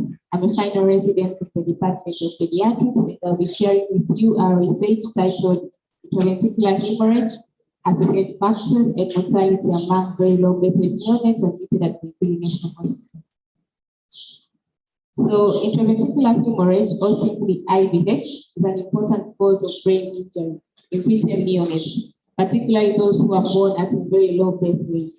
So it can cause early neonatal mortality, and for those who survive, can end up having cognitive impairment. So globally, the incidence of IVH ranges from 7% to 72%, and this is according to CPL et al. In the year 2021. And the previous study that was done at MNH by Swai et al. Recorded an incidence as high as 61.8%. And commonly, IVH will occur within 22 hours of life, and for those who suffer, almost 95% by 1 week of life. So the aim of this study was to determine the proportion of very low birth weight neonates who develop IVH, its associated factors, and mortality at the Mumbai National Hospital. This was a hospital-based cohort study that took place at the neonatal unit at MNH for a total duration of 8 months, starting August 2021 to April 2022. We included all inborn and outborn very low birth weight preterm neonates whose mothers had provided informed consent to participate in the study. Data collection was done based on the researcher-administered interviews, looking at maternal neonatal hospital records, performing physical examination to all newborn on arrival at MNH. A cranial ultrasound was done to all very low birth preterm at day 3 and day 7 of life to look at the presence and severity of intraventricular hemorrhage. And all neonates were followed up for a total of 7 days to determine whether they survived or died at day 7 of life. So figure 1 here shows the recruitment of the study participants, whereby a total of 363 very low birth weight preterm neonates were admitted during the study period, of which 10% were excluded, equivalent to 35 neonates, whereby 32 died before the first cranial ultrasound was performed, and 3 mothers did not consent to take part in the study. So we had remained with 328 eligible neonates, of which 75 developed IVH and 20 of them died at the 7 of life. Figure 2 shows the proportion of neonates and timing of intraventricular hemorrhage, of which out of 328 eligible neonates, 75 died, developed IVH, equivalent to 22.9%. And out of these, most of those neonates developed IVH within 72 hours of life. That is 74.7%. And figure 3 shows the severity of IVH in terms of grades, whereby the y-axis represents the grades of IVH from grade 1 to grade 4, and the x-axis represents the proportion of neonates who developed IVH. And the predominant grades were grade 1 and grade 3, accounting for 32 and 30.7% respectively. We went on to look at the factors that are associated with intraventricular hemorrhage. We studied neonatal factors such as sex, gestational age, place of delivery, mode of delivery, birth weight, Apgar score, and need for neonatal resuscitation at birth, of which out of all these factors, gestational age and birth weight was found to have a significant association with IVH. We also looked at clinical factors, of which we studied presence of respiratory distress syndrome, early onset neonatal sepsis, admission hypothermia, hypoglycemia, use of inotropes and mechanical ventilation, of which all these factors except hypoglycemia were also found to have significant association with IVH. However, when we did a multivariate analysis to look whether these factors independently predict the occurrence of IVH, none of these factors was found to independently predict IVH with very low birth preterm neonates. And lastly, we looked at the mortality among neonates who had IVH in comparison to those who did not have IVH, whereby the x-axis represents whether a neonate had IVH or not, and the y-axis, the proportion of neonates who died at the 7 of life. Whereby when you look at the bar chart, 26.7% of those who had intraventricular hemorrhage compared to 15% of those who did not have IVH died at the 7 of life. And the mortality difference was significant with a p-value of 0.005.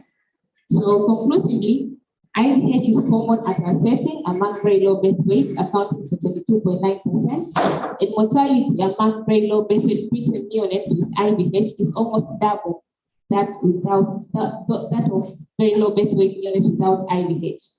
And we recommend that all very low birth weight preterm neonates to be investigated for IVH within 72 hours of life, and further research should be done to look at the predictors of mortality among neonates with IVH and long-term outcome among neonates who developed IVH.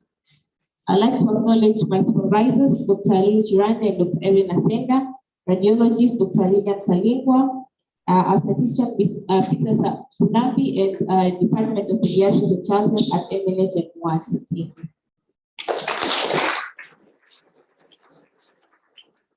Thank you, Dr. Malius, for this interesting presentation. And while I'm calling all the presenters to step forward, I need to acknowledge the presence of participants that will be talking about violence in the next session.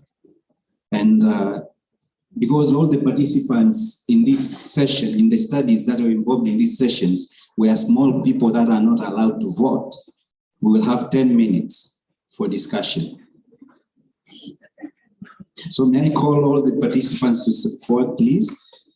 And of course, I would like to acknowledge the fact that 80% of the presentations that were made in these parallel sessions were from residents, which is quite interesting to show that residents are driving the science and the innovation in medicine. So may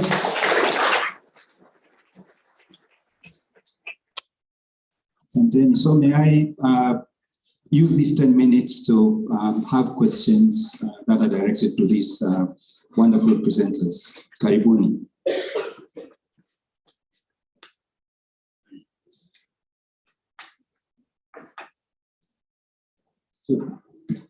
Please. So we'll start with Dr. Likindikoki, then Dr. Wangwe. Karibu.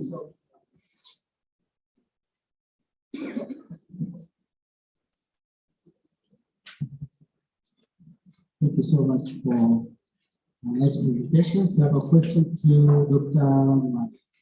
Yes. Interested to know why, we've seen a very strong statistical association with the viral analysis, but not with the analysis. If you try to look at the possible statistical connection, because that can explain why we don't see those factors predicting the output. So we'll take the first round of questions and then we'll answer those. So, Dr. Wangwe, karibu. Thank you. Thank you very much, Professor Flia. Thank you very much all the presenters for the good session we had. I have the question to Dr. Tiwonge. She presented on the trend of the neonatal death. The statistics is actually scary, especially in the aspect of readmission, where 47% of the neonates who were admitted died.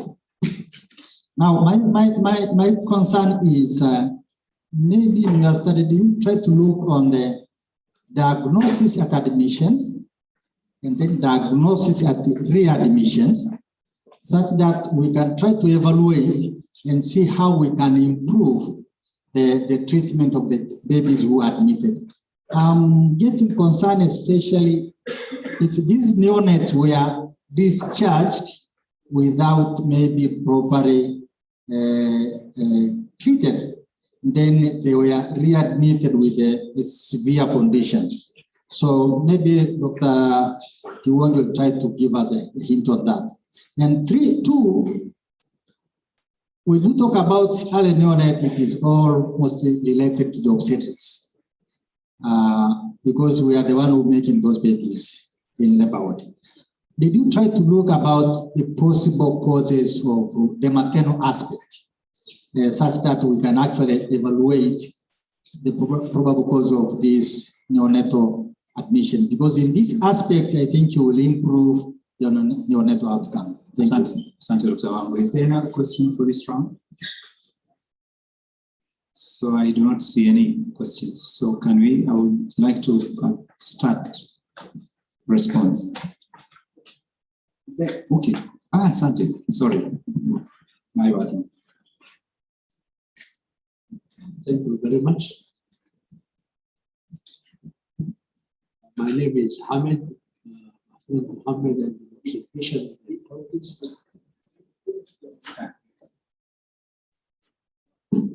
Hello.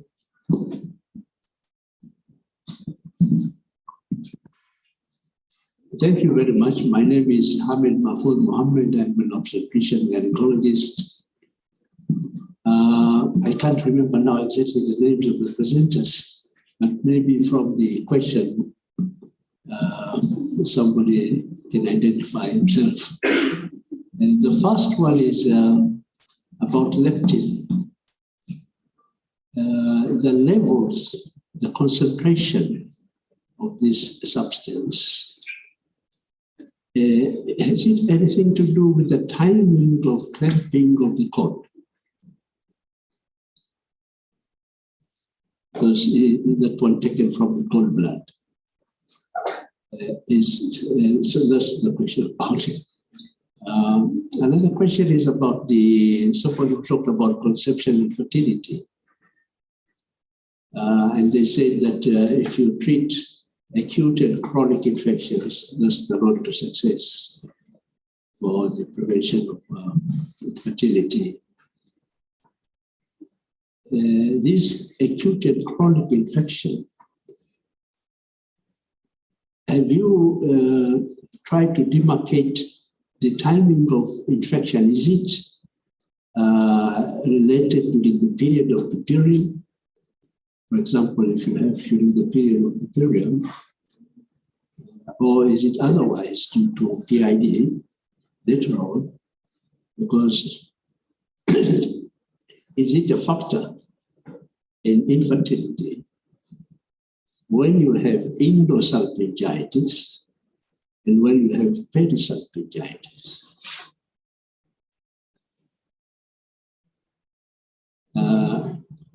Another question is about neonatal mortality. I wonder how you manage to capture, because most of in our setup, after 20, within some of them even less than 24 hours, the mothers, once they deliver, they feel they're okay, they go. Particularly when you have overcrowding and congestion in maternity. So they don't have time to wait. So how do you follow up with these type of cases, you know? And then be able to say that neonatal mortality, is it early neonatal mortality? Is it, you understand, I mean the timing of this neonatal death. Thank you, Doc. Is there another question? Okay, one last one. Yeah. The last one is about intraventricular hemorrhage. It seems you are saying about whether they die or they survive. What happens next in terms of those who survive? What about the quality of life? I mean, neurological deficit and so on and so forth. And then is it worthwhile saving them? Thank you, Doc. So for the fairness, I would like to ask the first presenter, Dr. Phineas, is there any hospital in this, is there any facility in Tanzania which is using the next generation photography so that all participants, all the presenters have had any questions to respond to? So, Karibuni, can we start with the first question? We can start from Malias, going across. Okay, thank you, Dr. Lekikoki, for a question. Just to respond, yes, I found association, but in the multivariate analysis, there was no independent prediction. And the possible explanation could be from the biological aspect of intraventricular hemorrhage, whereby it's multifactorial. So you have the prematurity, but also you have other factors that can alter blood levels and cause IVH. So that is what I thought maybe could be explain why I did not get association in the multivariate analysis. And to respond to the mortality, well, we wanted to see an early outcome of IVH, like if they tend to survive to day 7 or they die, so that we know actually how to, to intervene early so that we prevent early neonatal death. And the effective way of preventing IVH would have been preventing prematurity rather than preventing the occurrence of IVH. I hope I've answered your question. Long term. Okay, so follow up for long term, I suggested that I recommended for us to do further studies so that you can see how the long term outcome of these neonates who survive with IVH. Thank you so much for the wonderful questions. On possible causes from maternal side, as you can see, this was retrospective data, and from maternal variables, we only captured a few, and we did not go further to look at maybe the risk factors that their mothers had for the babies that died. So we did not look at that. We only focused on the neonatal side. And also, yes, it's true, the mortality among those neonates that came back from home and then got admitted again, those that we defined as readmitted, was quite high. So in our study, we only did a sub-analysis of these neonates, and we only looked at the readmissions. We did not go further to look at the causes of death, both those that were readmitted and also the ones that weren't readmitted, because establishing the causes of death was quite challenging, because neonates, most of the neonates, they were having multiple diagnoses. So that's why I also recommended that if someone can focus, another research can be done that can just focus on readmitted neonates in order to establish the reasons why they are coming back. And then after we discharge, like what are the possible causes for the readmissions, and then why are they dying? Yes. Okay, thank you, Mr. Chair, for asking an encouraging question. This new type of photograph, the Labor Care Guide, the next generation photograph, was recently released in the year 2020, December. So currently there's no any hospital in Tanzania, not only in Tanzania, but globally, it has not been adopted for use. So our anxiety about the photograph, that's what got our research to see if it has any different outcome as we compare with the standard of care. Thank you very much. Thank you very much for the question. The 4 fertility clinics that we analyzed in our study use relatively similar evaluation protocols. And I should agree at this point that all the information that we analyzed were simply documented. We took what we found in the database, because this was a cross-section study utilizing retrospective data. So in the evaluation forms, there is a category where they ask if a patient had any chronic diseases or infection in the past 1 year during the time when the couple was struggling for fertility. So our study didn't try to see if chronic infection is anyhow related or directly affecting the fertility process, but rather tried to see, to describe that even the women or the couples that were having chronic or acute infection were still put on medication, and for the primary query of infertility, during the process, they got successful conception. So at this point, this study as well calls for more prospective study that will follow and find the factors associated with successful conception. Thank you.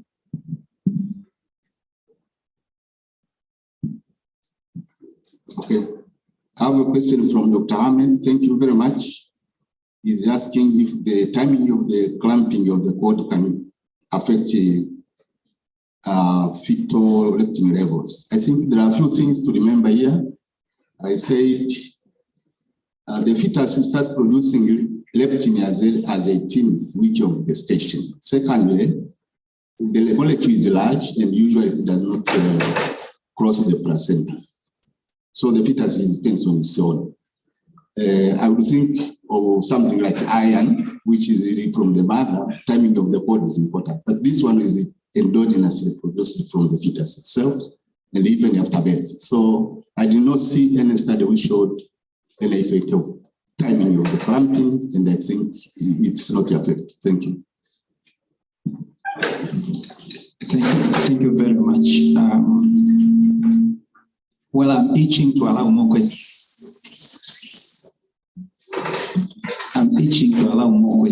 But then, as I alluded to before, the next satellite session is on violence. And I can see that the chair of the session is already here. So I wish to take this opportunity to thank the presenters for presenting very, very interesting findings. And of course, for opening up other areas of further research. I believe that everybody has looked at areas that are really still open for further research from these presenters. So may I ask you to give them 3 claps to applaud their good work. Asanteni sana kwa kushiriki.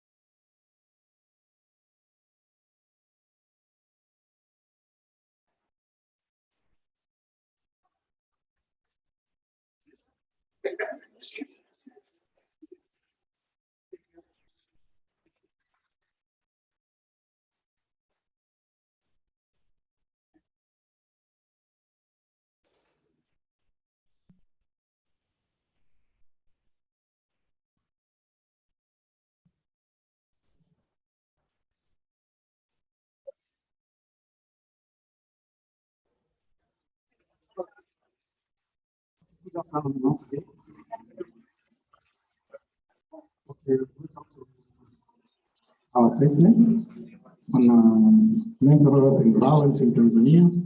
So this is an urgent call, and you are here today to contribute to this. We have 5 presenters, because we have 5 presentations. Dr. Esther is here. Somewhere we can be talking. We don't see Rosario, but I'm sure we've been told that Ms. Rosario, we participate via Zoom. So our technician, please check if Ms. Rosario is online, so that we ensure that all presenters are here.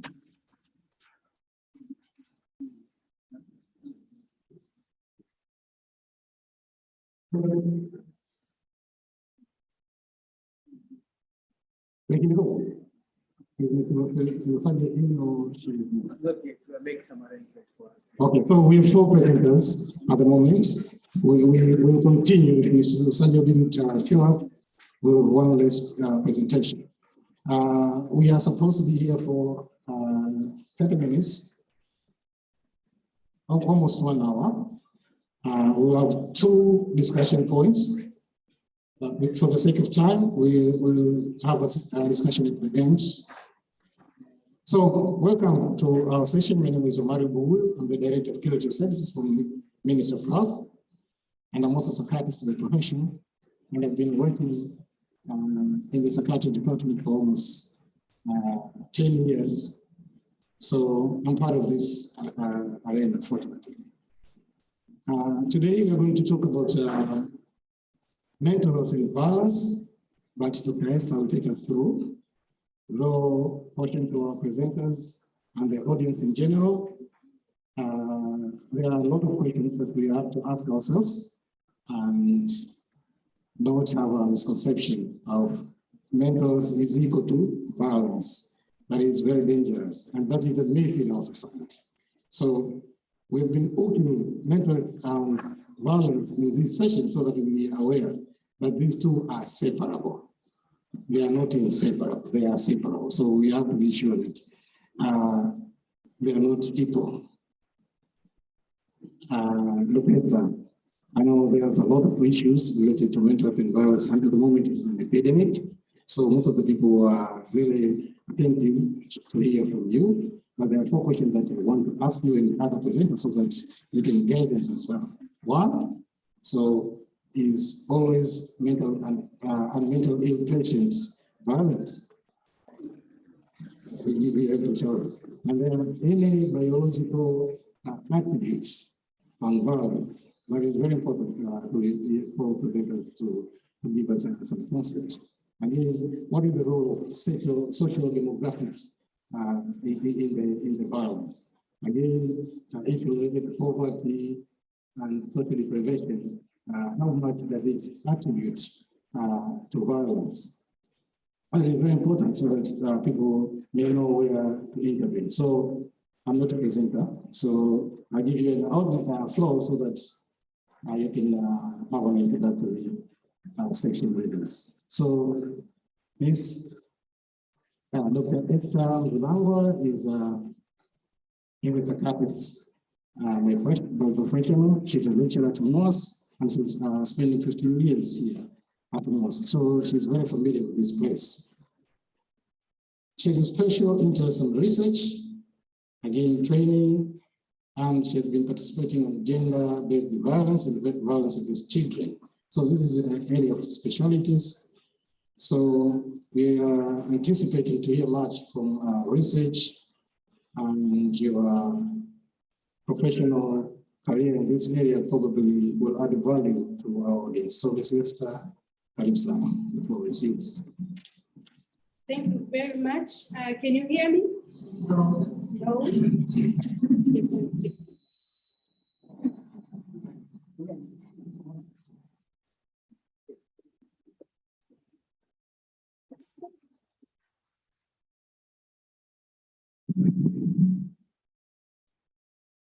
Thank you. I think I'll be free from that. Thank you very much for this opportunity again to talk about things I like the most. I don't like violence, but I like to prevent violence. So I hope I will answer some of the questions. I know some of the questions will be answered by Brema, but I hope at the end of this presentation, I will help people to understand the two terms and how they link. I might not talk much on how they don't link, but when I talk on how they link, probably you'll see where they don't link, I hope. But if none of us do that, then we will answer the questions in the end. So for the past, maybe this year I would say, because we pulled data from the media this year, we've seen so many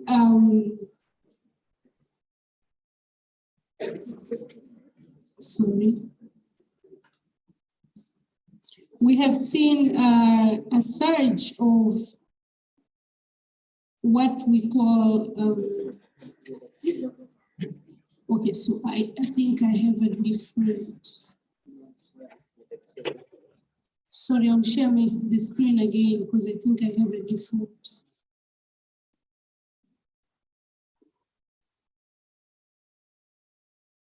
I think we should have a different file.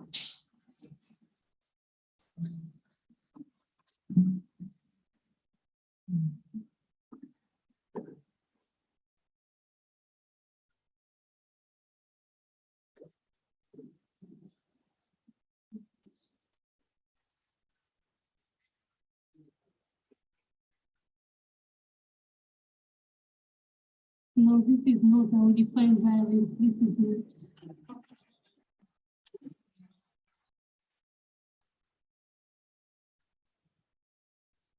So, okay, I think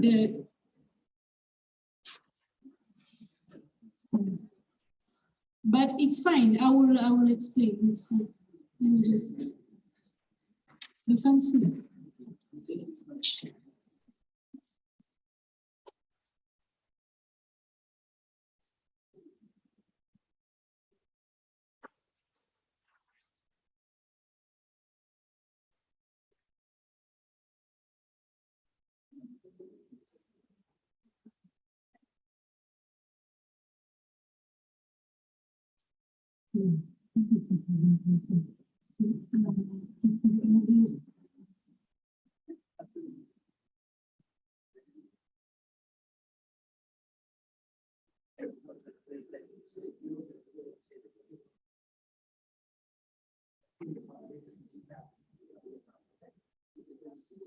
Yeah, so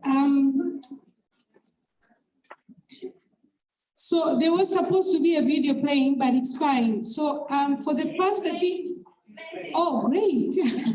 So yeah, so I wanted to remind you of what has happened this year. And I think you can see all these are violence, some of them directed towards children, parents, intimate partners, some of them self, some of them physical, sexual, and yeah, it's too much.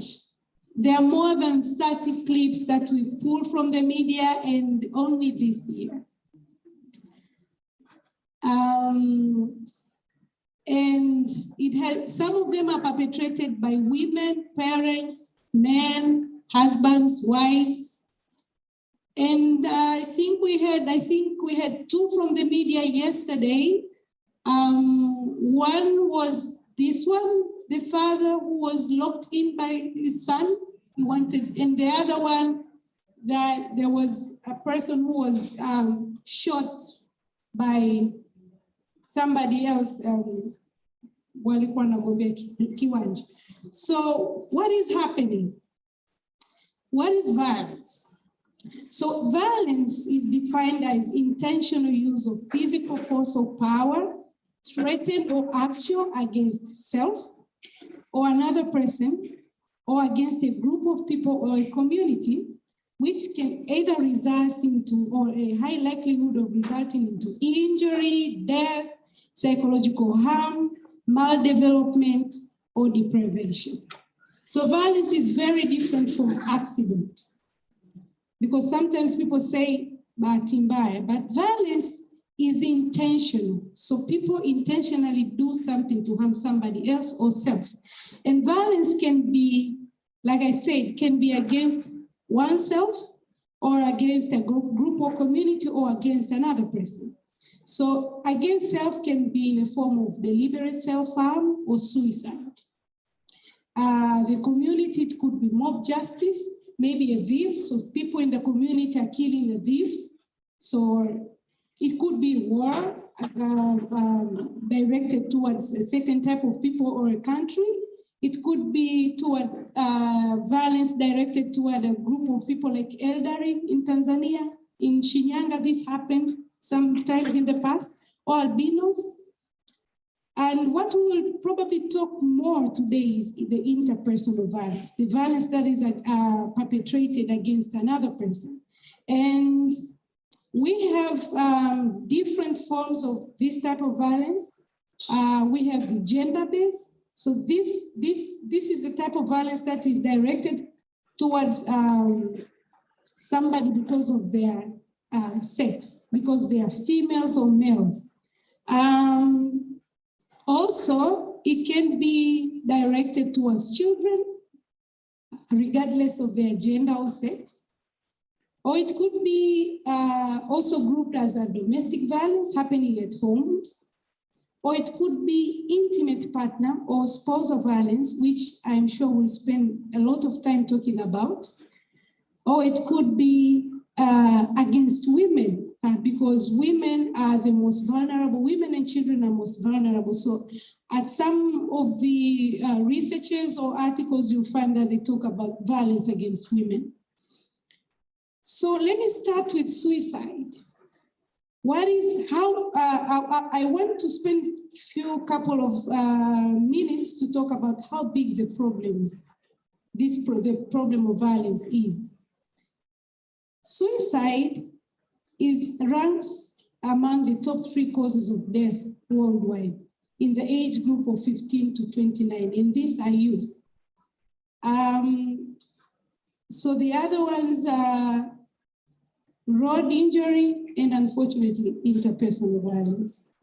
So violence takes 2 among the 3. And if you look at females and males, females, the suicide is still there. It's number 2. And if you go to males, then suicide goes down to number 3. And number 2 becomes interpersonal violence. So this is how much violence is costing us, our young population worldwide. And this is the data that shows how much suicide in the world. And this is age standardized suicide rates per 100,000 population. In Tanzania, suicide is eating us. So the rate is 8.15 by 100,000 population. This is according to WHO 2020. And if you go to the specific groups in Tanzania, like for example, among the police officers, suicide or suicidality, thinking or wishing to die or planning to kill oneself, it goes up to 15% of the police officers. This is in Tanzania. This is one of the recent data, and I know Samuel may talk about it later if you want to know more. So violence against children.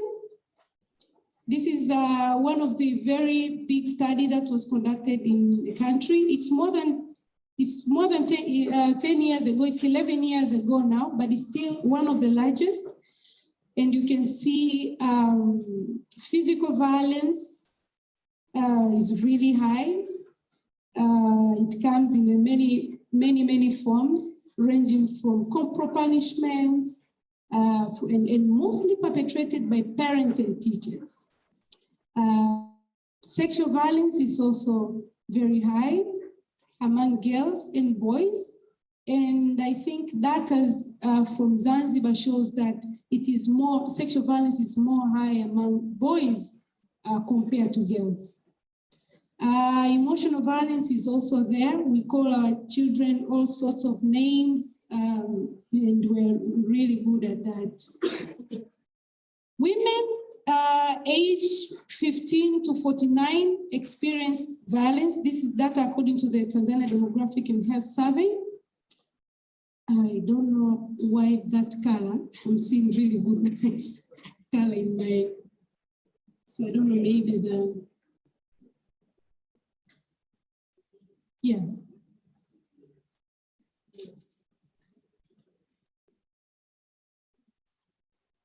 So women, like I said, studies shows that women compared to men suffer the most when we talk of gender-based violence or interpersonal violence. And so data from the Tanzania Demographic Health Survey, this is the data from the 2015, shows that physical violence is really high. It's 40-something. This thing is blocking me. I think 46%. Yeah, 40%.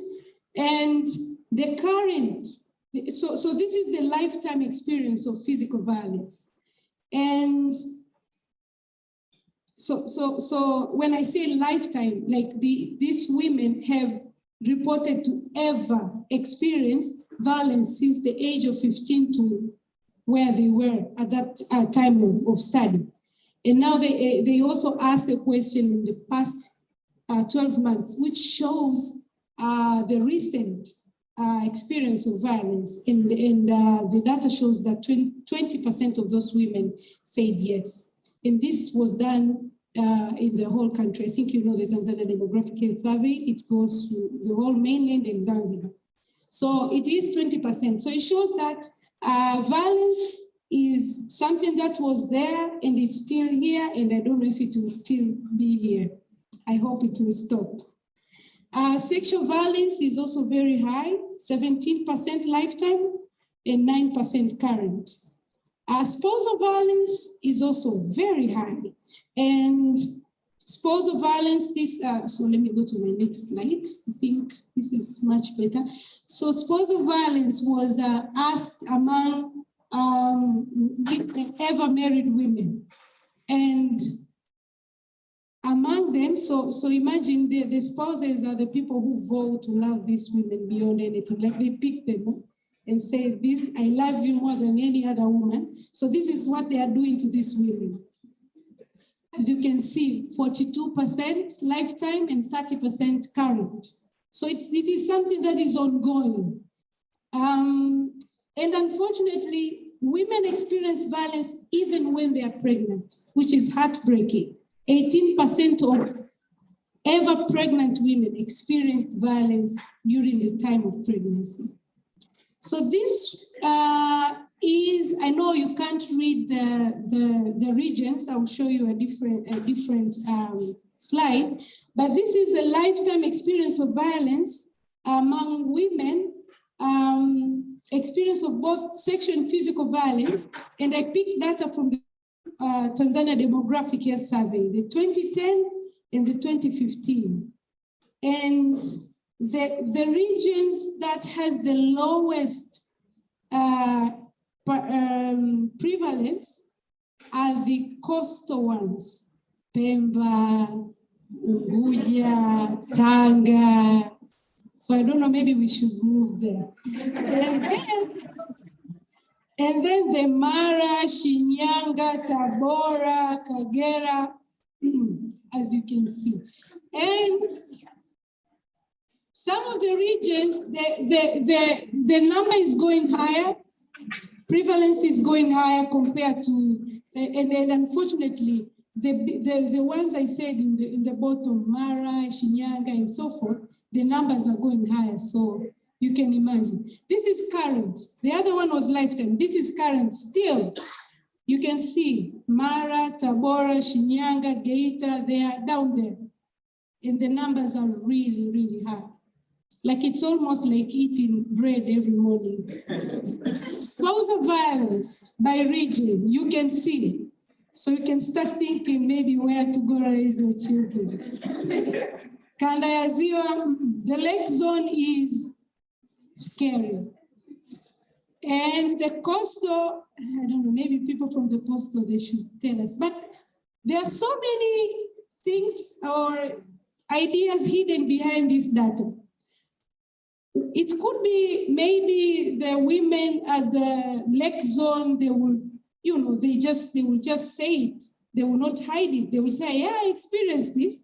And the ones in the coastal, they will rather zip it because they are told, you know, women are told not to reveal what is happening behind in the bedroom. The things in the bedroom should stay in the bedroom and should not come in the sitting room, right? So maybe there are so many things that are happening there and we don't know. This is the data we picked from the police, and they say these are the numbers that they are receiving. These are the offenses, the gender-based violence offenses they are receiving at the police gender in charge desk. So as you can see from 2012, and it went on higher and higher, and then now it's going down. So the 2012, 2013 is when they started the gender in child desk. So probably the number we see there is maybe because people didn't know that they didn't have guts to go to the police and report, or maybe it was during that time that you go to the police and they say, those are the matters of home, go and finish you and your partner and your parents at home. And then they got trained, and then now they could, you know, they had a gender and child desk. So probably this is contributing to the higher numbers reported in the police. But then it is going down, so we hope it will go down. Now, again, this is disturbing. The reasons of killing women, big reason, 72% say it's because of jealousy. This is the justified reasons for killing 44 women between 2009 and 2020. So the big question is there a link between violence and mental health? So let's look at mental health. What is mental health? So according to WHO, mental health is a state of well-being in which every individual realizes their own potential, they can cope with normal stress of life, they can work productively and fruitfully, and they are able to make contribution to their community. So this, like I know I've said this many times to MUHAS people. It doesn't say that we don't have stress, but we can cope with normal stress. So mental health is not absence of mental illness, or a person who with a prior diagnosis of mental illness, although many of the mental illnesses are chronic in nature, it doesn't mean that they are 100% or they will forever be mentally unwell. So they can be treated and they can be mentally well. And we have a bigger number when compared to patients of people who do not meet the WHO criteria of good mental health. And We cannot say that they have illness because they cannot meet criteria in the diagnostic tools, but they are not well. They are either not coping well with their stresses, they have maladaptive way of coping, or they are not productive enough, so they are not well. So speaking of coping, how do people cope? When people go through stressful situations, there are two ways that they cope. And these are the things that they have learned when they were growing up, and they have gained these skills from people around them. Some of them will have healthy mechanism of coping, like self-soothing, relaxation, or distraction, social support, or seek professional support. And others, they will probably go to negative self-talk, emotional eating, alcohol, drugs, social withdrawal, and unfortunately, self-harm, suicidality, and aggression. So aggression, what is aggression? Aggression is more of feelings and behavior, while violence is more of an act. So they estimate, one of the big studies that they have conducted among people, they say people vary. Some people, they were given some questions, then they were asked how they react to a stressful situation, and showed that they had no aggressive behavior, around 23%. The rest showed some aggressive behavior. More than half, they had mild to moderate aggressive behavior, but 4.2% presented with very severe aggressive behavior. Now, where do we learn this behavior? So we believe that we have this theory where we call a general aggression model, that it explains on how people continuously, slowly learn the aggressive behavior. And it considers the roles of the social, cognitive, personality factors, developmental factors, and biological factors on aggression. So it's not only biological. Like people say, if you are born from an aggressive father, you will inherit the genes, and there's no way you will become aggressive. So it's not only that, it contributes, but to a very small extent. To a large extent, it is environmental factors and what people are exposed to. So this is what we believe, that people, so there are situations, so nobody is born aggressive. But when people are growing up, they learn that to react either in an impulsive way or in a thoughtful action, in a rather positive way. So what happens? We believe that people may be predisposed to situations or people with a certain characters that, for example, people who are hostile. So think of a child who is being raised by a hostile parent. So if the child is continuously exposed to hostility, or a child is exposed to situations like witnessing domestic violence at home, or watching TV or movies that are violent in nature, playing games that are violent in nature, exposed to guns and weapons. So these factors, they influence the internal state of this person. So the cognition, arousal, and affect.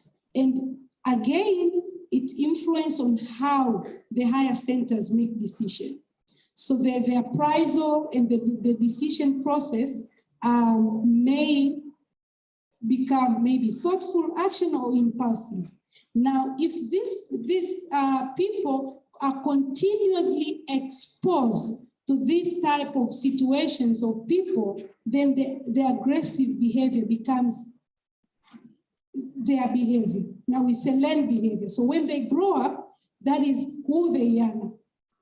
Because this has been like repeatedly being exposed to this situation. Some people are lucky, there will be some balances. So you might be exposed to a hostile person or a violence situation, but you balance. Maybe you have many situations that are more positive and at least you balance. But some are continuously being exposed to that environment. Or for example, children who may not have had aggressive parents, but they are continuously on video games, on TV, and they are continuously watching this violent acts, and they learn, they pick that violent behavior from that.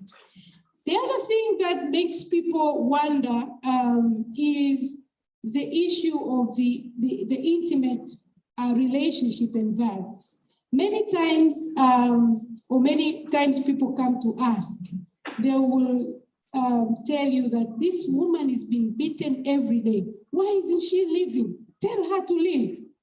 And they just don't know the complexity of it. And it's really, really complex. So what really happens? Why is it that in the intimate partner relationship, when there is violence, then there's problem? So we believe that violence starts with tension.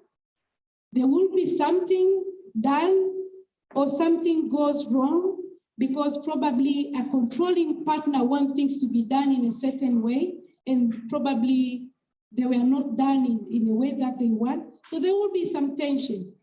And then when the tension amounts to a certain threshold, then boom, there will be an incident of violence. It could be verbal, and many times, I usually say perpetrators is like they go maybe to a certain college and learn how to be perpetrators, because they don't start with big dose.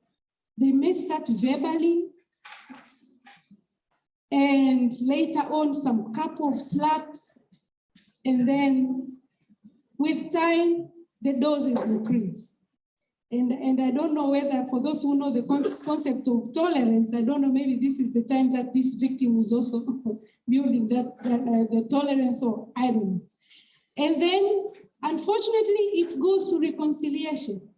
And this other two, the reconciliation and the honeymoon phase, are the worst ones, because now the abuser apologizes, they may buy flowers, they will take them to vacation and all that. And this victim thinks that, it was just me who caused this. This person is really good. Or maybe if he didn't drink, he would be this good. I still have time to change him. And then before they know, the cycle repeats again. And unfortunately, for this woman, they go to what we call, now this is the psychological problem, or it's a syndrome. They go to what we call the battered person syndrome. And because it happens a lot to women, in some of the literature, they call it battered woman syndrome.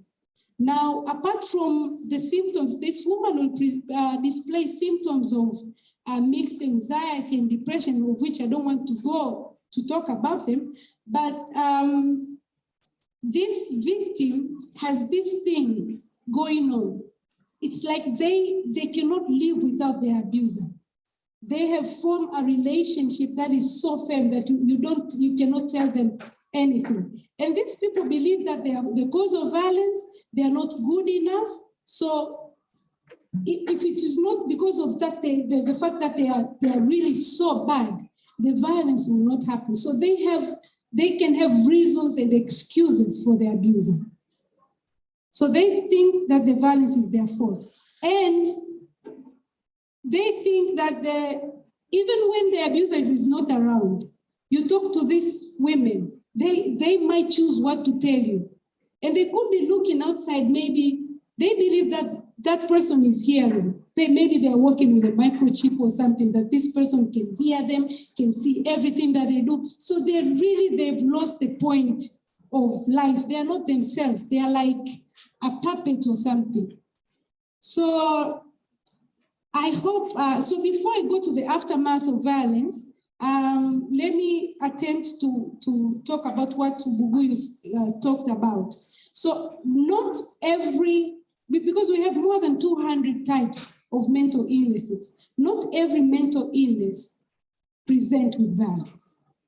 And not every mentally unwell person will present or will perform an act of violence because of their mental illnesses. In fact, many of the studies, they say, if you look at most of the mentally ill people, and you look at the prevalence of the acts of aggression or violence, is almost the same as the general population. So the thinking that a Mwokota Makopo will be more likely kunipiga rather than the person I see in a very good suit sitting with me at home is a myth. So the aftermath of violence. Unfortunately, violence causes a lot of problems. I don't want to go. I don't want to go through each of these problems, but I just want you to see a range of physical. It could, of course, you know it causes suicide, homicide, but there's a lot of problems, health-related problems, and unfortunately, it's like violence nurtures more violence. So if you do violence to a person, they make these people more likely to be fearful, anger, feel shame, guilty, insecure, low self-esteem, and all the negativities that you can think of. And these are the children that they will most likely start bedwetting or persistently bedwet, have language problems. They can develop destructive behavior, for example, substance use. These are the ones who are more likely to end up like this. And unfortunately, they are more likely to be aggressive and future perpetrators because of the fact that they've been exposed to violence. These are the people who are more likely will have suicidal tendencies like thoughts, behavior, or attempts, and some of the mental disorders as well. They are prone to this. And other consequences including increasing. So studies shows that people who grew up in violent homes, they are more likely to accept to be victims of violence because that's what they see. This is normal life, so they will be more likely to accept. So other consequences like loss of family life, becoming street children, and so forth. Thank you.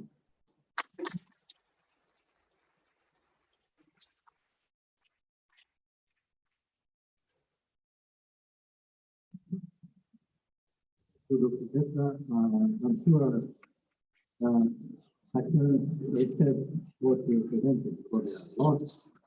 And actually, there are a few things that we didn't address. Our next speaker, one of you, among you three, you are.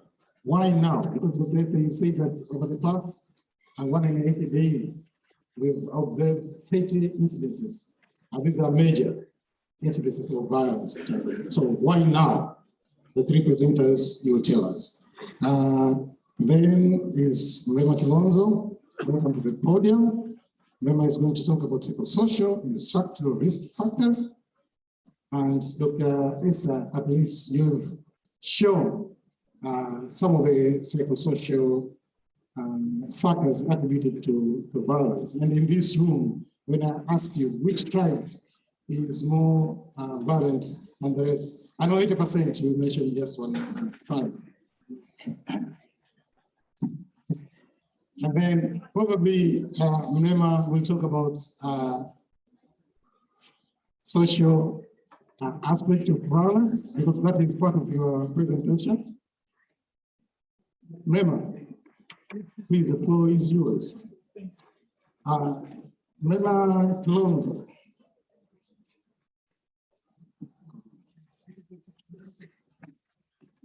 Mrema is a clinical psychologist and has been working at MUHAS for 12 years now. the clinical psychologist, and I know that yesterday PhD on adolescent health, and probably we'll talk more about adolescents in this perspective as well. So, Mema, karibu. Asante. Good afternoon, everyone. So I will just continue from what Dr. Esther stopped, and my main presentation will be on what are the risk factors that might influence one to engage into violence or might influence a person to be a victim of violence. And to go straight forward is that risk factor is basically, it could be a behavioral condition that increases the likelihood for major injury, disease, or death. And when it comes to violence and mental health in general, we're talking about risk factors. It could be anything that might make a person to be in a line of either be a victim or might also influence a person to be a perpetrator, a person whereby might engage in violence behavior. So here, at this few minutes, we will go and try to understand what are these risk factors, and the focus will be on psychosocial risk factors and the structure ones. The issue is, what Dr. Esther also mentioned, is there are a number of factors, there are a number of issues there, from childhood, how a person has been raised, from issues when it comes to people, what they've observed. She talked about gaming, but in real fact is mental health and violence by itself is a complex structure, it's a complex phenomena whereby it's not only a one thing. It's hard to pinpoint and say this is the main thing, or this is one thing that might have made a person to be either perpetrator or a victim. There are a number of issues that could, when they're interacted, could in one way or another make the outcome that we're talking about. And different studies have looked at this complexity on how it is, and some of the things that usually they're found to be associated in one or another. One is the individuality, so characteristics of an individual, and here we're talking characteristics like age, either the gender. There's some gender more pronounced to be a victim than the other ones, and we're also talking about experiences that a person has gone through as an individual. Abuse, for instance, has shown that if someone has been abused while they're a child, then later on in life, they're more likely to engage in violence. And so those are the individual factors. There are social factors. There are also community factors and relationship factors. We will see these factors later, but all of these factors in combination are what might influence a person later on to experience or engage in violent behavior.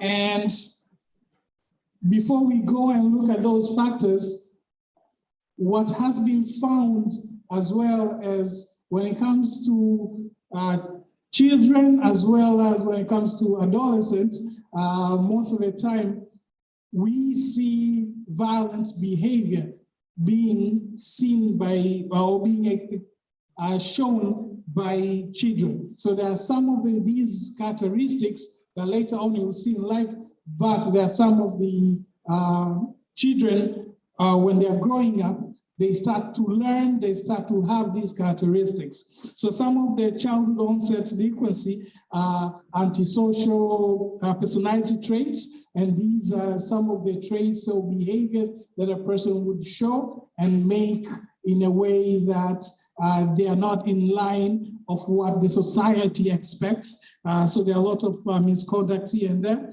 but there are also a lot of mental health problems that a child might face well, there's a link of a lot of childhood disorders that have link with violence, like children with attention deficit and hyperactivity. We're talking about conduct disorders. We're talking about depression. We're talking about stress related to that. And then, yeah, a number of those. But the other thing is substance dependence. So substance use, especially substance like alcohol. If a child gets used of that, in one of our studies, we look at substance use in adolescents, and we found that a lot of our adolescents are using here in Tanzania. They're using glue, some they're using petrol. So these are the things that when they starting, obviously it opens a revolver door, and they start later on in life start using other substances as well. Issues like family finance problem or poverty could also be linked with these behaviors, the conduct behaviors, parent working problem, inadequate parenting, and impulsivity, and as well as temperament in general. All of this could be linked to children's behavior, that those are unwanted or delinquency behaviors. Furthermore, as the child themselves can, like what you have seen, can have factors that can make them to engage in violence behavior, but also later on in life, so those factors can make a child later on in life to continue have violent behavior. However, there are some children that while during their childhood, they will not show any sign of violent behavior, but over a period of time later on, then those behaviors will develop.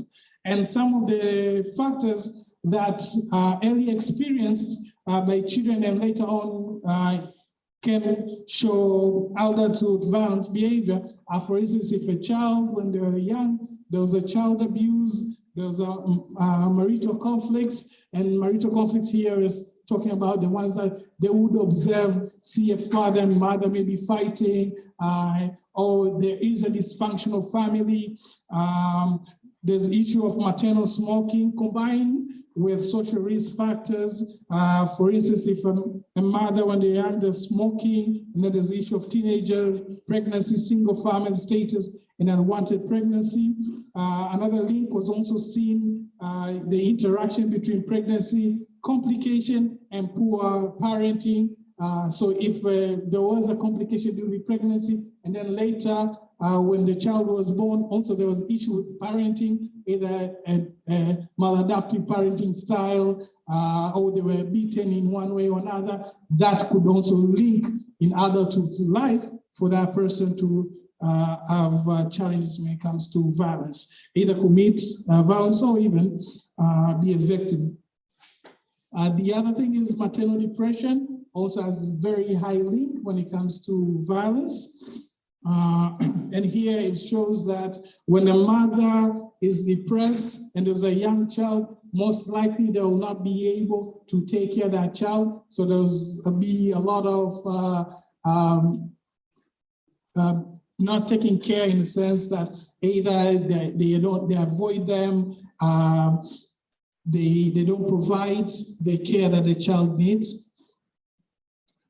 In one of the study, which was done looking at a review of 241 articles in countries that were pronounced as high prevalent settings, Tanzania was one of them. And in Tanzania, they were able to have 43 of the articles from the country. And in the study, they found out that there are different factors that are associated with violence or they influence violence, like what you've seen before. So one of it is economic, and here we've seen that food insecurity and poverty are higher chances of, if a person is experiencing that, then there are higher chances later on in life to be either victims or perpetrator.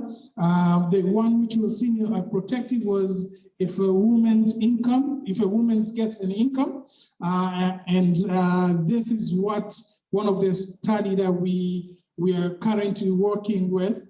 Our focus is to empower women. It's a HIV prevention and IPV prevention. And so the focus is the intervention idea is if a woman has a job or has a skill whereby they can get income from that, then they will be less likely engaged in violence behavior, but also they will be less likely to engage in risky behavior. And risky behavior here, we're talking about sexual risk behaviors.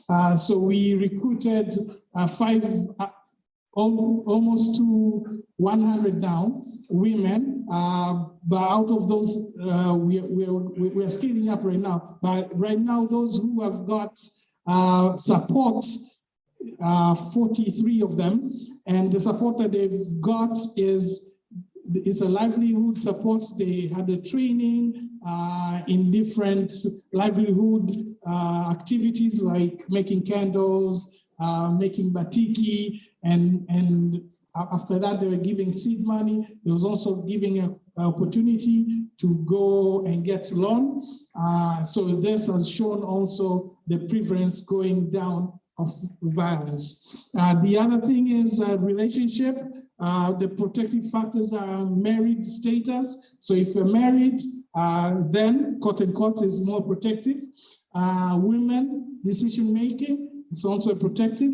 They also found out that those which are not protective, like early marriage, polygamy, bride price, controlling behavior, and infidelity.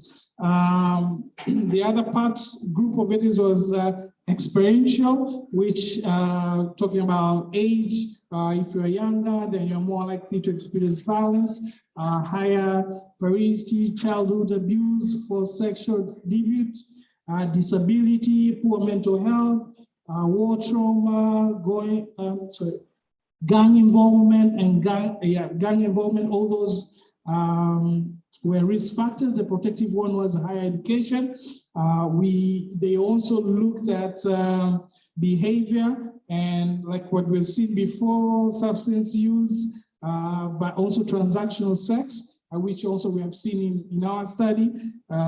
It's one of the factors that influence violence against women. In our particular study is intimate partner violence. And with this study with a society, so they found out that normalizing of violence against women is another thing that will also make or lead to violence. And that maybe probably could explain what Dr. Esther showed, that some of the regions, it's very higher. And it could be that we normalize. And usually it's, we hear that, hey, mara, ukupiga dakika mbili tu. And then, so it could be that. Social norms, same thing, social norms, male dominance, and the thinking of that around toxic masculinity, religion as well. The last one looks at the humanitarian, armed conflict, rural areas, and abusive workplace. All of these are factors that could contribute when it comes to violence. The idea is, so what is happening in Tanzania? In Tanzania, do we have the same factors? Is it different? And maybe before I continue, as what Ubuguya say, why now? Why do we hear this a lot? So could it be a number of multiple issues? It could be, yes, it does happen right now. There are a lot of violence right now. Or it could be, yes, these were there since a long time, but because of social media, so we have higher access. Because of people can speak maybe now, that's why we're seeing it more. But it's nothing new. It could be that. By to be sure, we need to do studies, we need to understand it more. But in Tanzania, in most of the newspaper, when you look at the risk factors that they believe are mainly two: wivu wa kimapenzi or maisha magumu. So those are what mainly they talk about when it comes to violence. But is it true really wivu wa kimapenzi? So in the study, I think it has, there's a typo there, it's 2015 and 2016, the same study that Dr. Esther showed. But here, I'm focusing mainly on the risk factors, the determinants, and of intimate violence. It showed that one is alcohol, just like in Western, domestic violence, household size, years in marriage. So this is also something which is unique, hasn't been pronounced more, but polygamy, and this is also, this is only mainly seen in places where polygamy is allowed or is being practiced, but in Western it's not pronounced as much. So it's something that we should also think about when it comes to intervention or developing intervention in our context. In another study, which one of our member department was also part of it, they look at 450 couples from Karatu district, and they found out childhood trauma, gender inequitable attitude, alcohol use, and multiple sexual partner to correlate with intimate partner violence. So these are some of the factors that associate. And this is basically clear, is what also it's seen in the world. In another study of ours, also in the department, and what I've worked with I worked with it for like 4 years. Most of the studies when it comes to violence, when it comes to intimate partner violence, the focus is on women, because women are the ones that experience or are a victim most of the time, especially the physical violence. But with this study, it was designed in a way that we want to reduce violence in the community, but we go to men. So majority of our participants, or even the design stuff, was only for men. But we find out that in some of those social groups that they engage, they are also women. So in the intervention was almost the same what I talked about with women, because after that we also went to women. We found ways whereby to engage, to understand first what kind of violence, why do men practice violence, but also do they also experience violence. And we also look at interventions that could help in reducing violence. So there are a lot of health talk, and what we wanted is not to have professional, because that's how most of the time it's been done, going and talk to them about violence, but to create peers themselves who will go and communicate about issues of violence, but not communicate in a way of the sitting like in class, okay, come now, but is we empower them with the right knowledge and the right attitude towards issues of violence. So whenever they have a communication one-to-one, then they know how to correct. If someone says something, maybe even a norm that, mwanamke mwana, hii ya kuzoea tia kibao kidogo. And then there's sio hivyo bwana, so freshi. Misi ya wai, mbona mwanamke wangu kinaendelea vizuri kabisa. So in just a normal conversation, but something that will help change the norms. So we are dealing with norm changing. So in this study, we've recruited 1,339, and some of the risk factors were almost like the other side, alcohol use, child violence, but we found an interesting factor whereby it looks that a bi-directional violence also contributes in a person to be a perpetrator, to do a violence, but also they can be a victim. A biracial violence is, I am a perpetrator, I hit maybe, I was gonna say my wife, Dr. Esther there, but she also does violence to me.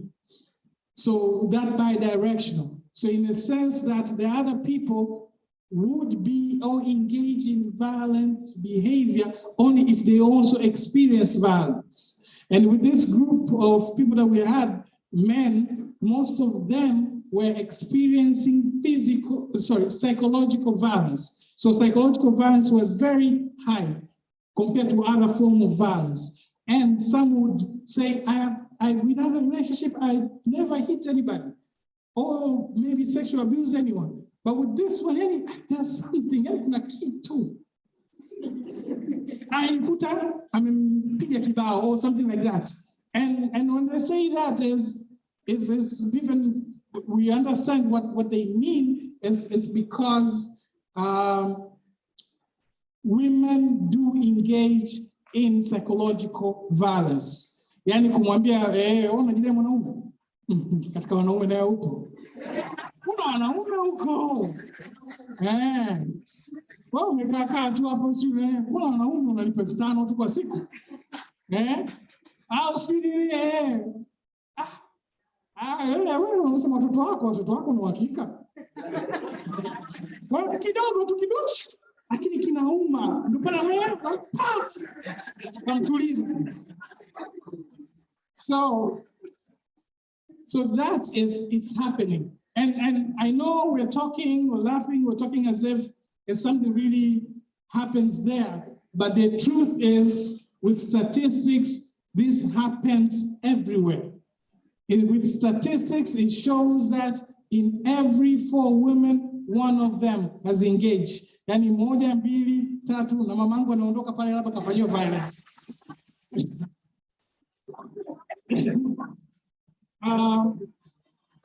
In every 10 men, 1 amefanyiwa violence. Kwa hiyo hapa yani kuna 2, 3, 4, 5 tupo tumefanyiwa violence. Au tumefanya tena ndo tunaweza tukawa tuko wengi pia. Kwa sababu violence tumeonyeshwa, it could be psychological, verbal, kuongea, it could be physical, it could be sexual, and now they're also talking about financial, which they're separating it with psychological. So that's one thing. The other thing, we also found that anxiety to be associated with violence experiencing. If I'm worried, if I am that, then I'm more likely also to be to experience violence. I think that's the sign that my time is over. Violence, behavior, and mental health challenges are complex phenomena, and it is likely that their biological nor psychological perspectives alone can adequately explain this outcome as something.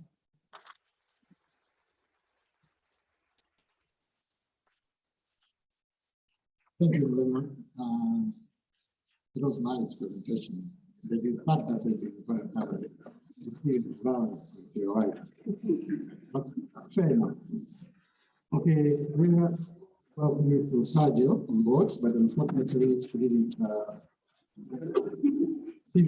travel, so he missed it. Mr. Sergio, like Dr. Issa, he's been in violence for our entire career. So we miss a lot,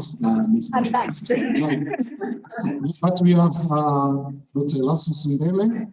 I think Dr. Ndeme is a psychiatrist, one of the old psychiatrists at the moment, and has been working with Mirembe for most of his career as a specialist. He actually was a director at Mirembe National Mental Hospital as our highest referral facility in the country as far as mental health is concerned. And at the moment, Dr. Mbeme is the head of mental and substance abuse unit at the Ministry of Health. And he's here to give us an overview of our plans at the ministry level as a sector, and how are we going to promote mental health as one of our intervention to minimize violence, as Protester told you earlier. And as we cautioned you, these two ways are not synonyms. So, Ndeme, karibu, give us your view on national plans and mental promotion. Karibu. Asante. Hello, good evening.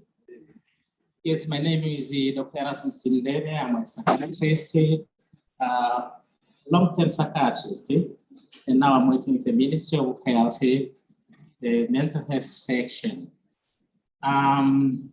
My talk today is not about the violence, yes, but finally I'll answer the question that Dr. Obugu raised, but I'm required to talk this evening about the government efforts in promotion and I hope in prevention of mental health. If you ask me, what are the government efforts we have? The answer is very simple. I could just say the government is doing everything with regard to promotion, prevention, and rehabilitation. But again, you ask me into details, I could say the following. We have a mental health services. This is one part. But you have got the mental health systems, another part. So in elaborating the two, you'll be quite clear understanding the role the government is playing. Let's take a history of mental health services in the United Republic of Tanzania. It started many years ago. You can remember Lutindi Mental Hospital. Lutindi Mental Hospital started in year 1896, very, very long time ago. And this is about the German government. The German government started the hospital because of mental patients that were found around their premises. And they had a fear. The fear could be because of the association of mental conditions and the violence, and started to provide the services of care, build the hospital. By then it was called the asylum. Asylum is by then the house of mad people. And it started to provide the services by then. Fortunately, within no time, the hospital found itself overloaded by mental patients, by then epileptic cases. And the government saw the need of expanding the house of mad, the asylum. Miranda Hospital came to be built in year 1926. And thereafter Isanga Correctional Center. This is the British government. So you find the government started the services in the country.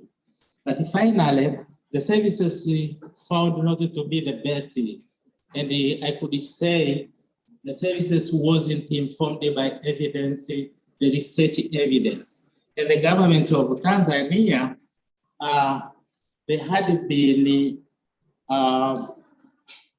told or informed by WHO that there is a need to provide evidence-based and the service, the mental service that is informed by other systems. And not late the 1980s, where the expert from the Ministry of Health, the expert from WHO and the Danish International agents came together and the pilot the mental health services in 2 regions. And this time is the rest is Morogoro and the Kilimanjaro. And the purpose of the pilot or the program was to improve mental health services in general, but also to integrate mental health care into primary care, particularly at the level of the district. And of course, another aim of the program, the pilot program, is to concentrate on the policy formulation and the other program planning. And it is by this time where other systems, the government saw the necessity of developing other systems that run parallel or support the mental health services to offer the required intervention. The pilot phase of the program completed within 3 to 4 years, and they favorably evaluated, and the government proposed the extension to other districts within the country and the countries in Africa. And through this experience gained by the pilot study over the 2 regions, gave the opportunities and help to incorporate the experiences into other areas of Tanzania. They demonstrate the Tanzania model to other countries as well. And the program became very, very successful, however, in a very short term. And it didn't continue because the donor fund decided to end the project. The government of Tanzania evaluated the program and found it became quite impressive, and the government decided to expand it and cover other 10 regions of the country. So you see the government effort is quite great at this point in time. But after the program, in 1980s, 1986, it kind of services kind of become a little bit silent. But of recent years, we see another big effort from the government, and we see like the theme for World Health Day in year 2001 was mental health. Dare to care. Dare to care ni kuthubutu, eh? Yes, dare to care ni kuthubutu. But he theme, it started, it kind of a fuel to the government to further promote mental health in the country. And the theme was like gave a term, decade, for mental health in Tanzania, in which it promoted and awakened more attention for the government to do more and more to the mental health. And when you see that slide, this is actually what happened immediately after the program, and the theme, Dare to Care. In the year 1999 to year 2009, there's a lot that has happened to shape or to add the system that can support the mental health care. And the system that I'm going to talk about here is like giving mental health services, the leadership and the governance. And it is this time where we started having the leadership and the government system that run parallel and support mental health services. And in 2003, mental health became a key component on the national mental health policy. So such a very necessary instrument, it has a statement of mental health following the program. In 2004, Tanzania, we became party to Framework Convention for Tobacco Control. And in 2007, the African Regional Office, WHO African Regional Office, ratified the convention. And this is another government effort to support mental health. 2006, we see the policy guideline, the policy guideline to mental health care in Tanzania released. And these are kind of giving the direction and exactly where to go. Is it institutional care or community care? Another achievement that the government has in its hand. And in 2008, Mental Health Act amendment to emphasize the access, to emphasize the quality of the services, and again to emphasize the right of people with mental health condition. These are kind of a government effort that we see from the start of service to the time that you have other systems to support it and to improve the services that we have. But again, we have got other services, like a training program for psychiatrists. This is quite an issue in Tanzania. I remember many years ago, psychiatrist training happened in Europe and somewhere. But in 2003, we started the program of training psychiatrists at the master level. And it went on like that. Today, we have around 40, 50 psychiatrists trained within the country. So this is another effort of the government in terms of human resources. And we are quite pleased to see that this is happening. And again, the government have got a plan to improve psychiatric services infrastructure. Go to Mirembe Hospital today, you will see a lot of building. The new one is erected, it is mushrooming. So the government is really keen to infrastructures as well. And it's not just to the level of super specialization, but even at a private care level. And we have got a government policy that dictated mental health people should have free services. And the purpose of it is to make sure that we meet the vulnerable individual, the marginalized, and most of them are mental people. So the free treatment services to that group is another important government support. Coming to the Ministry of Health, we have got a section of NCD and the substance abuse. This started for the purpose of making sure it oversees, it coordinates psychiatric services countrywide.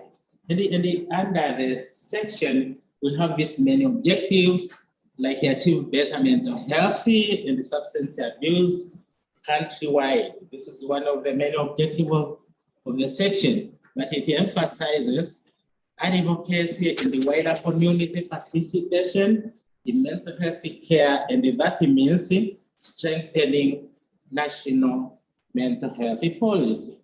And it facilitates integration of mental health and substance abuse at all levels of care.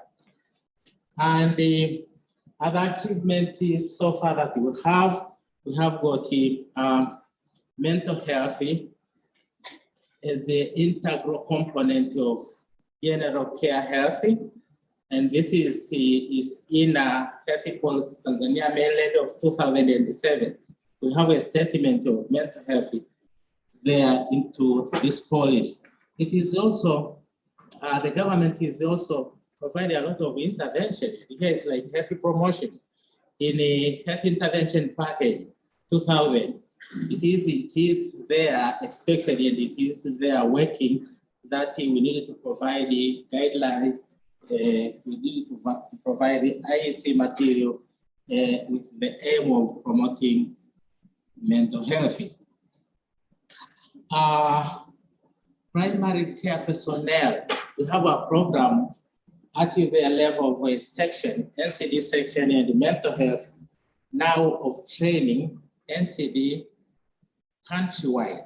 It is the activities that is ongoing, and the purpose is basically to train NCD, including mental health, to primary health care workers. These are nurses, CEOs, and the clinical officers, as well as the doctors, to make sure that the mental health provision is of quality at the primary health care level. And we're going to train countrywide.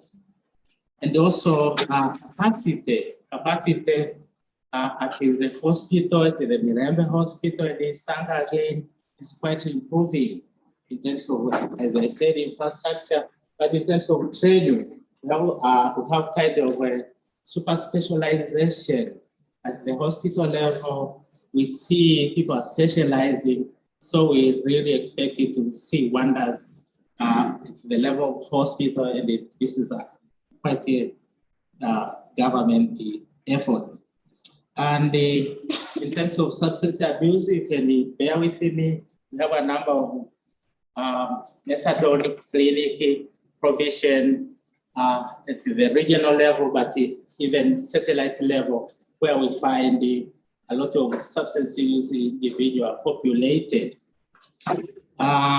So the government is everything from the service and the other system that is supporting, and again, it oversees the quality in terms of training, in terms of infrastructure, and in terms of promotion.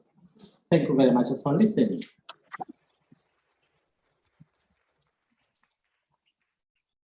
Okay, thank you, Dr. Mbeme. These are just government efforts to promote mental health. So Dr. Vikili will take us through the government effort to prevent violence. Dr. Viki, there are a lot that you need to address. There are some questions that you'll be asked, but there are a number of questions that have been asking through us. Some have not yet been addressed. And probably when we want to have mental interventions on violence, we need to answer some of those questions. I'll have to go through your bio because it is very comprehensive. It will be very unfair if I don't read your bio. So Dr. Samuel is a lecturer and medical specialist at the University of Health and Public Health.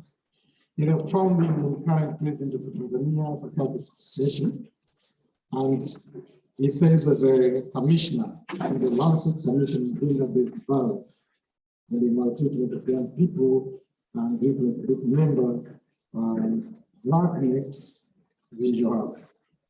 He coordinates Tanzania Violence Research Network and is widely consulted with the government, the UN, and other international agencies on women, in child protection, refugee, trafficking, and other vulnerable populations. He has over 15 years of experiences in undertaking research, program training, mentorship related to health and violence intervention across the lifespan. Dr. Koki supports the government of the United Republic of Tanzania in developing national plans of action to end violence against women and children, and has been consulted in several assignments in supporting the inclusion of evidence and implementation of the plan, mapping, analysis, and stakeholders engagement in violence prevention and the response. So, Dr. Koki, karibu sana. Some more, few more questions to you. One is, what is the threshold of the so-called violence in terms of severity? Because we've seen a number of children who are beaten by their parents, teachers, and it is tolerable. At least in our culture, we say that it is tolerable, and people don't report them as the violence. what is the threshold in terms of age? Because some can tolerate to see violence in children, but they can't tolerate seeing violence in elderly. So what is the cutoff point and what is the tolerable level? Those are some of the few questions in your presentation. Otherwise, the floor is yours. Thank you. Thank you so much, Dr. Buguyu and Dr. Kangavi. 10, 15? Okay. Thank you for the kind introduction. Nitaendelea kuliko wengine wamesoma baadhi yangu. But Dr. Esther talked about the intersection between mental health and violence. And Noel talked about the determinant of violence, and of course, mental health. And Dr. Ndeme said, what is it that the government is doing to address mental health issues? But the other side of what is it that the government is doing is,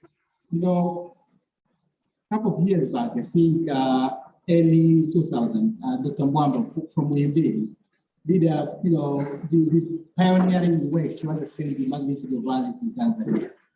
So it was a work done by MUHAS then. We were part of the WHO consortium that for the first time estimated the extent of violence. Actually, not just extent, but how do you measure violence? Because this is the kind of questions that you ask me. And I usually have a scholarly discussion with some people is, kama umemshika mtu bega hajataka, does that constitute violence? But kama the threshold for violence is so low. But yes, so that work that Dr. Mwambo did then was the attempt to really measure what is violence, because it's not such a simple thing to measure violence. And later on, I think in 2009, Professor Sigabo was the leading PI here in MUHAS to measure violence against children in Tanzania. So these were very two important studies that made us to understand the extent of violence. So as for mental health, we know that mental health has been an issue. We made a lot of attempts to see how we can address it better, but we did not know how to respond to violence against women and violence against children. So there were about 8 plans talking about different components of violence for women and children in Tanzania. So in 2015, the government decided to merge all these different plans into one single comprehensive plan. And this is what we call the National Plan of Action and Violence Against Women and Children in Tanzania. And as the title suggests, the request for the government is not just to reduce, it is to end violence. So it is quite an ambitious plan, because the statement is violence is not tolerated. Now, so we were among the first 4 countries, pathfinder countries in the world, including Sweden, and one Asian country and the other one in Latin America, to see if we can, as a nation, consolidate our efforts, our resources, and say, enough is enough. Now we want to end violence against women and children in Tanzania. Now there are about 40 countries that adopted that, approach, that we go, at the national level, not just small programs. So my question to you, the audience, are you in agreement with the, the government position that they want to end violence? Can we end gender and age-based violence in Tanzania? Is that possible? Yeah, I see mixed reactions. Some people are saying yes, some people are saying, you're dreaming, right? Yeah, so, but yes. So what we know, these international agencies, I'm talking about UN Women and UNICEF, they attempted to find evidence across the globe that if we do set of certain actions, then there's a possibility to end violence in countries like Tanzania. So they came up with two frameworks. One framework is called RESPECT, and the other framework is called INSPIRE. RESPECT is for women, and INSPIRE is for children. But they say there are things that you can do. When you do in combination, at larger scale, a coordinated manner, and using evidence, then there's a possibility to end violence in Tanzania. So with RESPECT, actually, we talk about fostering relationship skills, making sure that people know how to relate. Empower women. And we talked about, Lloyd talked about determinant of violence, and one is empowerment, educational empowerment, financial empowerment.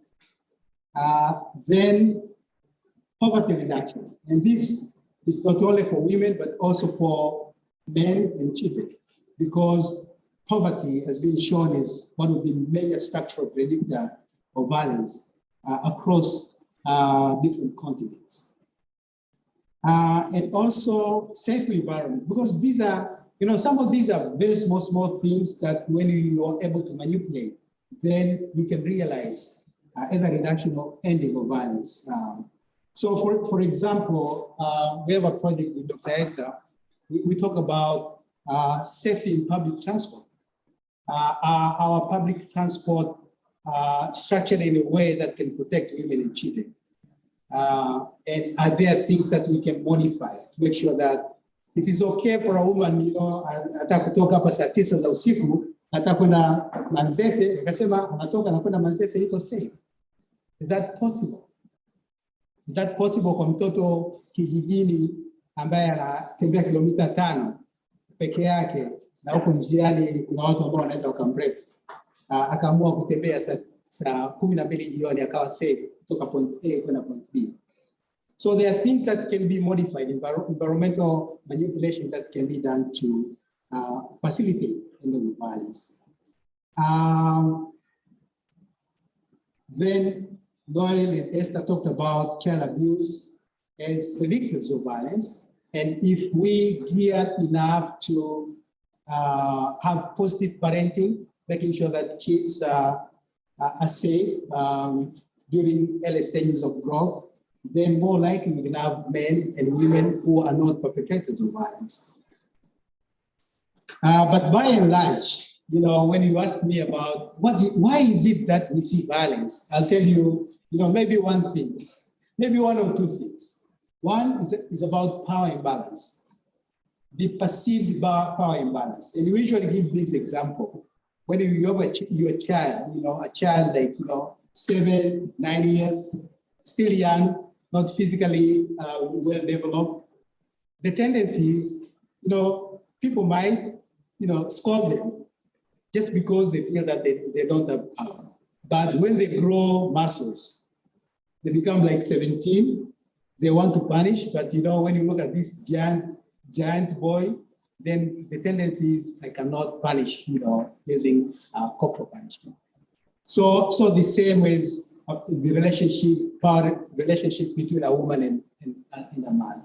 So the norm that a child, because of their vulnerability and inability to respond to violent behavior, make them vulnerable to violence. And so the same is for women. If we're able to really tilt the power of balance, then there is a possibility to end violence against women and children. And so the same is for INSPIRE. So this is INSPIRE, championed by different governments and international organizations, including WHO, UN Women, UNFPA, and UNICEF. So what they say is there are 7 elements if you are able to do them at the same time over a period of time, then we might be seeing reduction of violence over time. And the projection is by 2030, 15 years down the road, if you're able to consistently do these programs in a coordinated fashion, there is a possibility to end violence. So what is it that Tanzania we did?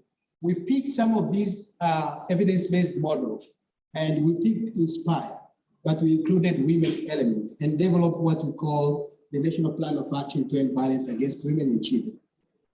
And the goal is to eliminate violence against women and children and improve their well-being. This is what the government wishes to happen in the next couple of years. So, by the way, this is the final year of the implementation of this plan. And I'm told, I just spoke to the people from the Ministry of Community Development. There's somebody who's there now evaluating to what extent we covered some grounds in terms of successes and learn about challenges and inform what is it that we need next to make sure that we eliminate violence among women and children in Tanzania. So the plan is so ambitious. We said by this year, we need to see 50% reduction of violence in both women and children. We don't have data yet, so we can't say, have we been able to reduce violence by 50%? But we said and this has been really part of the key activities by the government and stakeholders to make sure that there is access to finance for this vulnerable population and making sure that the poverty is reduced. And the sad part of this is these are baseline data that need us to have assessment to be able to say if we are there or not yet there. But the context is for women in Tanzania to be able to be empowered, they need to have access to finance. And by then, when we were developing this plan, we knew that this Vikoba and SACCOs, where women team up and really consolidate some of this funding for capital and business ventures. And we said maybe these are the Tanzania context way of empowering women to get access to finance. So we don't have the account of how many so far, but there's been a lot of action. I know of one big project by TASAF, I think, that empowered vulnerable households.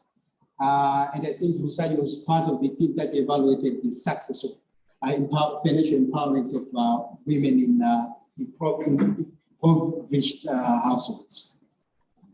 I don't need a lot of questions in here because we promised by then that we needed to reduce the number of children, in streets, like in streets of Dar es Salaam. But I don't see much difference. Maybe we need data to understand more, but I think the situation is the same. Looks like very pervasive. Child labor, there are statistics from ILO and government agencies dealing with child labor, but we don't have the 5 years after the baseline. And the education support for children in poor households. And I think this is part and parcel of the TASAF package as well. So I said about norms, it's so interesting. I went to Shinyanga and, you can't believe that there is a norm that a child, a boy can marry at age 7. Did you know that? Watch, a baby girl can be, can marry a man at age maybe 8. It's happening in Shinyanga. And, it's so difficult to change. They have a lot of bylaws to mitigate that, but they find some other ways to do it. Like, you know, they can put pony or dummy people to represent the kids who are meeting at, you know, preschool age. So these are kind of norms that you cannot really understand. But it's happening in Tanzania. And norms around child marriage, you know, is pervasive, you know, the way men look at women, it's a big chunk of the norms. Noel talked about the gender attitude norms. We still hold our traditional view of the role of women. And if they don't do certain kind of things, you know, the punishment is, you know, depends on where you are. Wengine nasema piga na kipande cha kanga, wengine ndio very violent. Wengine wakatwa mikono. We have a lot of cases about how to wamekatwa mikono for minor issues.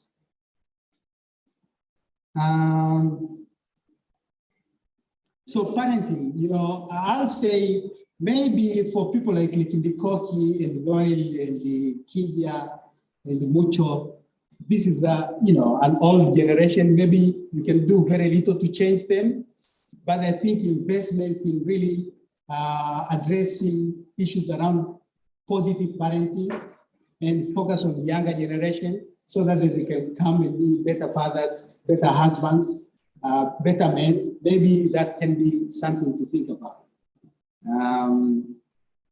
So issues around parenting is of very importance. Now, you know, one of the issues that perpetuate the cycle of violence is what I call impunity, because you know you can do it and get away with it. But if there is a mechanism where if you are caught violating somebody and it's a criminal offense and, you know, end up in jail, then probably people will be taught to do that kind of behavior. I'm not saying enforcement of law is, you know, everything. I think the big chunk should be societal norm change, not the law, but law can help. Enforcement of law and ending impunity can be one of the issues. Now, there's no evidence that when you give services to people, like medical services, psychosocial care and support, legal services, that you are going to end violence. But it is an ethical obligation on part of the government, the stakeholders, to offer services for people who have been violated. Now, but in public health, we talk about, you know, primary, secondary, and tertiary prevention, and I think provision of services falls under probably secondary and tertiary prevention rather than primary prevention of violence. I talked a little bit about safe schools, safety not only in schools but in so different spaces, including now we talk about high school, and not high school actually. The last time the Prime Minister launched gender desk in higher learning institutions, but he directed the gender desk to be at all levels, including primary schools. And I think safe spaces, including places like higher institutions, like here at MUHAS, where our students, teachers, they feel safe to be part of the MUHAS community and learn without fear. But by then our focus was really around primary schools, secondary school, where these are very young people who are unable to defend themselves because of age and resources. And I think the government has done, more around this area. It's only that we don't have data to support. So for the past 5 years, the government and stakeholders have been able to erect what we call safe houses. These are the places where women and kids, they can go, just in case there are no alternative place for them to feel safe. You can imagine if a wife is being beaten or severely beaten, probably to death, and she goes to the neighbor, and neighbor say, no, I don't need any quarrel with my neighbor. So this is not the place for you to come.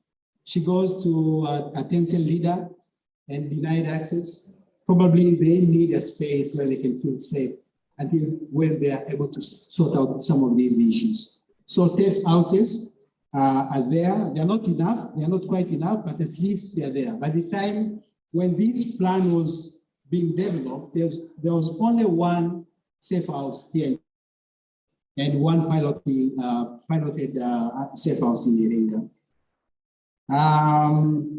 There are quite a number of what we call community-based LA childhood development centers and one-stop centers. These are spaces where you can find a police officer, social welfare officer, a medical doctor, a nurse within this, the same space, under the same roof. So if a child is being violated, either experiencing sexual violence, this is a place where she can get all needed services, without going to many places. So there are about 21 now in different regions. And there was a call by what we call Kampala Declaration towards zero tolerance to violence in Great Lakes region. And one of the issues that they wanted each member state to do is to have what they call special court for domestic violence. And I think last year or this year, they inaugurated what they call integrated court, where there is a section that deals with domestic violence. This court is situated in Temeke, and it's a good model that can be replicated elsewhere. So maybe I don't need to show you this, but just understand that for the past 5 years, there's been a lot of cases of violence reported to the police station. These are the statistics from the police station. But you can imagine how many women go, or kids go to healthcare services, primary care services like dispensary or LC, because of violence, but they cannot disclose the experience of violence. So they pretend like, maybe a headache or something else, believing maybe somehow a medical healthcare provider will be able to pick some of their miseries, but they go back home, unattended. But these are the cases reported at the police gender and children desk, quite a lot. So to end my presentation, I think people do not know. You know what Dr. Esther Mrema and Mbembe talked about violence, the consequences.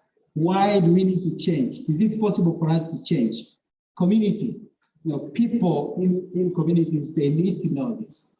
So there should be really campaigns, a national dialogue for people to talk about it and see the need to change. I believe it is possible. It is possible, to be a man and not to be a perpetrator. It is possible. And I think it is possible for somebody to become a teacher and not to use corporal punishment. It is possible for a spouse, a female spouse, to live in a relationship with a partner without emotional violence. So I think all these are possible, only that people need to be aware, people need to discuss at the national level. And I think we still need to roll. Some of these services have not, been able to be provided at different places. We need to roll prevention and responsive services nationwide. So I said currently the plan is being evaluated at the ministry level, and probably we might come up with a new plan, but we'll have a lot to learn from the previous plan and say what is it that we can do differently. And by and large, we as MUHAS, we've been very instrumental in supporting the government when it comes to evidence-based programming. We need to make sure that the program that will be placed for the next maybe 5-10 years will be evidence-based. the tendency is when people have money in programs, sometimes people don't care about evidence. So you might be really doing nothing, but invest a lot of money. So our call is MUHAS researching community is making sure that whatever programs are there, they should be evidence-based. And this is the spirit of the current plan. And I think the next plan will also lead to use the spirit of evidence-based programming. Thank you.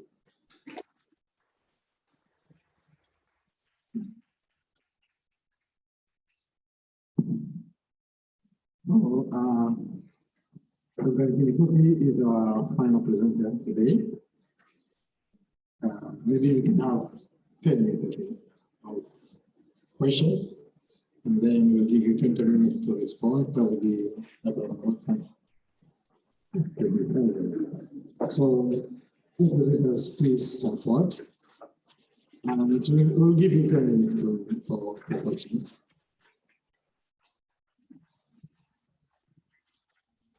We take more presenters to respond. And then, where are our laboratories?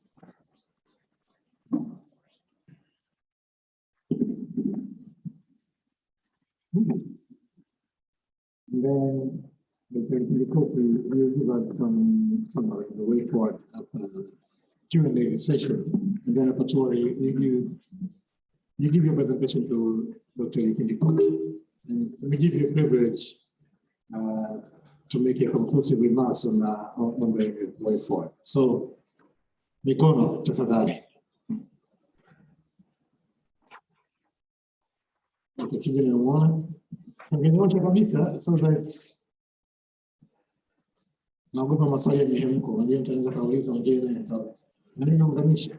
Muda uturuhusu. So, second question, that is second.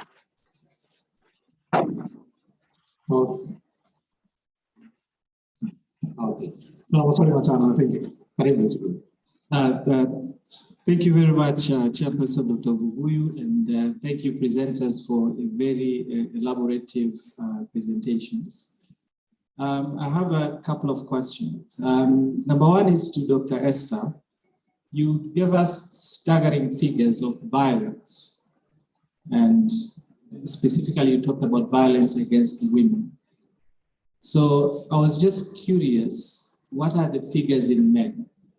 Because we have been noting that there's also violence against men, which is coming. And there have been men who are also talking about being violated by women. So I was just wondering, what are the figures in men? We know women are more affected, but what are the figures in men? And if you have any trends talking about in men. So that is one. And then two, to Dr. Esther as well. You elaborated very well that violence against or gender-based violence is also related to childhood experiences. So I was wondering, in your studies that you've done, for those individuals, men and women who have been exposed to GBV, how many of those have experienced childhood trauma, if we have any figures on that? So that is to Dr. Esther, and then to Dr. Mrema Kilonzo. You talked about poverty and violence, and you said mostly you need to empower women, that when women do not have an income, they're more likely to be violated. So, and there's been a very good, most of you have talked about that. So my question is, why exactly poverty and gender-based violence? And is it poverty in a woman, or is it poverty in a family? I.e., if you have a poor husband and a rich husband who have a non-working wife, do they have the same risk of abusing the woman? So is it the woman per se, or is the family as a whole? So if you could maybe elaborate on that. And then linking to that, to my brother, Dr. Likindikoki, you've talked about women empowerment, that one of the aspects to end the gender-based violence is women empowerment. I just wanted to pick your brain. Are we doing the right thing in women empowerment? Should it be gender empowerment? Shouldn't we focus on the men as well? Because we are leaving the men behind and we're empowering the women. Are we forgetting to educate the man on how to relate to the woman? I usually use that example. I'm a pediatrician by background. Being a woman and having a child does not necessarily mean you know how to breastfeed. Most women will assume just because I'm a woman and I have a child that I know how to breastfeed. Most women actually, they don't. So we need to teach them how to breastfeed. Are we assuming that women are being abused, and we're assuming that the men, they know how to relate to women? So we think if we just focus on the women, then we are solving the problem. Are we missing the boat? Shouldn't we change our focus into gender-based empowerment and empower both men and women, and teach men as well on how to relate to women, as much as we teach women to give them empowerment, poverty, eradication, as well as how to relate to men? Should we change the thinking? Thank you. Sure, Dr. Kinja, after that audit. Thank you very much.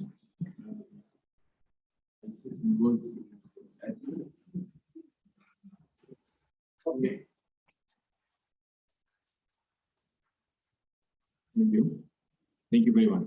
So my question goes to Dr. Esther, and you started your presentation by showing us what is happening recently. And so there is this very prevalent explanation from some intellectuals that you know, things are better, but what you're seeing is because of the internet. There was no internet maybe in the 1980s. So do we have data, for example, in this country? Back then, maybe 30 years ago, what was the situation, and vis-a-vis today? Yeah, thank you.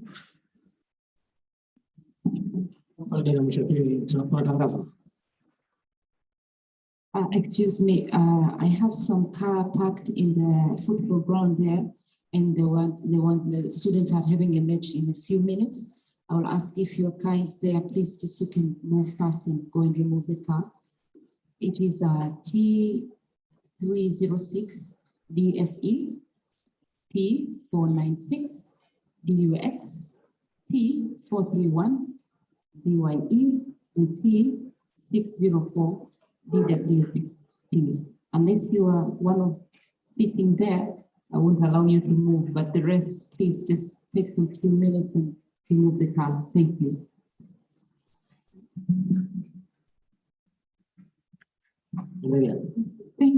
Thank you. Thank you for all the presentations, and my question goes to Dr. Esther. I was interested when she said that the violence can even come from watching movies, right? Yeah, so, and right now what I am seeing is everywhere you go, especially with the social media, whether it's Instagram or such, that is what you see is those information about violence. So it's like we are watching the real movie of violence. Don't you see that there is a possibility of us growing the violence character in us just by watching these old movies and the directors and the information that are given by the social media? For example, you find a person, labda mtu amekosea and anasema ndio maana mnapigwa, because huwa anaona like in the social media that ndio maana mnapigwa, lakini angekuwa anaona like ndio maana mnasamehewa, yani you make a mistake like, lakini social media inaonyesha kwamba wanaofanya mistakes wanasamehewa rather than kupigwa. So I see like there is a vast information on this violence, and to the extent that we are so scared to relate with others because you say, okay, that person was very sweet and right now he has done that. So it's like something that is giving us a hard time seeing this every day and every day. So I'd like to see if there is any way of giving us back a trust in people. Nashukuru upande huu kulikuwa na maswali mawili ya mwisho ambao tumehamasika. Pole kwa sababu hatuna mtu.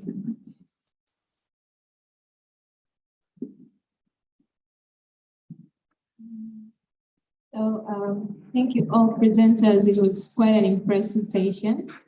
So since we've heard all this information about violence, and I think now the goal is towards prevention, like preventing violence, stopping violence, and the like. So my questions are two, and they're all directed towards violence prevention. So the first one goes to Dr. Mrema. And this is with regards to risk factors for violence. So one that you mentioned is during childhood, when children present with like these, let's say, antisocial personalities, impulsivities, and the like, they're predisposed to becoming violent during adulthood. But also, we do have children who are like exposed to, let's say, sexual harassment, like rape and the like during childhood. So since it's not something that they know, and we want to stop, we want to break this vicious cycle of violence, what can be done to like help these children? Like, you know, maybe something that we should incorporate in our prevention strategies, like parents should know when you know A, B, C, D, if your child has this and that, perhaps you should take this kind of measures so as to prevent them from becoming violent during adulthood. But also, the other question goes to Dr. Esther. So you've presented really well and like a map that shows the prevalences across the of violence, especially the spouse violence across the country. And we see like the it's quite higher in around the lake zone. And I think that there's probably a lot of factors, including social cultural differences. So just trying to think, since we are aiming towards preventing, are we going to employ a similar kind of intervention for the country, or should we do something that will in a way address these social cultural issues to make sure that like possibly the kind of campaigns or interventions will be done in Dar es Salaam or in the let's say Pemba and Unguja should be different from like around the lake zone. So are these the things that we're going to consider, or we should consider, and how should we do it so as to at least make sure that these prevalences are in a way considered towards preventing violence? Thank you. Thank you, Arech. I think Dr. Gidot also we have on those resources as well after the because you have a generic intervention and the difference epidemiological part of it in different communities. So thank you very much. Thanks to the presenters for nice presentations. I came in late, but I was lucky to listen to Rema's presentation, and my question is partly in line with Dr. Harriet's question, that we have seen a web of factors or risk factors that probably can lead to violence. But now my question is from probably the literature review or from the science of violence. Do we have these factors differing in weights across different cultural settings? And if that is the case, how is the prevention approach? Do we tailor it based on the weights, or do we do one size fit all? Thanks. Nafikiri maswali yameisha. Dr. Mdemi aliona maswali, nafikiri kwako ni bracing on. Okay, because it knows about violence.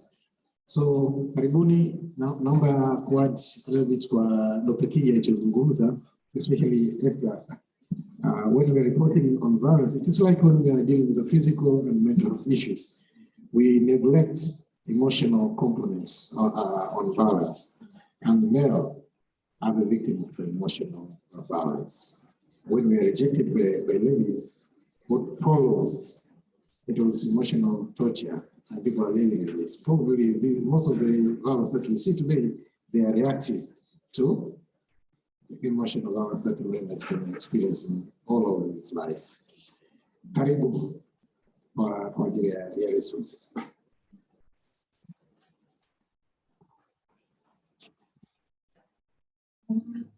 Thank you very much for the question.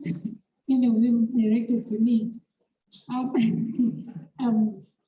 which means my presentation was very interesting. So starting with Dr. Kija, violence against men. It's a very interesting question. In Tanzania, I can't recall as any of the study that went directly asking men about the experiences. Maybe Mrema can say about the Vijueni, and maybe because he also talked about the bidirectional. But what I know is from what the Tanzania Demographic and Health Survey did, they were asking women about their perpetration of violence to men. And I think 2010 it was 2%. I'm not sure about the 2015 if they changed. I didn't look at that number. So only 2% of women said yes, I did. And the type of violence that they were perpetrating was emotional, was mostly emotional and less physical. And we didn't hear much. I don't recall sexual violence. But to a large extent, it is men are experiencing emotional violence. So maybe Mrema will add on other studies that they've conducted because they had men in their sample. And the other one, you talked about the relationship between gender-based violence and childhood. We call them childhood adverse experiences, and in this case, trauma. And many of the studies we conducted, this showed an association. So many, like for example, the study we conducted in Karatu, men were asked about the experiences of violence before the age of 18, and they were also asked about their perpetration of violence. And this majority of them, which was also statistically significant, I can't recall the prevalence itself, but it shows that there's a high association between the two. And unfortunately, this has been a recurrence in many, many, many studies that are also looking at the risk and protective factors. So it is one of the very strong determinant of violence, perpetration of violence. There was another question asked by a doctor there. Sorry, you didn't say your name.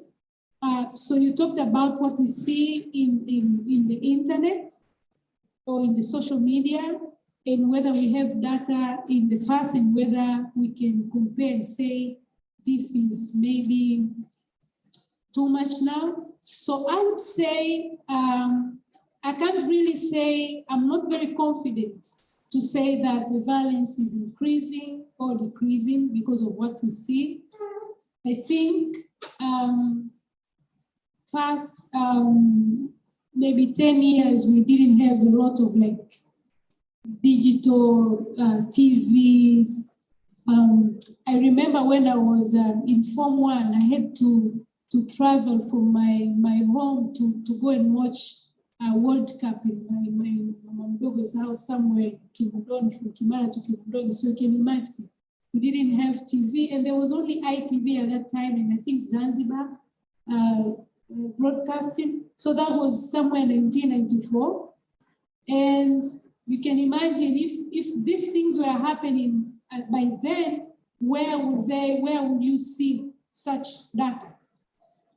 If I can recall, in Tanzania, I can't go beyond going back. I can't go beyond 2005 to say, you know, this is maybe, you know, one of those big studies that looked at gender-based violence prevalence. The first study that I know that was big enough was the WHO multi-country studies that only actually went to Mbeya in Dar es Salaam. And the data, the prevalence was not that different from the data that we saw in the Tanzania Demographic and Health Surveys in 2010.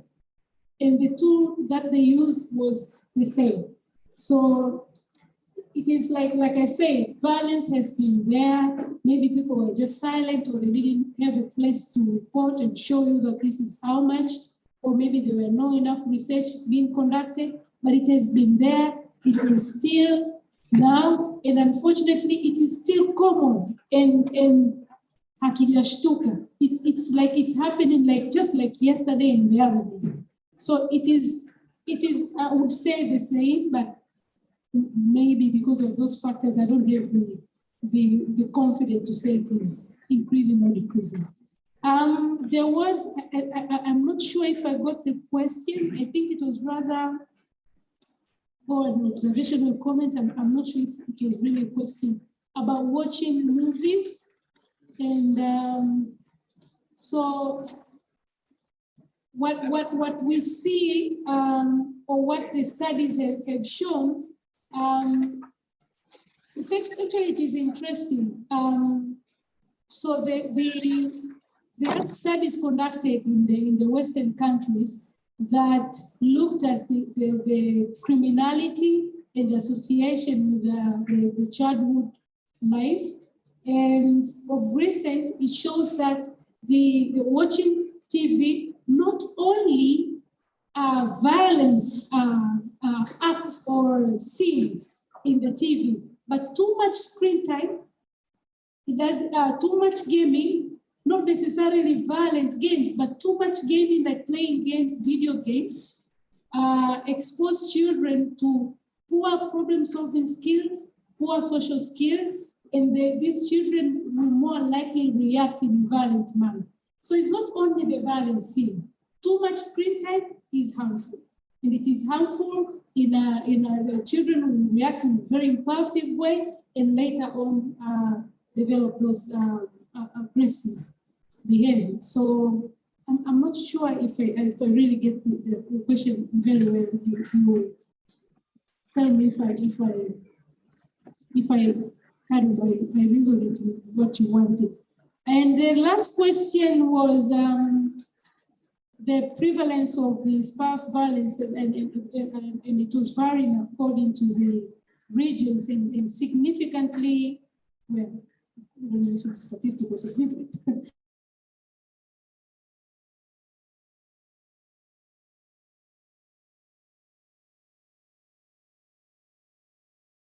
There are issues we hear about culture, and maybe it is about time we go further and ask women about, you know, deeper than just the experience of violence, and ask about those values, things like mwanamke anapigwa na upande wa kanga, mwanamke anapigwa kwa kuliwa sijui nini. You know, those things that we hear, na ile ya mara piga makofi kidogo mura, and all of those things that we hear, whether those contribute to what we see. And if that is what we see is what is contributed to the values and norms in this region, definitely the intervention should be culturally sensitive. If you put something in Zanzibar, it might not work if you go to Mali. So I agree with you that it really should be culturally sensitive, and it should, even among the regions, among the same Lake Zone region. I believe if you go to Sukuma land, the intervention might be required to be different from the Kurians. So I think this is something that we should And I think most of the intervention, and unfortunately, the Lusajo was not here to present, but most of the interventions that were addressing the norms and the values had to start with the communities and the community dialogues and the meetings with the leaders of the communities, and those that were successful started like that, like community engagement. So I'm sure our culture is very important. I think that's it. Because Lekinikoki will have a conclusive remark as well as part of the way forward. So give the microphone to Mrema, and this is not a part of the presentation. Please be brief. Okay.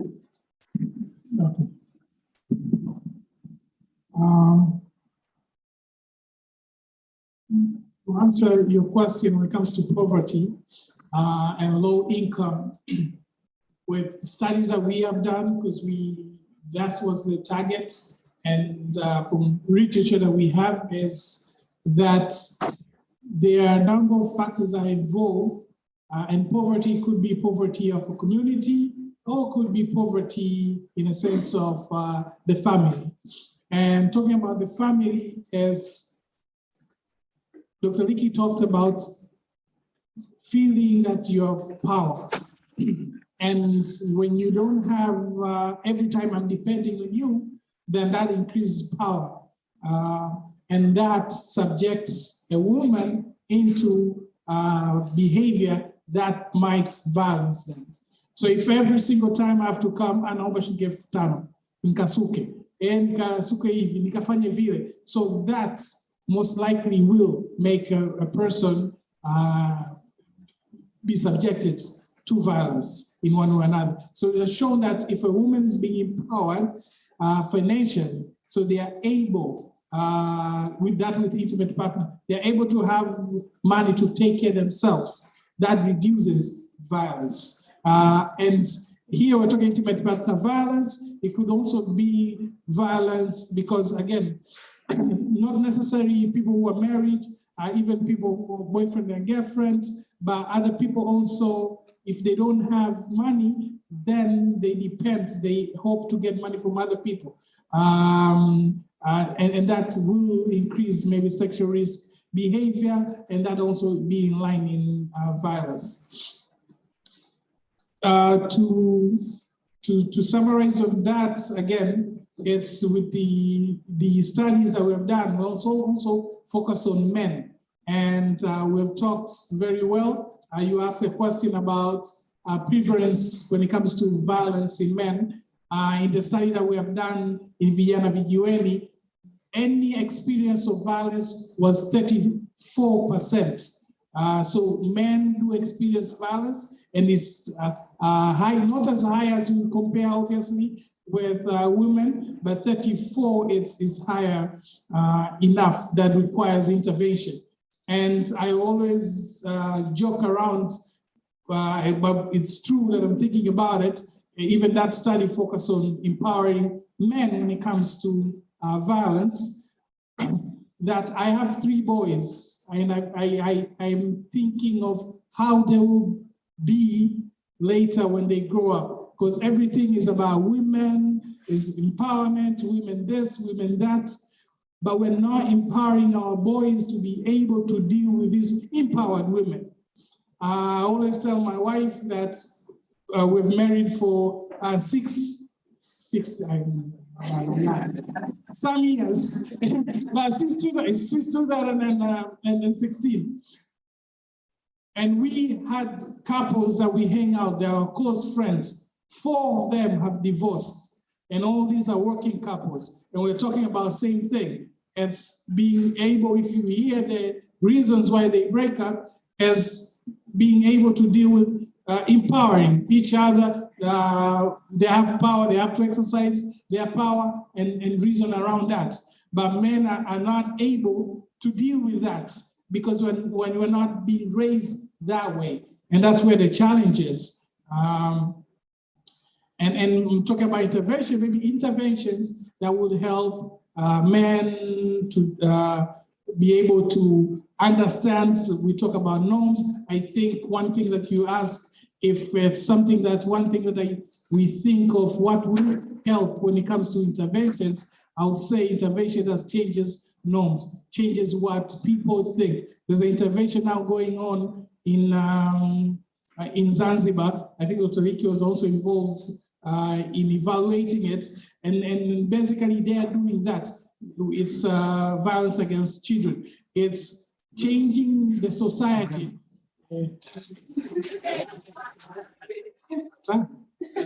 Sound.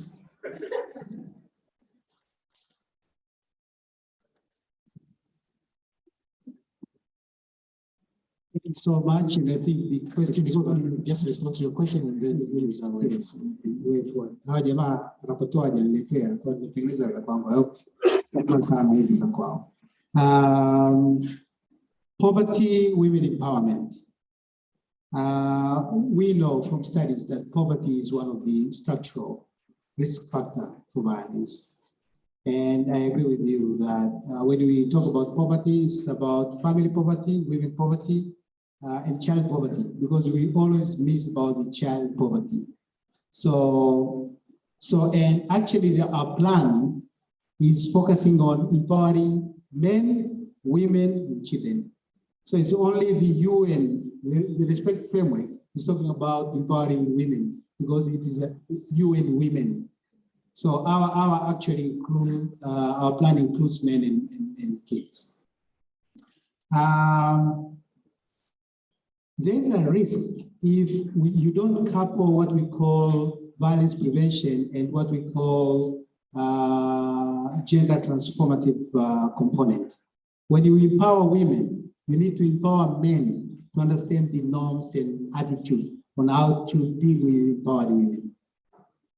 If you empower women and leave alone men, they'll continue. And actually, an empowered woman is a risk in the relationship if a man is not really being addressed when it comes to what is okay and what is not okay.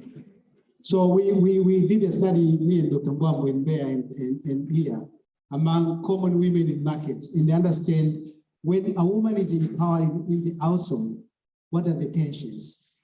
And that's actually we learned a lot. So we knew then, actually, women, they bring more than men. And two, women, they have the ways to deal with violent men when they have more resources. Example mojawapo ni kwamba anajua anakunywa anapela kunywa ametulia. So they know how to navigate when they are financially empowered within the household on how to navigate their way not to be violated. So I'll combine my response with what Harriet and Mucho asked. Violence is very complex. You look at the government plan has 7 elements with 2 additional elements.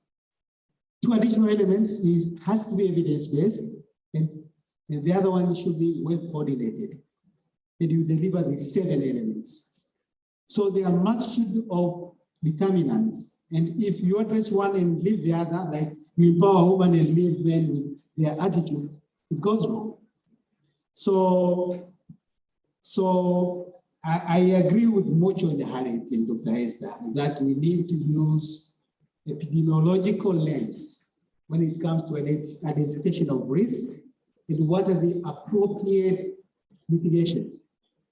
And the mitigation in Tanga won't be the same as mitigation in Rukwa. So we need to tailor mitigation. And we can only tailor mitigation if we have data to suggest what is appropriate in that context. So that should be resolution number 1 from this discussion today. Use of epidemiological lens to address risk and mitigation. The second one, I think we had the presentation from Dr. Mdeme, and if you noted, you haven't heard a lot about violence because it's not one of the major portfolio within the mental health section in the division within the Ministry of Health. I think there's a need now moving forward to make sure that the Ministry of Health, when it comes to mental health section, is speaking to MCDDC, Gender Directorate and Children Directorate, and see in what ways at governmental level, central government level, they can align some of these either preventive or responsive services. And that can be our resolution number 2. Resolution number 3 that I can think of is maybe we talk about violence here. We are elite at the university level, researchers, but the majority of people in the community, they do not really know what we know. So maybe we need to make sure that we get there. We are there, but not yet there. So more national dialogues to address both mental health and violence. That can be resolution number 3. Resolution number 4, I spoke about it a little bit, but I think I strongly believe that we need to use evidence to inform both policy and practice. So we need to see how we as MUHAS, in what ways. I know we have what we call Tanzania Violence Research Network. It's part of MUHAS and Nimri Mwanza and London School for Healing and Tropical Medicine. It is a platform that started research live session last year. Maybe we can use that platform to engage with the government and other stakeholders to make sure that research informs policy and practice. When we started the Tanzania Violence Research Network as part of MUHAS, some colleagues were there. We asked people to tell us what kind of research they've done and they plan to do. And we looked at what evidence does the government and stakeholder want. And there was a huge disconnect between this academic research vis-a-vis what is needed on the ground. So I think we can make sure that researchers are able to speak to government and other implementing partners. And last but not least, I think this goes to Bruno, and I think Bruno will be very unhappy if I don't say this. The resolution of this meeting should be packaged in a manner that can be consumed by policymakers. We need to develop maybe one policy brief that we can have another platform to engage with relevant people. I think Ubugulu and the like, the Ministry of Health and Ministry of Community Development, Gender and Children. And I think if I've missed anything, Mr. Chairperson, please take your liberty to add. Thank you. Our presenters, do you have anything to add? Maybe not. Yeah, thank you very much. Sometimes I'm wondering the bilateral violence, it came up very clear. And I'm just speculating, I was speaking loudly. If it is bilateral, how about the element of patient? If they have been corrupted, so to say, or if they have been provoked and they become the victim of violence, is there any kind of a study that will look into that again?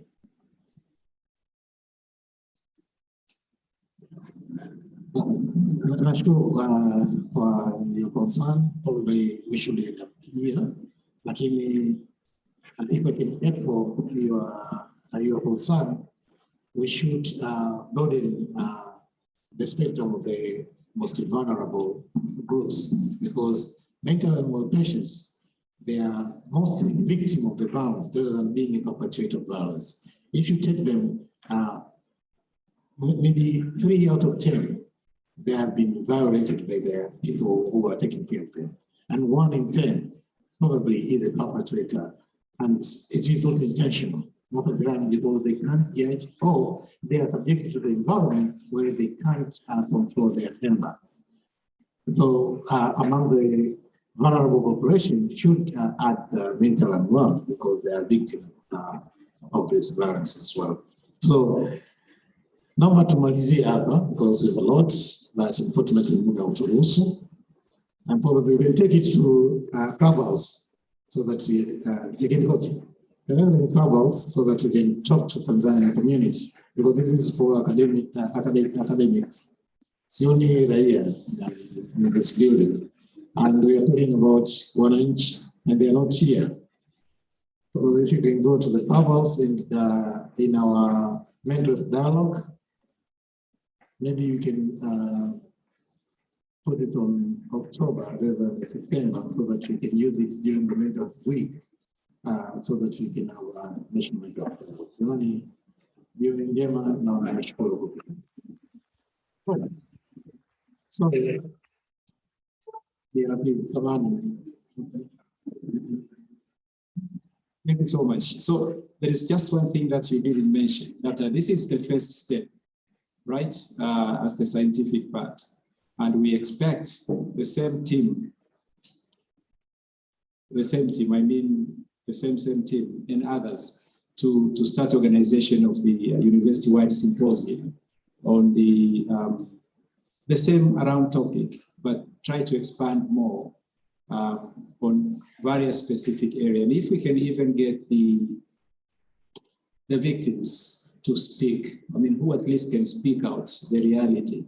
And in university-wide symposia, usually we put at the intersect the scientists, you guys, with p-values and confidence intervals, and associations of those kind of nature, and the ground, whatever theories, and then link what you have as scientific evidence into the policymakers and the implementers. And these days, we usually get the leaders of the parliament to come here and listen to you. And as we discussed, I think it is the same time that the Minister of Health will unveil the mental health strategic plan, right? So it's just around the same time. So be on that plan. And that is also the second step that is leading to a bigger one, which is mental health dialogue, which is a national mental health dialogue, where whatever we've been discussing here is very crucial to that. So from the science to the a wider scope of people and groups to the nation. I think that's a trajectory that we're envisioning. So the work is just starting. Thank you.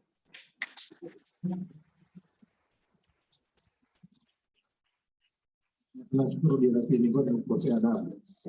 Hapa waosti. Jamani, hiyo ni njema.